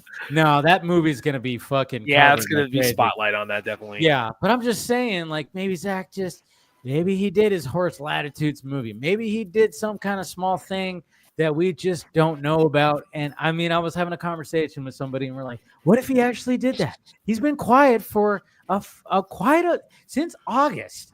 He's been quiet. And I'm going, what was he doing in this time? Yeah, he could have just been writing and getting things going. Sure. But I'm going, maybe he filmed something, quick shoot, small, and we're going to get something that maybe that's a surprise. But then they said like a major studio something. I don't know. Also, I mean, if he did everything was embellished so crazy with that whole thing. Well, if he did something like clandestine like that, I mean, it might not even necessarily be like a full project or movie. It might be like a proof of concept of something. It might be that.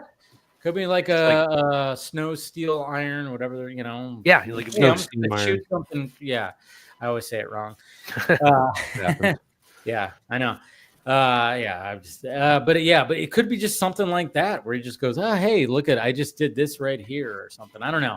I just like the fact that there was Zack Snyder news. Obviously, we're all fans of Zack here, but it just irked me so bad when people were just like over embellishing. And I mean, there was like a couple of, I was about to crawl in some DMs and being like, what the fuck are you doing right now? This is not this. Why are you selling it? Gotta get the clicks. Yeah, one of them which deactivated his Twitter, which good. But yeah, I was like going, what the fuck are you guys doing? And people were hitting me up because it's like, oh yeah, you probably know about. And I was like, it's not DC, guys. I'm like, it's not DC. It's not DC. it's likely something small, obviously, something he's always had on the back burner, but of course people were trying to make it DC, and I'm like going, but hey, what can you do? But I was just glad to see Zack Snyder news and hearing all the laundry list of stuff that he still wants to do, the Blood and Ashes thing, and yeah. I mean, this isn't DC related, but I mean, I did enjoy hearing the 300 series is still not developed because it's like I just like the idea that just the acrimonious relationship that he ended up having with Warner Brothers that seems to be healing in between that and the gun photos. It's like they're even if it's not anything like to that end in the immediate future, they're still it's like okay, we're trying to mend fences. Yeah, I mean, if you want to do Leonidas prequel, fucking A. I mean, that sells itself. You can have like a really good series. If hopefully they can capture a little bit of that magic, what they captured back in 2005. I mean, Jesus Christ, 20 years ago. And so it was 2005, 2006, right? It was 07 when it came out. 07 when it came out. Yeah. So, 18 years. They showed it like places like the Button-Up-a-thon or whatever it's called that Ankle News did. So it's kind of like it tends to get like packaged in like 06, but it's like the public saw it in 07. See, that's the thing, and oh god, that movie was just so I was listening to Robert Rodriguez on Joe Rogan's podcast, and he was, oh man, anybody should listen to that. Even if you don't like Joe Rogan, there's no political talk on there. Just listen, just watch that. It's mainly Robert Rodriguez just talking. That guy can talk, which is, obviously he's a, good director. I highly suggest anybody listening to that episode.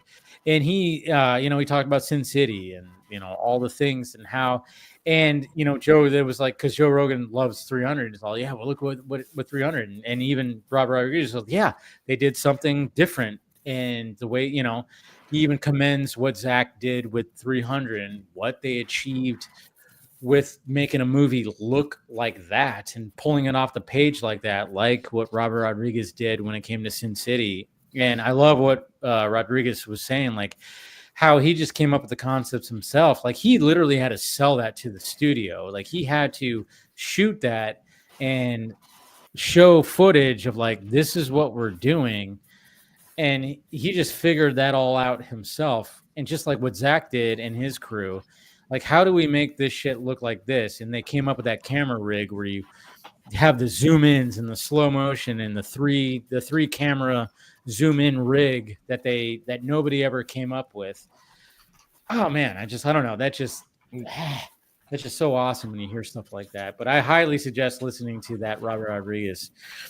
Did he talk about Alita on there at all? Because I mean, he did. Also, he did. He said they're still trying. He said. He was telling Joe that he still has like part of that city like on his lot that he owns or whatever. Yes, you got to listen to that whole. I'm telling you, listen to that podcast because I know he talked recently about that. He's actively still trying to make a sequel. He wants a sequel. Yeah, because I was a big fan of Alita, and that really got me into the manga. And, well, of course, obviously Cameron's part of that equation, and that's the thing about Cameron as well is that. Yeah. I think anything he wants to make, I mean, it gets to make him hell or high water, and also, but everything he wants to do, it's always so grandiose. It takes like 12 years between each sequel, as we've seen with the Avatar sequel. Yes. So I mean, waiting games are kind of like the part of the deal. Cameron's filmography, and again, it's he and Rodriguez are. I mean, I don't know. What's the Wesley put? It's like because he produced and co-wrote, Rodriguez directed, so they were kind of like a directing duo on Alita. Yeah, I think there's something like that where I would say that probably. I mean, maybe Cameron had notes more than anything. I don't know, but he obviously he talks about James Cameron. I mean, he actually says something in the interview where, he brought up like a funny thing. If I remember this correctly, he goes, because obviously trying to do like the Sin City stuff. And he goes, and when he first met James Cameron, obviously when you meet up with other directors and everything like that, it's like, oh yeah, they go like, hey, what are you working on? What are you doing? And you say it. And then sometimes, there's directors that just go, oh, that's cool, and that's pretty much it. And he said that Robert Rodriguez, when he was trying to come up with how to shoot Sin City, and he was like trying to figure out a certain way to use the camera and this kind of this, that, and this, James Cameron said, oh, I'm doing that similar thing on my movies. So it was like one of those things where it's like, oh, like-minded. Oh, yeah. That's kind of cool. It wasn't just like, oh, that's cool, and then, you know, pass it off as nothing. James Cameron was like, oh yeah, I'm making up my own little rig when it comes to, you know, my Avatar movie. It was like, so it was just like one of those things where when he first met James Cameron, it was like nerve-wracking, but he wanted to say like, this is what I'm trying to achieve. And instead of James Cameron just brushing it off, James Cameron said, oh, I'm doing my own thing similar to you. And so I think that's where the relationship kind of, I planted the seed for it, definitely. Yes. Where then James Cameron goes, all right, this kid has something, you know, this dude has something right here. And that's probably why they eventually came together with Alita. And yeah, so it was just, again, listen to that interview. It's mainly just him. I mean, dude's just ultra talented music wise. He's the one that came up with the walking away from the fucking explosion. Yeah. They talk about that too, or it was like, and it was by accident. It was by accident. That shot was not supposed to be a thing, but he wanted something because obviously, like, you know, Antonio Banderas' character like drops, you know, grenades down off the roof, and they were like, well, if we can have just some kind of, you know, plume or something like that.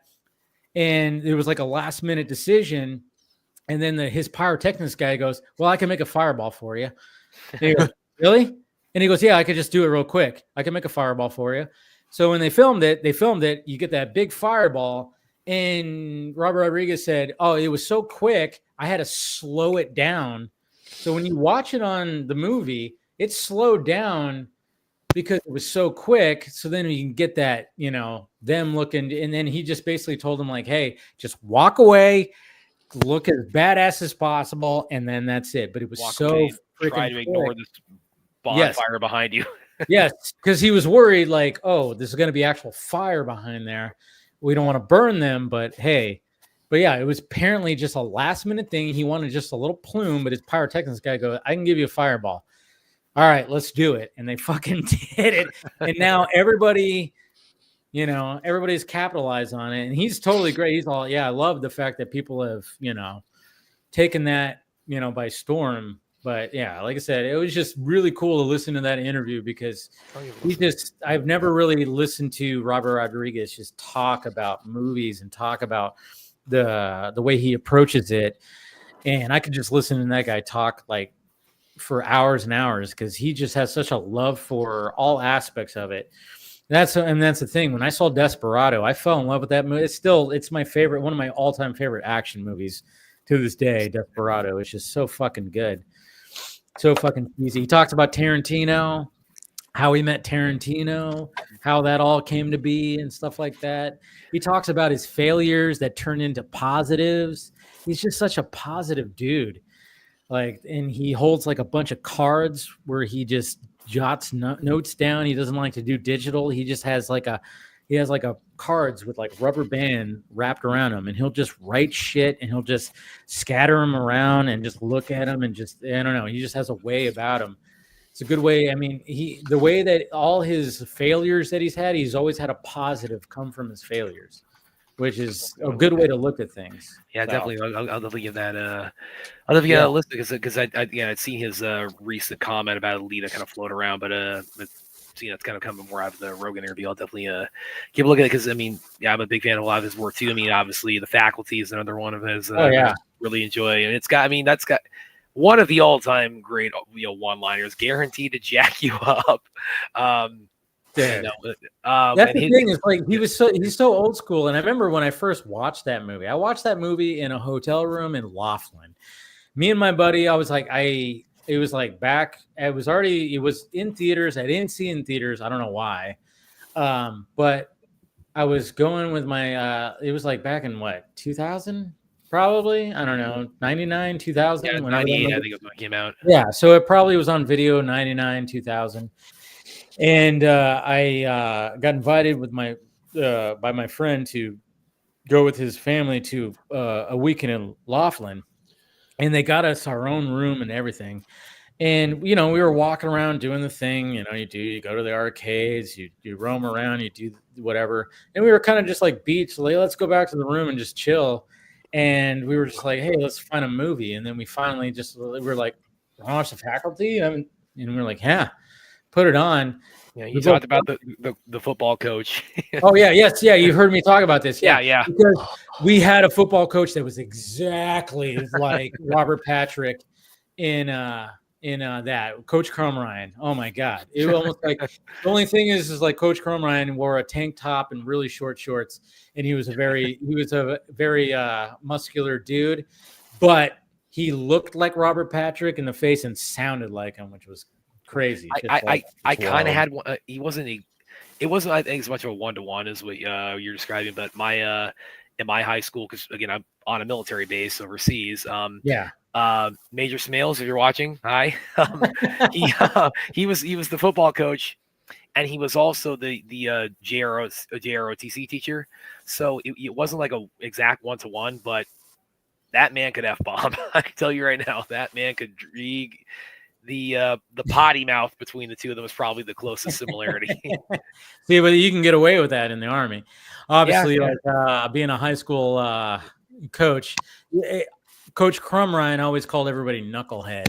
Knucklehead, what are you doing, knucklehead? And he'd always yell at me, Pena, what are you doing? And I'm like, what? I'm not, what? Sorry, Coach. I dropped an F-bomb from one of my PE teachers once. Did you? Nice. I did. Yeah. I briefly transferred schools for my sophomore year of high school because I went from living with my mom to living with my dad, and they were on two opposite ends of town. So I ended up transferring from my high school that I graduated at to another high school very briefly. And I went from a 6-period class schedule to a 4-class block schedule. And I had first period PE. And I'd shown up late one day, and teacher was like, so do you have an admit? And I looked around. I was like, what the fuck is an admit? He goes, what did you just say?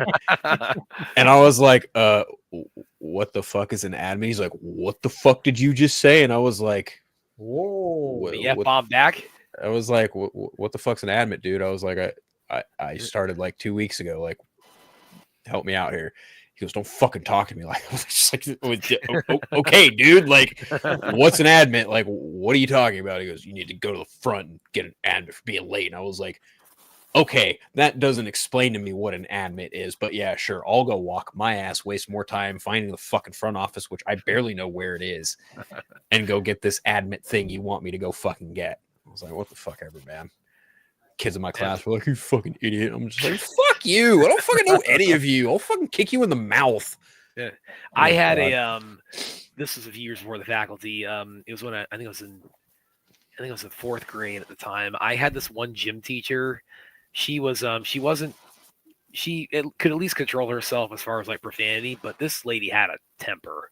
This lady she grilled everybody in gym class like you couldn't believe. This lady had a short fuse. And I found out a few years after I left that school, my mom gave me this article in the paper. Say, look, this is about your old gym teacher. And what happened with her was that apparently sometime after I had left, she got really frustrated with this one kid, and they were like playing dodgeball or something. And she threw the ball and hit the kid in the face with it. And so they brought her before the school board and said, okay, you're going over the line here. I don't know if she got fired out of that. I wouldn't be surprised. She had issues.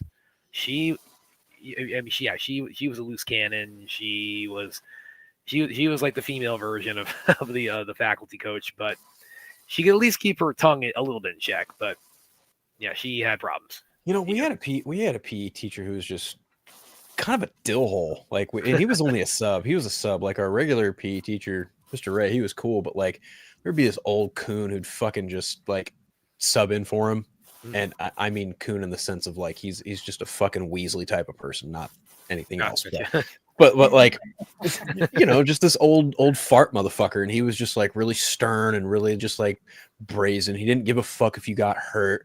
Well, one day we're like running around the fucking the yard around our elementary school, and this kid who I didn't really like, he was new though, he fucking falls down and starts having a massive asthma attack, right?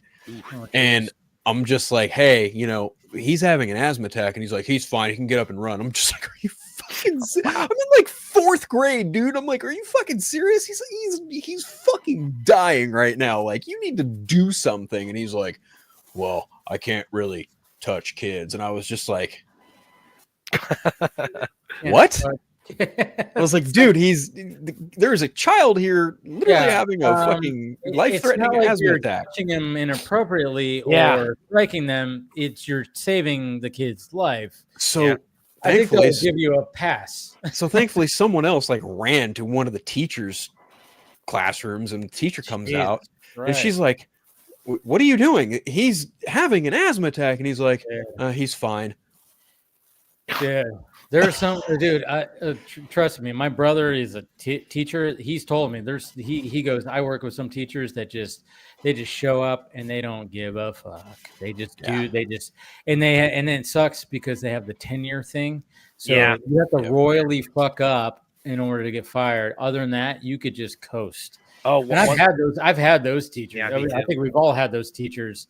In high school, where it's just like you don't really give a shit. You just do not give a shit. So. Getting to my 20s and even into my 30s, like one thing, if that taught me nothing else, is that wisdom and age, contrary to what you may be told, are not synonymous.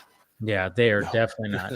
But we have a question right here from Tony Movie Chappie D9 Neil Blomkamp fan. Thank you for the $10 super chat. Question for you all: do you think it was a mistake that The Rock brought back Henry Cavill Superman for a cameo in Black Adam, just for it to lead to nothing and Rock and Garcia to take over? Yeah. Can I just say pass? Because I really don't feel like talking about this subject. No. I'll answer no. Yeah. Well, they didn't know it was going to amount to nothing at the time. It was okay. So it seemed like a good idea because at the time when it came to at least trying to build up, but at the same time, it was like it was good and bad because I was cool with it. I was like, oh yeah, Cavill's back, cool, and we're gonna get that, cameo. And I thought, all right, maybe this could lead to something. But then I'm going, what does it lead to? And then I was hearing stuff from my end saying that, oh yeah, Dwayne Johnson and $7 Productions are trying to grab the DC universe so then they can send it off into what they want to do, which would eventually lead to a Justice League versus Black Adam kind of thing. And I mean, for the most part, it was a mistake. In my opinion, it was just a mistake for Warner Brothers not giving Cavill fucking at least 2 sequels, 2 Superman movies. It had been brought back. The mistake was it was this snowball of mistake after mistake after mistake. It was just a lot of mistakes. He shouldn't have had to fight that hard to get him in for a cameo because the cameo shouldn't have had that kind of weight because you shouldn't have had him in witness protection program for the 5 years prior to that. That's I don't blame The Rock for that. I don't blame The Rock for the absence of management that was a void. He was never going to be the one to take over those characters. I don't care how hard he was trying. No one would have ever approved that. So that was never going to happen anyway. But as far as like being the active component, it was his production company with a lot on the line while that studio at the time was on autopilot. And then you had the transition. You had at the very same time that was happening, you had Zaslav getting rejected by people who didn't want the job. And you had Abdi and DeLuca going on their road by their own directions, basically, going on the continuation of what they were doing. So the only person I really blame at that actual time that was Zaslav, because it was his miscommunication that caused almost all of that, and then the other people were the people who were basically chased away from the company. But they're ghosts; they're gone. So, but yeah, it's like like William was saying earlier, it's like the plane's crashing and the pilot's like asleep at the wheel. It's like, well, I might not be a pilot, but I'm damn sure going to try to keep the plane from crashing. Now, what was he supposed to do? With that kind of mismanagement going on, what was he supposed to do with a movie that he'd worked all that time to get made, and finally gets it made? They weren't properly promoting it. They weren't properly doing anything with it. The universe that it was supposed to set in was pretty much being, disorganized. So what was he supposed to do? No, I actually don't blame Dwayne Johnson for. I mean, I think it was kind of shitty because it was like it did feel like Cavill was a pawn, and and I've kind of pulled back on it a little bit because I was kind of going like, hey, you can blame Dwayne Johnson, and I was really going kind of heavy on that because that's what I was being told and stuff like that. But at the same time, when you hear that, DeLuca and Abdi were going like, yeah, we hired James Gunn, the whole thing when it came to James Gunn, like turning in kind of like his outline of like, this is how I do Superman. I think I cracked it and whatever. And they were just kind of like going, they licked their index finger and put it up and see where the wind was blowing. And when they saw that the Henry Cavill cameo and everything wasn't quite where they thought it was going to be, they just kind of went, all right, we're going to go. See, I heard differently. Because we were hearing about that because remember what ended up happening with Black Adam is like, I swear to God, like 48 hours before a pre-screening that they set up out of nowhere, we originally didn't have a screening for Black Adam. So once the new regime took over, because the old regime wasn't promoting it at all of a sudden at 11 o'clock at night, I had to come back here and accept a package that they sent me with a bunch of Black Adam stuff 48 hours before a premiere. I'm still waiting for my shirt. Sorry, it's still here. But before, so they weren't, and I was asking them like, okay, well, people put out this what I consider a mythology about, well, if Black Adam would have made this much money, they were going to go ahead, and if this wouldn't. No, if James Gunn would have said no, they were going to. Abdi and DeLuca were going to go on with what they were doing. To be clear, yeah, a second time, because remember, people were rejecting his job, so they were going on their course. And what they were saying is basically, if whatever this movie does box office, it wasn't ours. If we'd have been there for the beginning of this, we can fix whatever was going on with DC. But if with James Gunn is over here talking to Zaslav, because remember, that was directly between him and them. So if James Gunn says no, then you're probably going to go on that same path. James Gunn said yes. That was the people. What people don't realize is that if he says no, what's the next logical thing that was going to happen? They were going to go forward with what they were already doing. Yeah. He said yes, and that changed everything. So it wasn't even about Black Adam's box office, because guess what? The guy that they ended up hiring for the job, the only thing he had ever done for DC, lost $52 million. So they were obviously looking beyond just those type of things. They weren't going to assume the blame for the Hamada box office, because that was all their movie.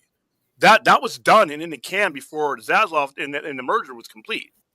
So I hear a lot of the stuff about that, but I'm like, if James Gunn says, you know what, no, I'm going to pass, then it doesn't matter how much Black Adam made, because they were going to go forth with what they were going, because that's what they had. So, I mean, I was hearing something different. I was hearing like they were kind of like judging what was, where the wind was. Think about it this way, Dave. Think about it this way.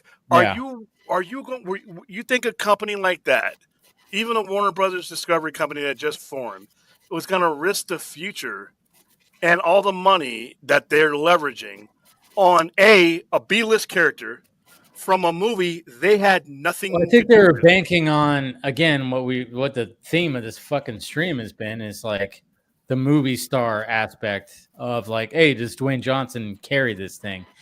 Kind of thing. I thought that was Tom Cruise was in The Mummy. I see what I mean. Yeah, okay. Good point. Good point. I was trying to like tell somebody that earlier. Like, yeah, not everything. Even Tom Cruise can't sell a fucking mummy movie. I remember when that came out in summer 2017, and that was like I think like 2 weeks or so, like before or after Wonder Woman.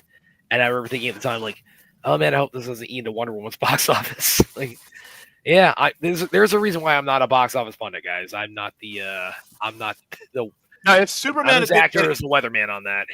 If Superman had been in it from the beginning and had been part of the marketing campaign and had been part of, and then it didn't do well, that would be data that you could actually use. But they weren't. I can't believe anybody with any education, college or otherwise, preschool, would have made a decision based on a movie that they had nothing to do with. And one of the characters that from the outset they didn't think was a pillar. So you really, I mean, even if it was The Rock with a abandoned IP and a secondary IP, I don't care who the star was. I don't care who the star was. That's part of it. You're talking about people spending money on continuity. There was no continuity there. But actually, go ahead. I can't believe that anybody thinks that was what they were making their decision on. I really can't believe that. Well, to your point too, where you talk about it, this was a movie they inherited. It wasn't one they made. It's interesting that because I mean I wasn't on here last week, but you made you had a little bet you struck about like you think we're going to see a certain Scarlet Speedster appear in. Yeah, by the way, I'm having fun, guys. Don't be coming at me with bullshit. Right?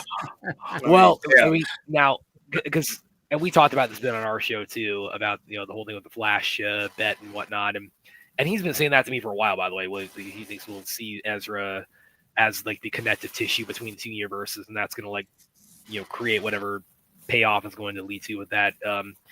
But the whole thing you said about Peacemaker, it's like okay, that's placing the flag. Okay, when would we see him? That's that much sooner. But to kind of attack on Williams' theory there. And by the way, real quick, if I sound hoarse, it's I live in the deep south and it's early summer and there's pollen everywhere.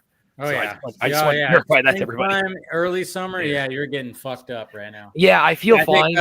Phil's also getting a little fucked up where you're at right now too with the allergies. I know. I mean, feel free to take off if you need to. Yeah, it's getting late. I gotta fucking watch my nephew tomorrow in the morning, so I'm gonna bounce, guys. It was fun. Much love as always. I know you were like struggling, so take it easy, Phil. Yeah, all right. Guys, take care. Much love. All right, now continue, Brad. I was trying to get Phil a way out because he was like, struggling a little bit. But kind of to Williams' theory, like one thing I talked about, on that on our show is that, this maybe bears some consideration with, whether like the Flash, his whole theory about the Flash is like the character that hops between two universes, and that explains like continuity, similarities, or changeovers or whatnot. One thing that plays heavily into that, I think that looking back on 2023, and this is something that's not a matter of opinion, I don't think anybody can say, is that The Flash was the movie that by far they promoted the heaviest out of all the 2023 movies. I mean, they had like 8 million pre-screenings. I mean, Gunn was talking about, this thing's amazing. It's like it's. Oh, they had Tom Cruise say it was awesome. Yeah, they had Tom Cruise say that. Yeah, that I think they kind of went maybe a little bit overboard on, like the celebrity. Yeah, that was totally overboard. I thought it was hilarious because I'm like, do we actually have a video or something? No, you don't. Okay. No, I mean, I get it. You got to promote your you got totally. But again, not. With him, it's one thing, but when they had like 10 other celebrities come out and do it, it's like, okay, it was looking a little bit overkill there. But that was the one, again, without question, they promoted the heaviest, and they wanted people, out of all the 4 coming out that year, they wanted people to see the most. Yes. And of course, then you had Michael Keaton Batman, Yeah, exactly. Everything in there. So they were like, this is what we have to. Yeah, I mean, it sucks too because I enjoyed The Flash. Yeah, it has its issues, but at the same time, it's like, fuck, man. It was just already dead. Everything was like what William said. It was like, yeah, you're announcing a new slate, and it was just when you already have 4 movies that are coming out, and it was just so dead. Like it was just such a fuck up. It was deflating. And here's the thing, though: if he does use the Flash as a juncture, just as a reference point to explain it, even if it's just for 20 seconds, that's all you really need. You will have done what you should have done at the beginning of all this, instead of making an announcement, because everybody was in such a rush. It's got to die. It's got to die because I don't know why. So they were in a rush to get to a certain point. They couldn't pretty much stepped on everything else. You could have ended this. Listen, I don't need the Snyderverse restored to go on forever, but let's take us out of it.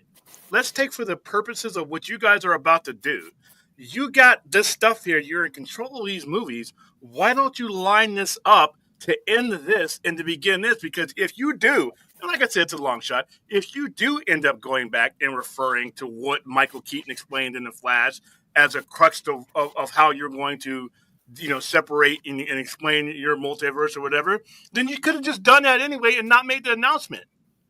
Yeah.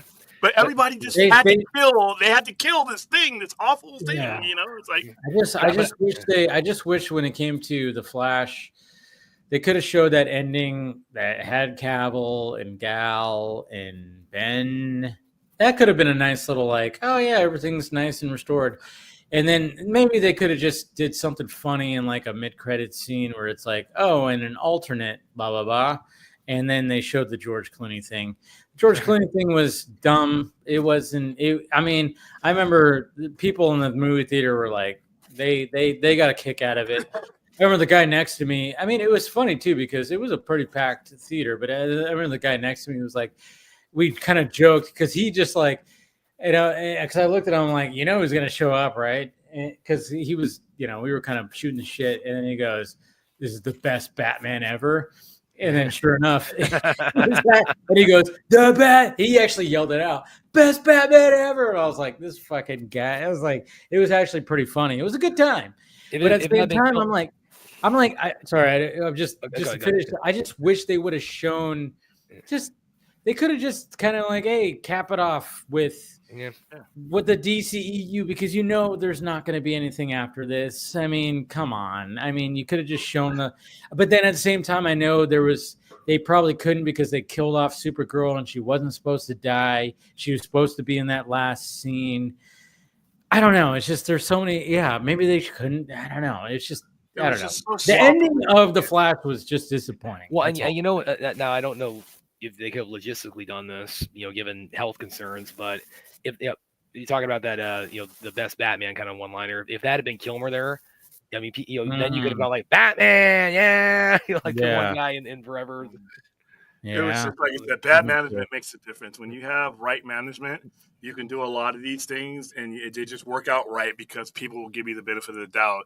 But when you're already disorganized, when you're already in transition, you get what we got. There was plenty of time for them to take those 4 movies that they basically left for dead and engineer something that could have put a bow on there. You're always going to have the extremists that said, well, this or not, this is absolute. You know what? You challenge them to say, you either get onto this resolution or you get off and we just leave you behind. But there was a way to grab the middle ground audience and tie this up with a bow. You literally have a guy who's creating alternate realities as he goes back and forth.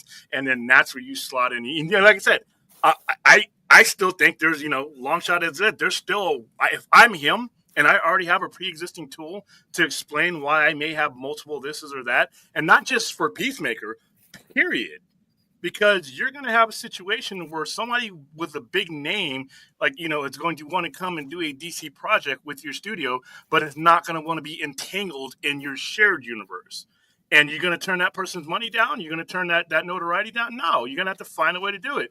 And so if you have the existence of other places to do this thing, then you set yourself up for the diversity. But what ended up happening when this all went down was you had the Cro-Mags were just like, they just had to kill, they were trying to kill the Snyderverse and not trying to transition into something that could actually work a lot quicker.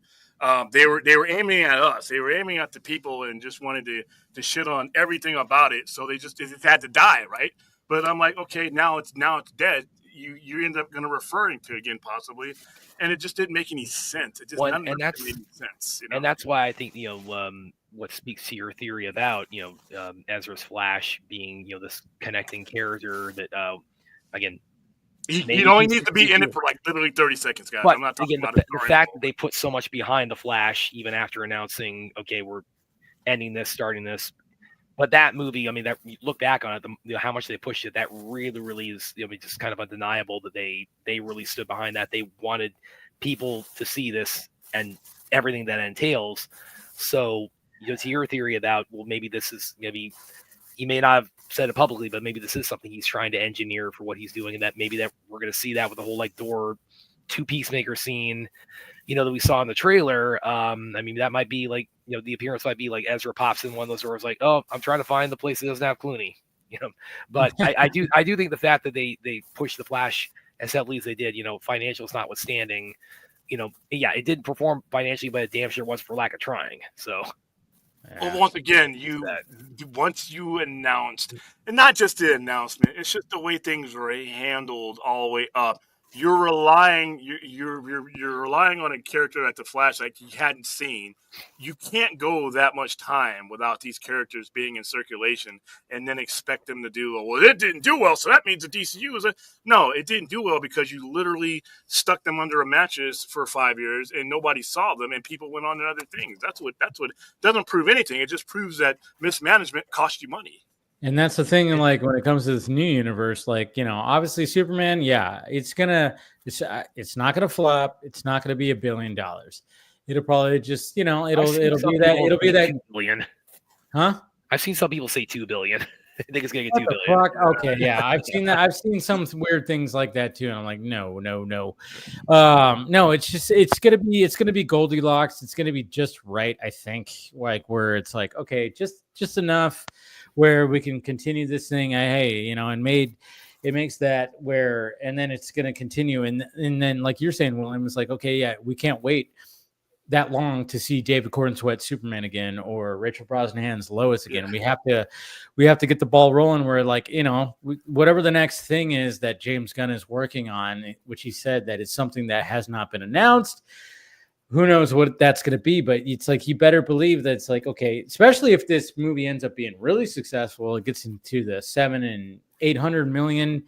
If that ends up happening, then it's like, oh shit, you better, you know, we need a follow-up already. People seem to like these characters. So I don't know.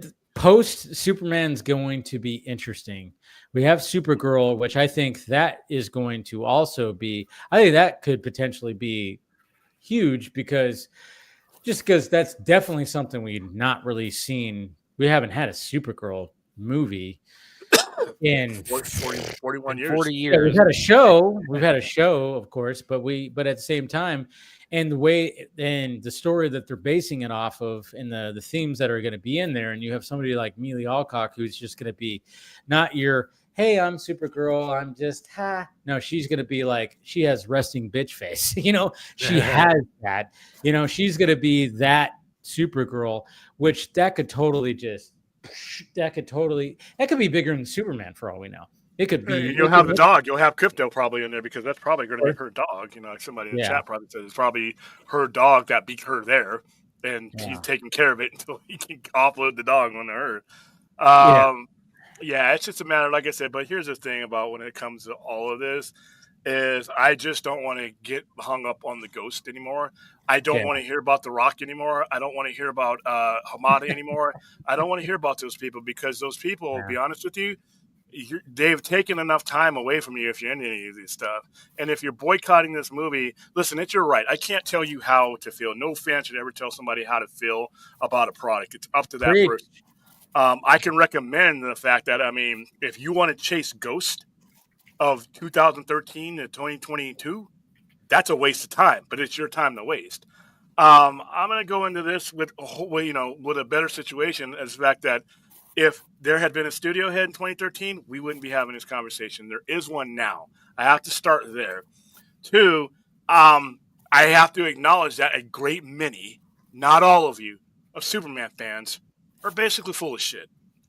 All right, and you see that. You don't have to take my word for it.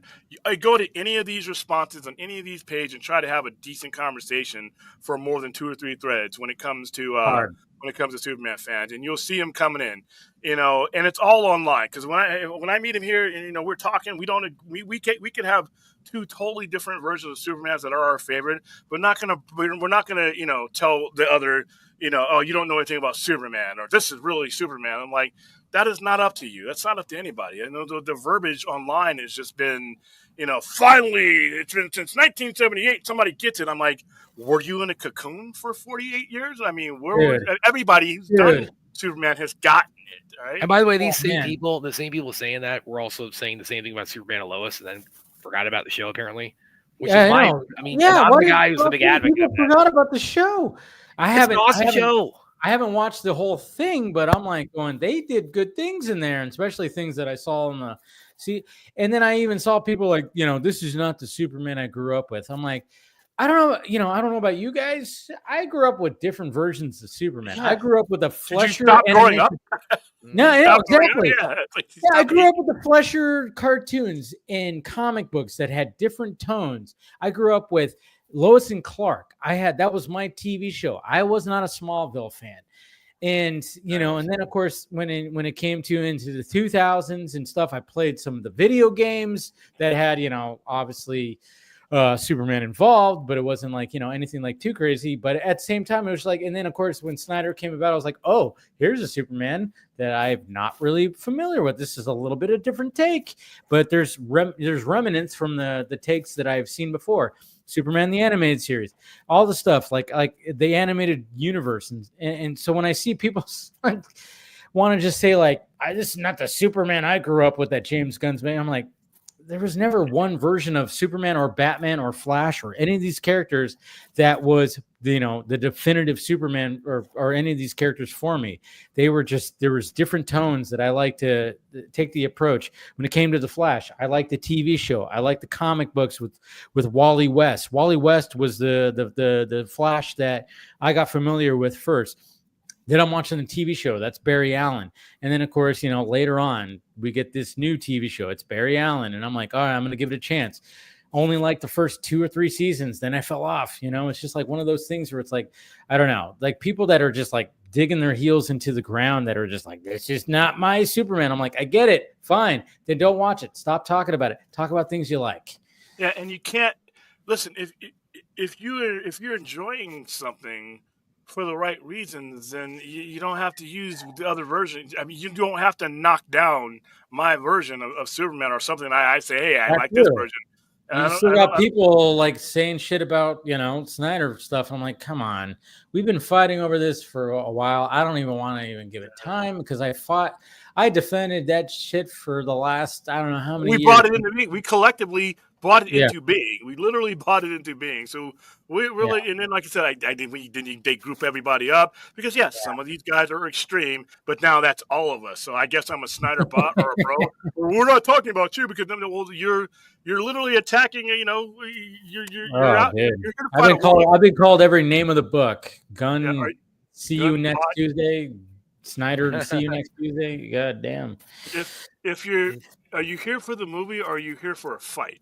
Exactly. And if it's the latter, then I would suggest that you just move away from this stuff because that can't be good.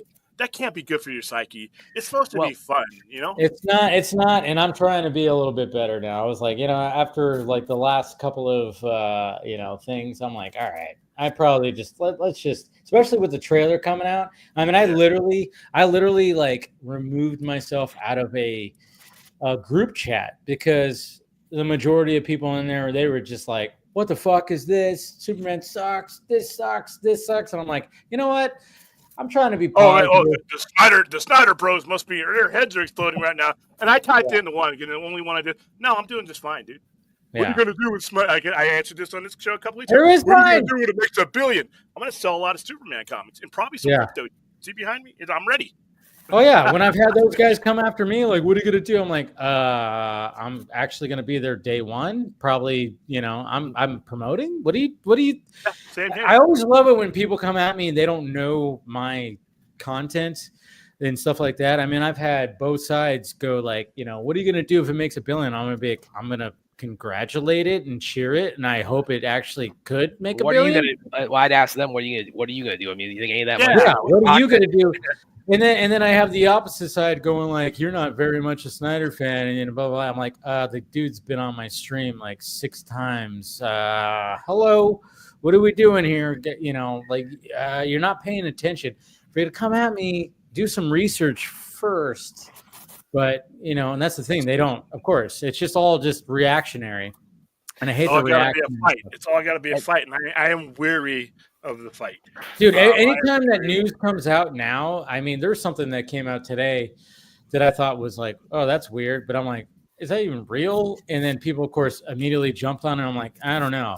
But then at the same time, it's like, okay, you know, I'll comment on certain things like, you know, the information that Matt Reeves is going to be turning in his script Memorial Day. But it was like, I just tweeted a GIF and I went, but it's awfully is that actually happening? Is like his deadline Memorial Day? Like, why do we need to know the deadline?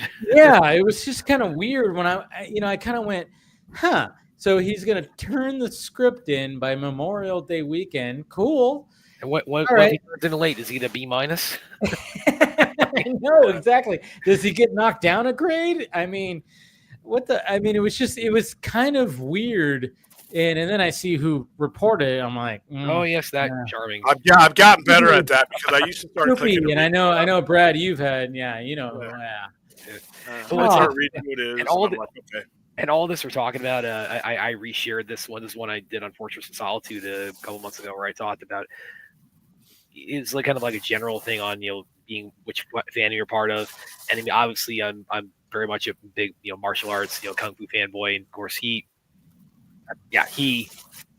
constantly gets annoyed whenever I bring it up on the show. But but in all seriousness, that piece, what I said in that piece is like it's just that genre. I'm diehard into martial arts and diehard into superheroes, but the latter, it just has so much more. The conversation just isn't as fun. It's way more peaceful.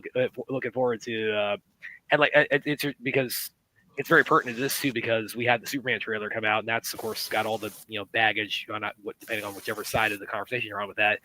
And there's this one coming out later this year called The Furious from Hong Kong, which that's basically my number one for anticipation of anything this year, because it's got a lot of the people that guys from the Raid and much of the folks. Wow!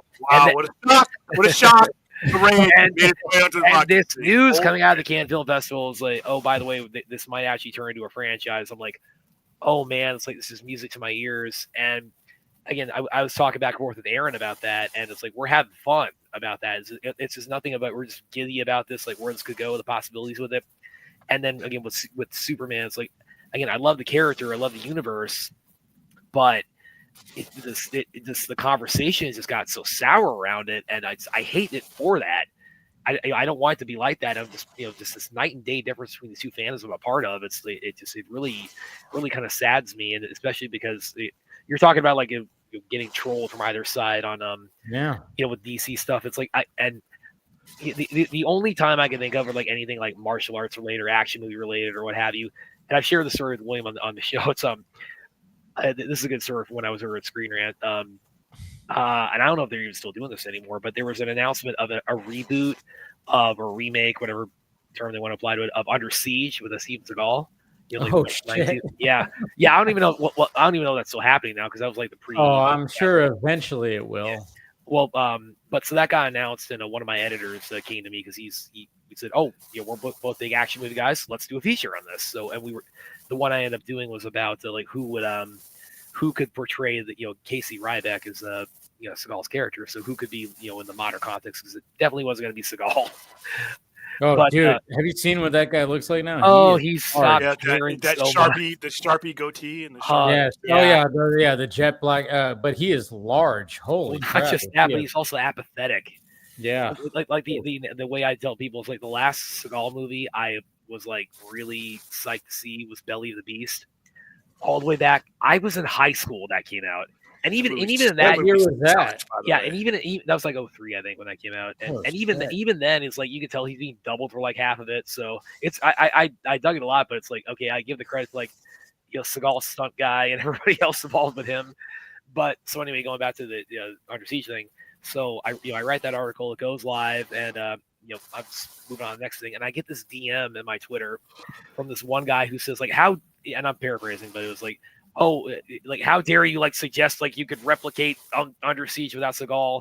And part of it was because I suggested 2 women to portray, because we kind of agreed, me and my editor, it's like Casey Ryback. It's kind of a general neutral name, so you could maybe like have like a female version of the character. So I did a couple of choices on that, and he said something like, yeah, Seagal was so essential to this, you can't replace him with that other broad you were talking about. Like, and I remember reading that, like, oh, when I screenshotted that, I shared that with everybody in there. And because I wasn't mad, I was like, hey, I'm telling everybody, hey, look at this bozo. Like, just came into my DMs trying to, because I mean, of all the hills you could pick to die on, like defending the honor of Steven Seagal was never one I thought anybody was going to pick. But again, you respond way more than I do. Boy. But that was but that's the only time I can think of like anything like action movies or kung fu or anything like that it's like getting trolled or getting like any kind of like toxic backlash. It's like, and it was funny. I wasn't mad about it, because it's like I've wondered for so long, like who out there right now is still like I can't wait for the new Seagal movie. It's like way up there with John Wick. Jesus Christ. Oh man. I mean, yeah, Seagal had his time in the 80s, late 80s and Yeah, he had 90s. some good ones when he was starting out, but that was back when he Oh, was totally. He totally had some good ones. But even at the same time, I never was like a huge Seagal fan, but I would still watch his movies. But I always felt like his fight choreography was always too coordinated because he just was too like it was like he was already so ready for like the next thing, or he was just bah bah bah. Well, that's the other thing. He's that guy. When you see that guy run, oh my god, it was terrible. He runs. Well, he's notorious for never taking hits either, because he's always got to look like he can just handle. That's right. He never got beat up. Yeah. And then of course, when it came to the movie Executive Decision, they really sold that as a Seagal. And then of course, he was like totally not about like him just dying in the opening scene. But then they did it. I remember when I first watched that movie, you know, I remember watching that movie going, what? He just died in the opening scene. I was like, but then now, like after that, I was like, that's so cool that they did that, because it was such a surprise, because it was literally it was starring Steven Seagal. Well, I remember hearing. I think he was supposed to have a bigger role at first, but they got sick of dealing with him, so they just cut it down. That's why it ended up that way. Yeah.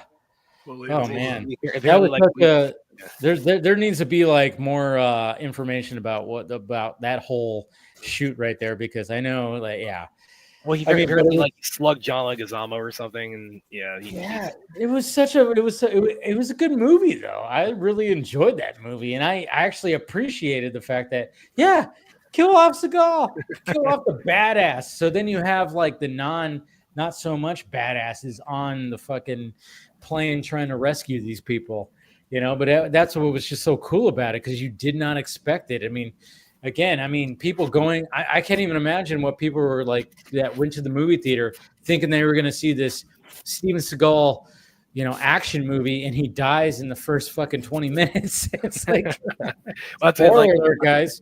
Yeah. And that's kind of why, like William, whenever like Jason Statham kind of had something coming out on our show, William says like why you describe like Statham as like, you know, like he would beat Seagal if he were just like Steven Seagal, but good.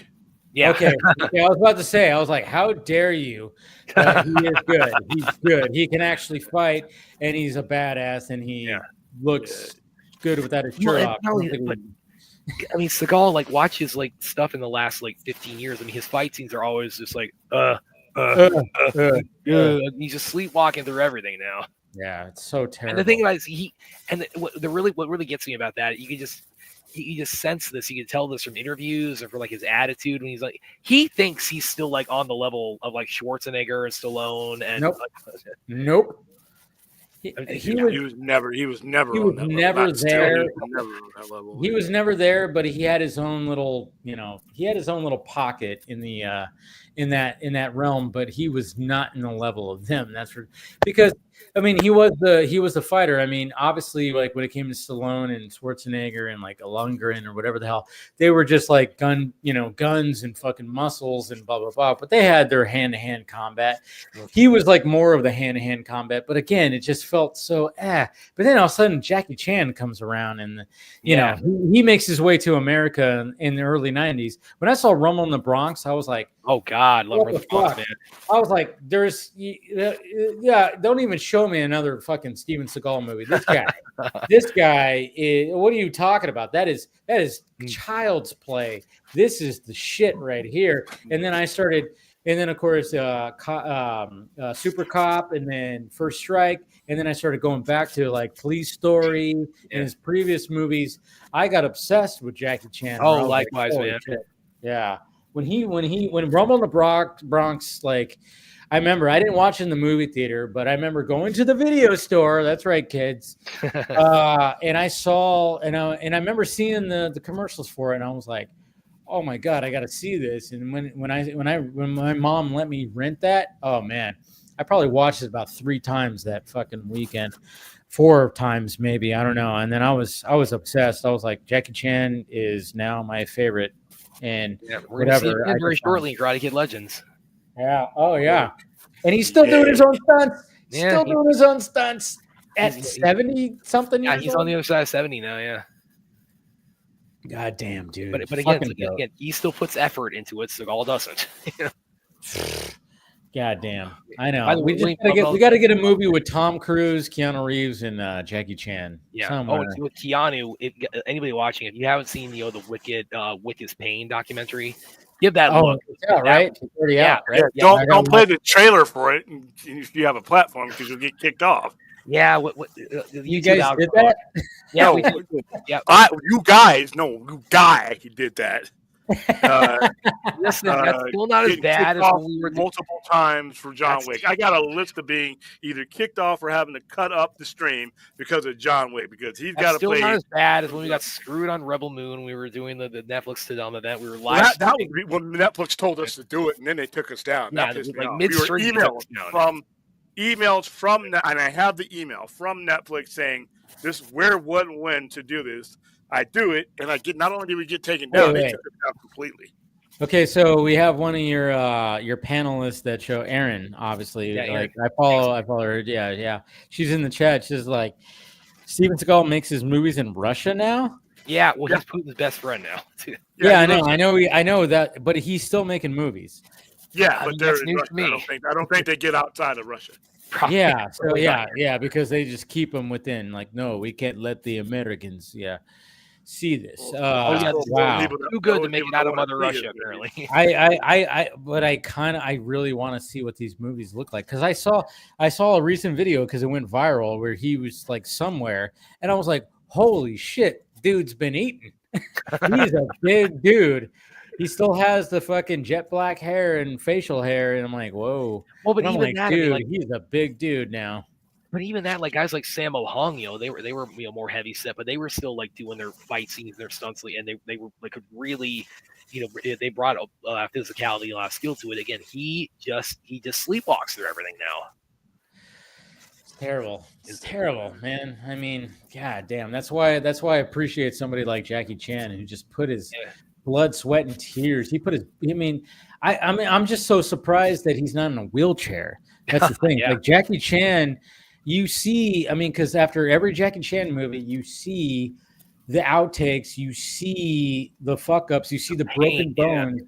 You see, I still, going back to like Police Story when he like one of his best stunts was like at that mall where he had to slide down that pole and then crash through the fucking like glass and then he walks off. But he got so fucked up from that fucked him up. But it was such a cool stunt. But at the same time, it's like, dude, how I'm just surprised that he's just like, Jesus Christ, like he must have did so many like just great things to heal his body, but he must have some aches and pains.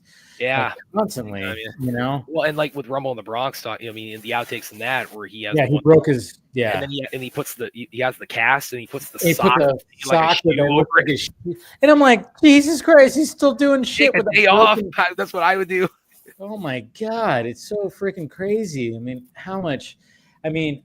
Yeah, just the laundry list of injuries this guy has had. I mean, it is absolutely insane. But all right, let's go ahead and wrap this up, guys. It's been a good talk. I mean, obviously we could talk about these, action movies and action. No. Yeah, I know. He will take your show over. Okay, so Brad and I could. Brad and Perp and Aaron and all the other. I'm going to be on Perp's stream next weekend because he's been begging to get me on there and talk about kung fu movies. So that guy doesn't like me anymore. I don't know. He has his phases. He's an interesting character, but William says too. If he's ever on our show, he's got to take the Raptor off. I'm not talking. Yeah, turn your camera on. Turn your camera on. He's great too. So turn your camera on. So yeah. But he got upset with me because of Sergeant Rock for some reason. I don't know. Anyways, go ahead, William.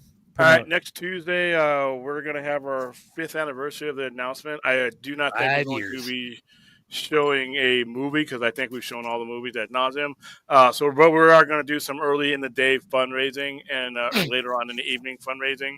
So for AFSP, 5 years, the most important announcement of all this for me, other than the actual March 18th day that it premiered, was the day that it got announced. All the other ones, the November and all that, those don't mean as much to me. This is the sole one for me that means it because it was the day that it became. It wasn't Bigfoot Real. anymore. It was actually real. So we'll be celebrating that on this coming Tuesday. So keep an eye out for that.